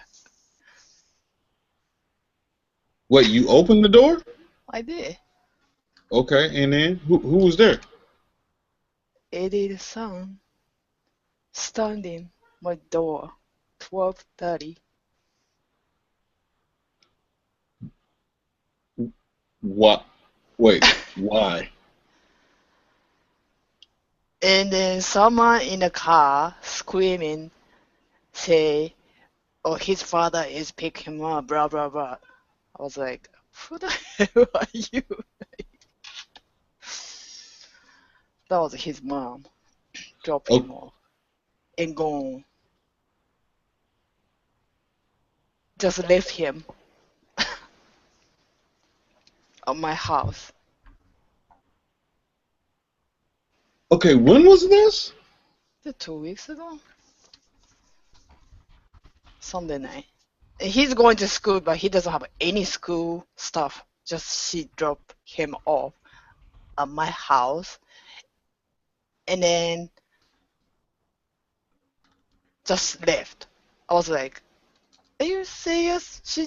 I don't even know her. And then I asked him like, "Who is that?" Then he said, "That's my mom." What? So I call it in and what's wrong with it? Like, your son is here. What happened? He was surprised because he didn't know. So how he knows my house? I mean, how she knows my house? Yeah, that's crazy story. Yeah, that's a little more close, personal to us. But Jesus, fucking. I mean, how can like a mother dropped him off at 12:30 at night, and next day he has to go to school, and he doesn't have a uniform, he doesn't have a school stuff, she just dropped off and they're gone. I was like, are you? Oh my God, are you serious? Hey, Capo, you jumping in? Just saying. I never seen like those kind of stuff in Japan, so I was like, so this is in the States, it happen all the time. I don't know. Joe, do you have any comment? Oh shit. Nope. And then like he told me the why she dropped off because her boyfriend hit him, so they're going to the police, blah blah blah blah blah. I was like, wow, oh my gosh, that's crazy. Yeah. Yeah, I've never really dealt with crazy motherfuckers like that or anything. It's all. That was really crazy. Like, mom. There's some fucked up people in this world, man, and they have no problem. I mean, I never seen any. It happen here, so I was just like, oh wow, I can't not like wow. I just said wow. Yeah, welcome to America. Land of fucked up people. Crazy shit. I mean, it's it's like, it's funny when it comes to your front door, then that's when you're like, holy shit, like wow. But. Yeah. It's crazy. Yes, it is. Yeah, that's my crazy story. Yeah, but you have to send it to my email or I don't get it. Sending it to your email then. Let's see. What? Capo. Oh. I sent the email to you. Who? Capo? No, you. Ah, I just got that. Oh. Okay. Let me see here. What's good, Goat? What's going on, man?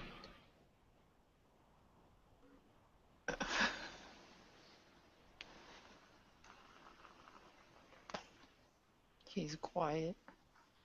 Fuck yeah, I'm quiet. Why is that? What's going on? Cause, dude, you guys fucking treat me like shit. That's why. What do you mean we treat you like shit? I didn't know we were treating you like shit. I know, because you're not on that side of the fence, man. Oh. 'Tis true. Would you like to elaborate? Or should I go fuck myself? I'm not gonna say anything like that. Oh, okay. Would you like to elaborate? No, it's pretty fucking obvious.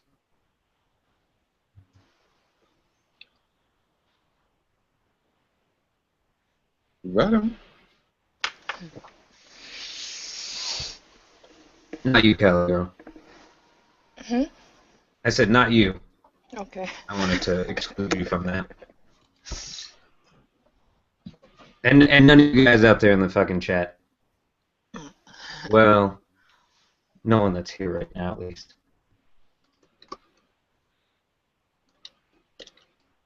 So what's the temperature over there? 40 degrees. Whew. It's actually pretty warm right now. But it's supposed to snow and shit today, or tonight, right? Or something like that? It snowed last night and froze over. Wow. So what's the, like, when is a good time to visit, like a ride into there? Like, what, June? Summer. No, summer is hot, right? Spring, summer, fall. We get all the seasons here, so when winter is out, like, by middle of February, it'll be about in the 50s and 60s, so by March, it's usually decent riding weather. It's still a little nippy, but spring, summer, fall. Like April, May? Yeah. May started getting hot. Yeah, I would say like April, May. Oh. How But hot is that? Usually like, I would say 60s and 70s. Maybe 80s on some days. But you have to understand, if you're going to ride there, Cali Girl, and you're going to take the short way, you still have to ride through Mammoth. It'll still be a little chilly. It won't. It'll probably be like the highs maybe today, or a little bit colder, but it won't be super bad. It'll still be cold because you are climbing a mountain, so True. something to always think about. Go. One time I bought a bag of chips. Excuse me, and I was heading up the mountain. Up toward Mammoth, right? The pressure or whatever made one of the bags of chips fucking blow over. I didn't even know that was a thing, honestly. Like, you buy the bags of chips, they're all fucking, squishing shit when you get them. And then by the time we got like a couple hundred, like 100 miles outside or 50 miles outside of Mammoth, dude, that shit was super tight. Like, that shit looked like it was, yeah, dude, that shit was funny, man.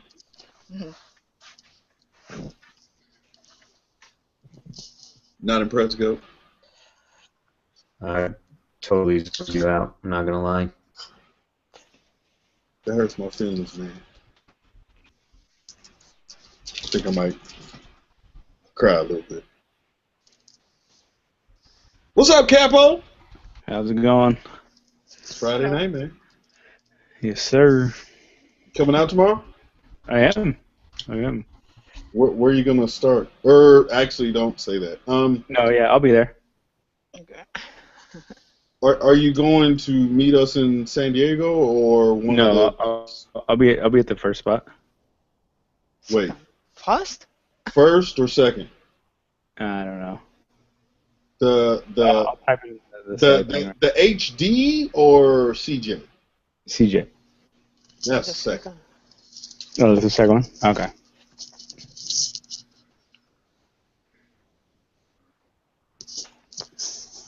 That's what's up. Cool, man. LA versus I Demon. ride with you. Do what? First time I will ride with you. Oh, yep. Yeah, it will be. Maybe y'all can pop off into the right lanes and have a little 750 versus 1000 race. I'm just saying. I'm always down for that. Win, lose, or draw, I do not care. I am gonna have to pull on the cover to the side and be like, hey man, none of this blowing by motherfuckers in their lane and shit at 140 miles an hour or whatever the fuck you be doing sometimes, dude.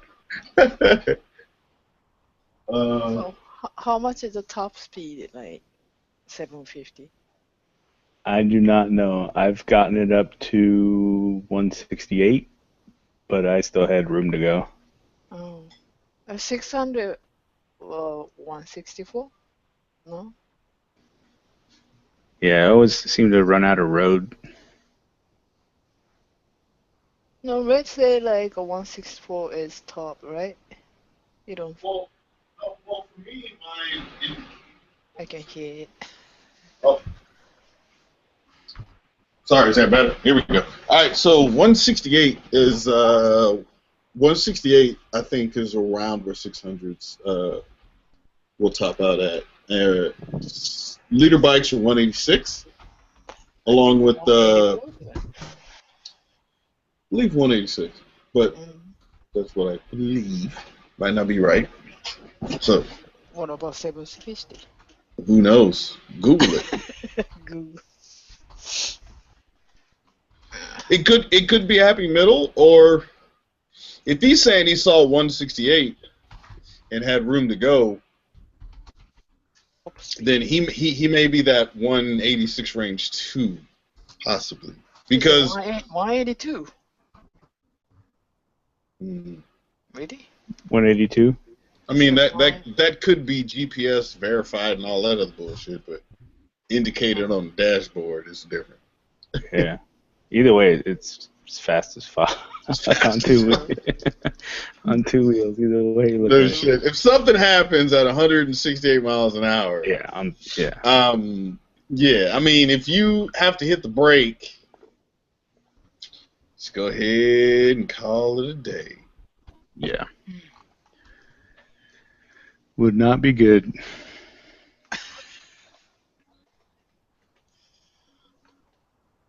So you drinking, man? What's going on out there? Sort of, but not too much, man. I'm just chilling. Made sure everything was ready and bike's ready and alarm set, so I wake up on time and brave my version of cold. What time you leave? Which I know it. I don't know, probably 8:30 ish. That way I'll get gas and then I get there a little bit early. It says 1 hour and 6. I just checked it, so it should be the same amount of traffic tomorrow morning. So I figure if I leave 1 hour and a half, it'd take me about 1 hour to get there. Gotcha. Wait, 1 hour and a half? Yeah, I forgot. Yeah, you're out there. It says 1 hour and 6, but so I give myself 1 hour and a half. I don't like to be late to shit. Wait, what? If Google Maps is telling you 1 hour and 6, you should be like 45 minutes. Yeah, I should be. But I mean, I figure I'm gonna go top off first, right? So that way I don't have to get that in. Yes. Yeah. But I don't think it's an hour and a half worth of saying. We'll see. No, probably not, but. Well, right on, man. Fucking be great to see you again and shit. Yeah, definitely. Yeah, I asked Bash. I was like, "Are we stopping off at the fucking base this time?" He was like, "Nope." I was like, Yeah, I was wondering when we met because yesterday in the live chat he kept saying in the side, he's like, "Yeah, tomorrow's gonna be crazy. We got, just big things coming." And I was like, "What the hell is this guy talking about?" And then today on Instagram, you see some of the. It's gonna be crazy. I think Tilted Kilt's gonna be fucking insane, dude. yeah, that's why. There's gonna be so many people there. Yeah, before we started, Ghost was like, how many people you think is gonna come, man? And I was like, at Tilted Kilt, he was like, yeah, at least 100. He was like, what? You really think so? And I was like, do you understand what the power of 400,000 subs does, man? Like, think about what the SoCal Motovlogger meetup had, right? And that's with Baker, Arson, and Sub D, and them combined total only made, probably, 280,000 at the time, you know what I'm saying? So, yeah. I mean, I'm just strictly going off numbers here, but I think, honestly, with Snowcat, and this is like a meetup in Southern California where there's a lot of bikes in general, and you have a very big motovlogger who's never done a meetup in Southern California.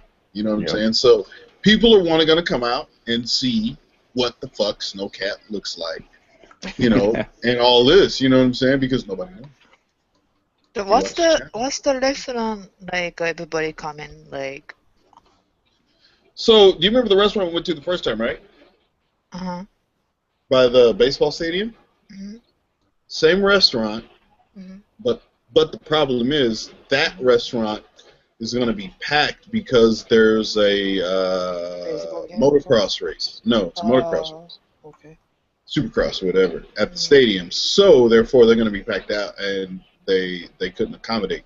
Therefore, they picked a different restaurant. It's the same company, just in a different location in San Diego. What's the address? Follow Ghostninja. That's the address. You reposted a picture of it. I don't see the address. Someone asked more info, but I don't know the address.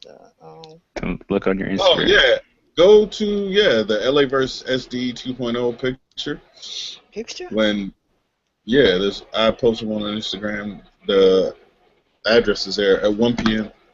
1640 Camino del Rio N. Yeah. Camino del Rio, San Diego. Okay. That is the address. 1 p.m. Okay.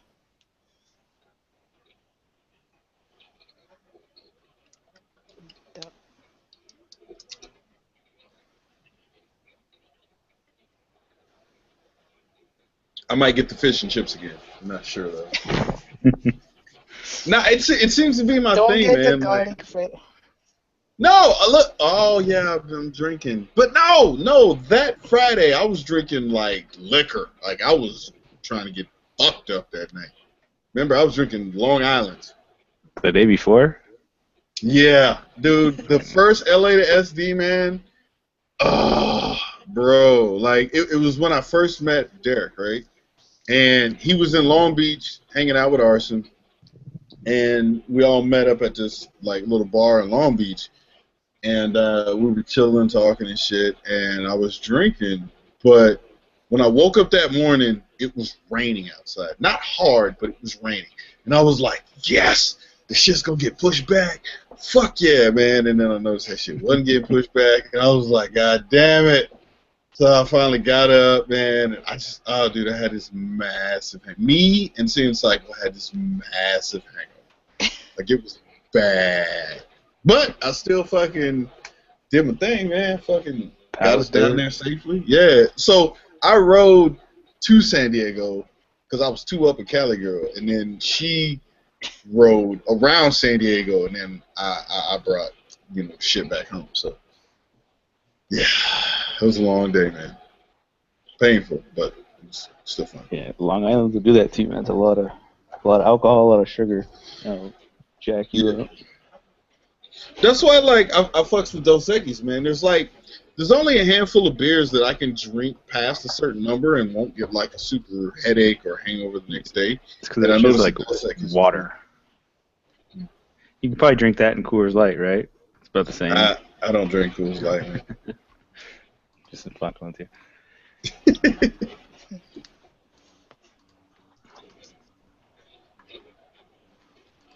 What up, 3 stars? I saw you over there in the chat, man. What the hell are you still doing awake? Ain't it like past your bedtime? It's like 3 in the morning or some shit down where you at?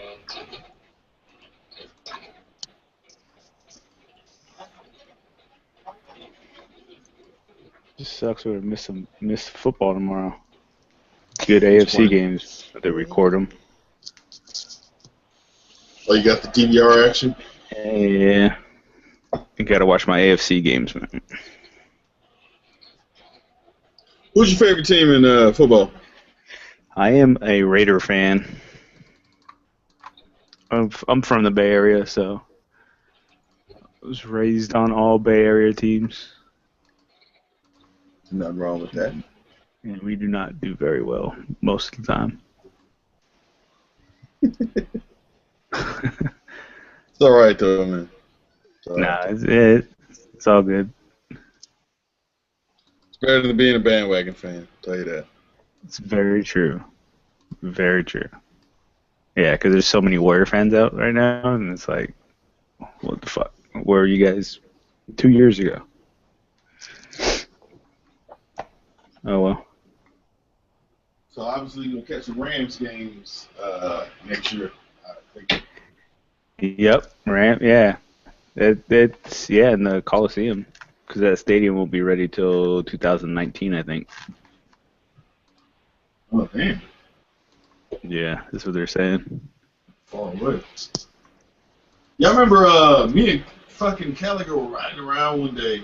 This was like early in my channel, man, and me and her stumbled across the LA Coliseum, man. I thought that shit was fucking crazy. Like, I had no idea, man.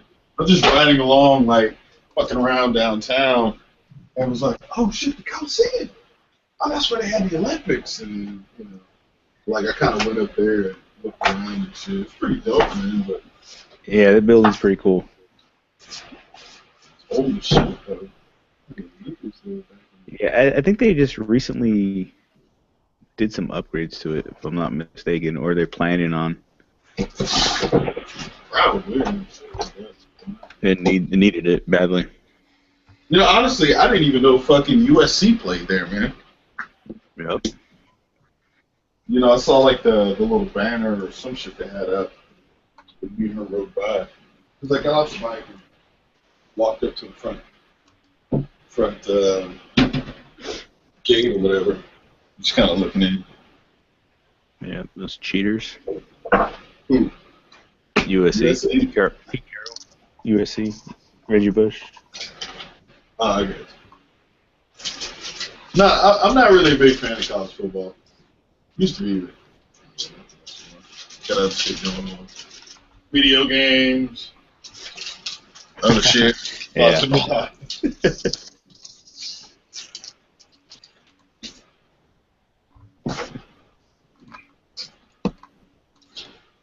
So, Goat, man, you just gonna be quiet? Is that it?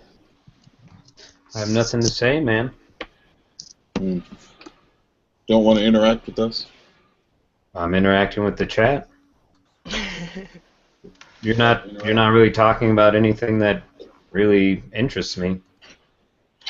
Well, would you like to get that party started? No? No, I participated earlier tonight.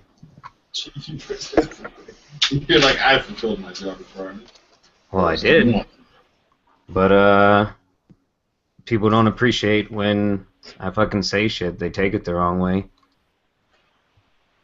Or they fucking Not talk everybody. over me. They try to change the fucking subject. Fucking always fucking cracking jokes and shit like, oh, this shit's getting way too fucking serious. Let's talk about poop and stuff. It's like, Jesus fucking Christ. Really, I don't know, man. I think this may be my last fucking honest to God hangout on YouTube. What? Oh.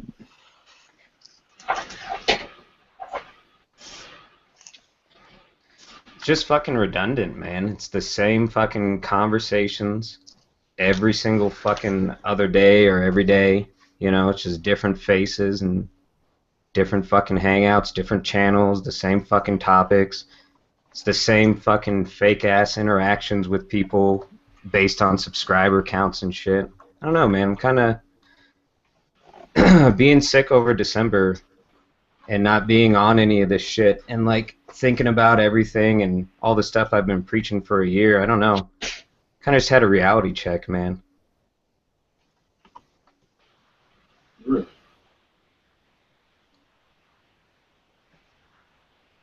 Well, I mean, be a lot of people on here that would, you know, even though you may not think so, but there'd be a lot of people out there in the world that would miss good old goat conversation. I'm sure that somebody could muster up enough intellect to replace me easily, since people will watch regardless. Yeah, I mean, what if they couldn't? Yeah. Yeah, I don't think it'd be the same, but that's just my opinion. Whatever, that's worse. Cool, man. Well, I mean, life goes on, right? No, very true. Very true.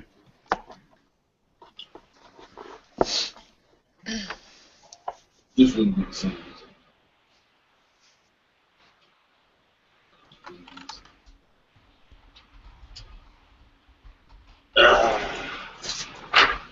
Let's see, what time is it? It's 12 o'clock? Yes, sir. Is it early or is it late? What would you call it? I don't know. I mean, it's Yeah, I mean, I don't sleep that much anyway, so. Really? Wow, what you got going on at night to keep you awake? Oh, I like to watch TV. No, I watch, what shows have I been watching? Or playing video games. But, like, I powered through Game of Thrones again for the 4th time. Like, the entire seasons? Or what? Yeah, all 5 seasons. Because I thought it was coming, for some reason I thought it was coming out in January, but it's not coming out until April, so I watched it again just to refresh. But yeah, that's about it. Shameless is coming back on. I like watching Shameless. No idea what Shameless is. I don't watch TV. Yeah, see, I got time on my hands where I just go on, play the games or watch TV, watch series and shit. Video games is the story. Yeah, but I get upset like when I play Call of Duty and I just like keep getting my ass kicked. I gotta step away for a little bit. Nothing wrong with that, man. Sometimes you gotta step back, take a break. Well, I've been stuck on Destiny. I've been playing that for a little bit. Which one, the new or the old? Taken King. I don't know if it's the new one or what, but it was on Black Friday deal, so I bought it. Gotcha.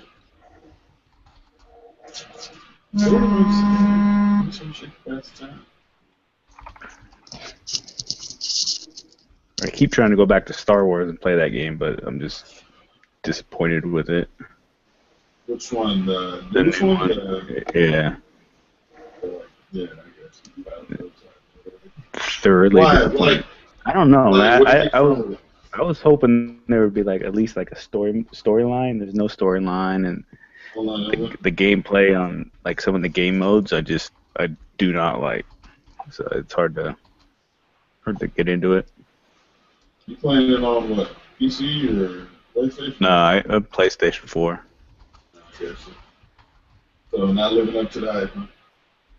Nah, I did. I thought I was gonna be. I guess I was. I don't know. I'm a Star Wars nerd, sort of. So I was expecting a story mode. A little more nostalgic for you.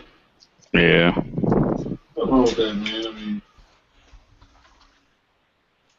like I remember, like right after the game came out, like within a week or so, like the shit was discounted. I was like, yeah, that shit. Yeah,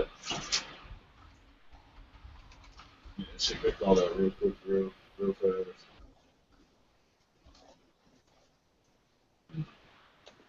happens. Man. Not every game is a banger. So. And I keep trying to go back to Call of Duty Advanced Warfare, but no one's ever online. So I get on and can't do any of them. So I play Black Ops, but I keep getting my ass kicked all the time. It's frustrating. Black Ops 3 or whatever? Yeah. That was another game that fucking... Different gameplay. I don't know. I'm streaky on that game. It happens, man. You know? It happens.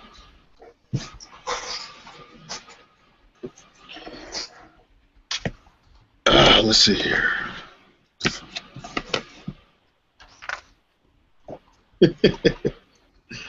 Oh, shit.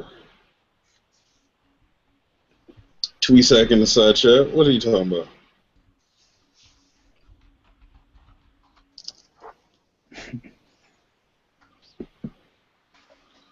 Well, you know what, ladies and gentlemen? It seems like this panel has gotten real quiet real fast.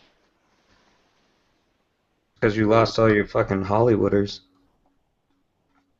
Yeah, sorry, I'm not that Hollywood. I'm boring. Yeah, I guess I'm not that Hollywood either, but Out of the word.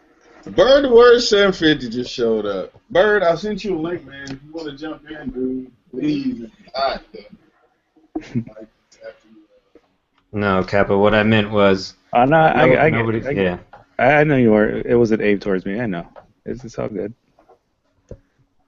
I don't take offensively, or I got pretty thick skin, man. I was just messing with you. Oh no, I wasn't trying to apologize to you or tell you I wasn't trying to offend you. But I got what you're saying.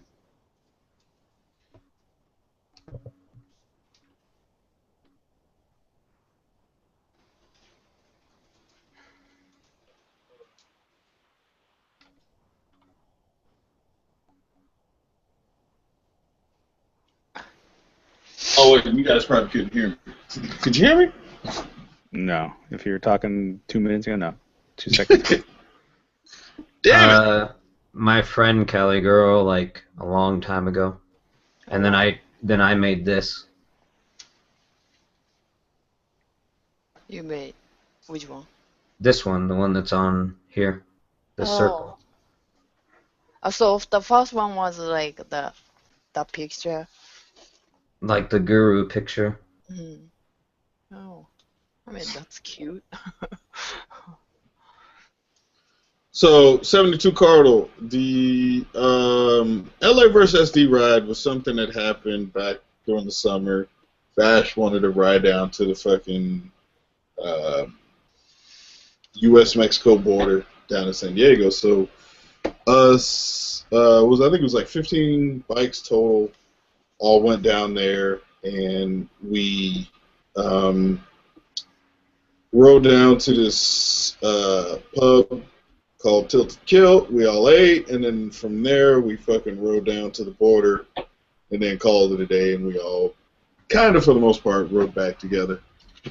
So we're just doing another version of it, since yeah, just we're going to do part 2. So that's what the LA versus SD. It's just wait for Motovloggers to get together. Right down to San Diego and the border, and right back to the subs. Most. It's like damn near about 2 hours. Like you have to stop and get gas. We're showing like a fucking outside there and back. So, 250.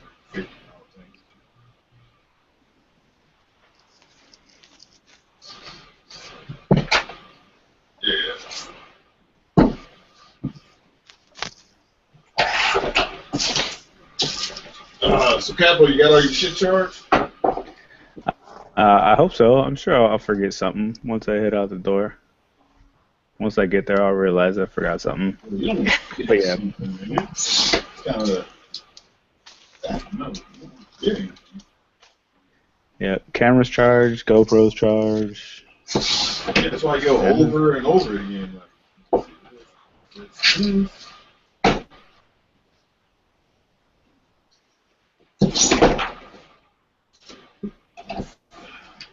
Sorry.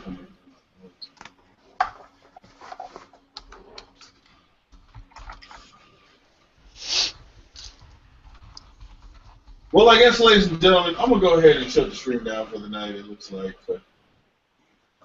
crickets and shite. Well, we're gonna go ahead. If you're in the SoCal area, man, and you got nothing to do tomorrow, make sure you head down to San Diego. Head to the Tilted Kill, is what it's called.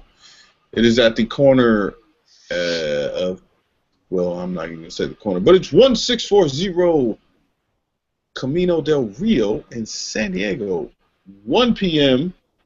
That's California time.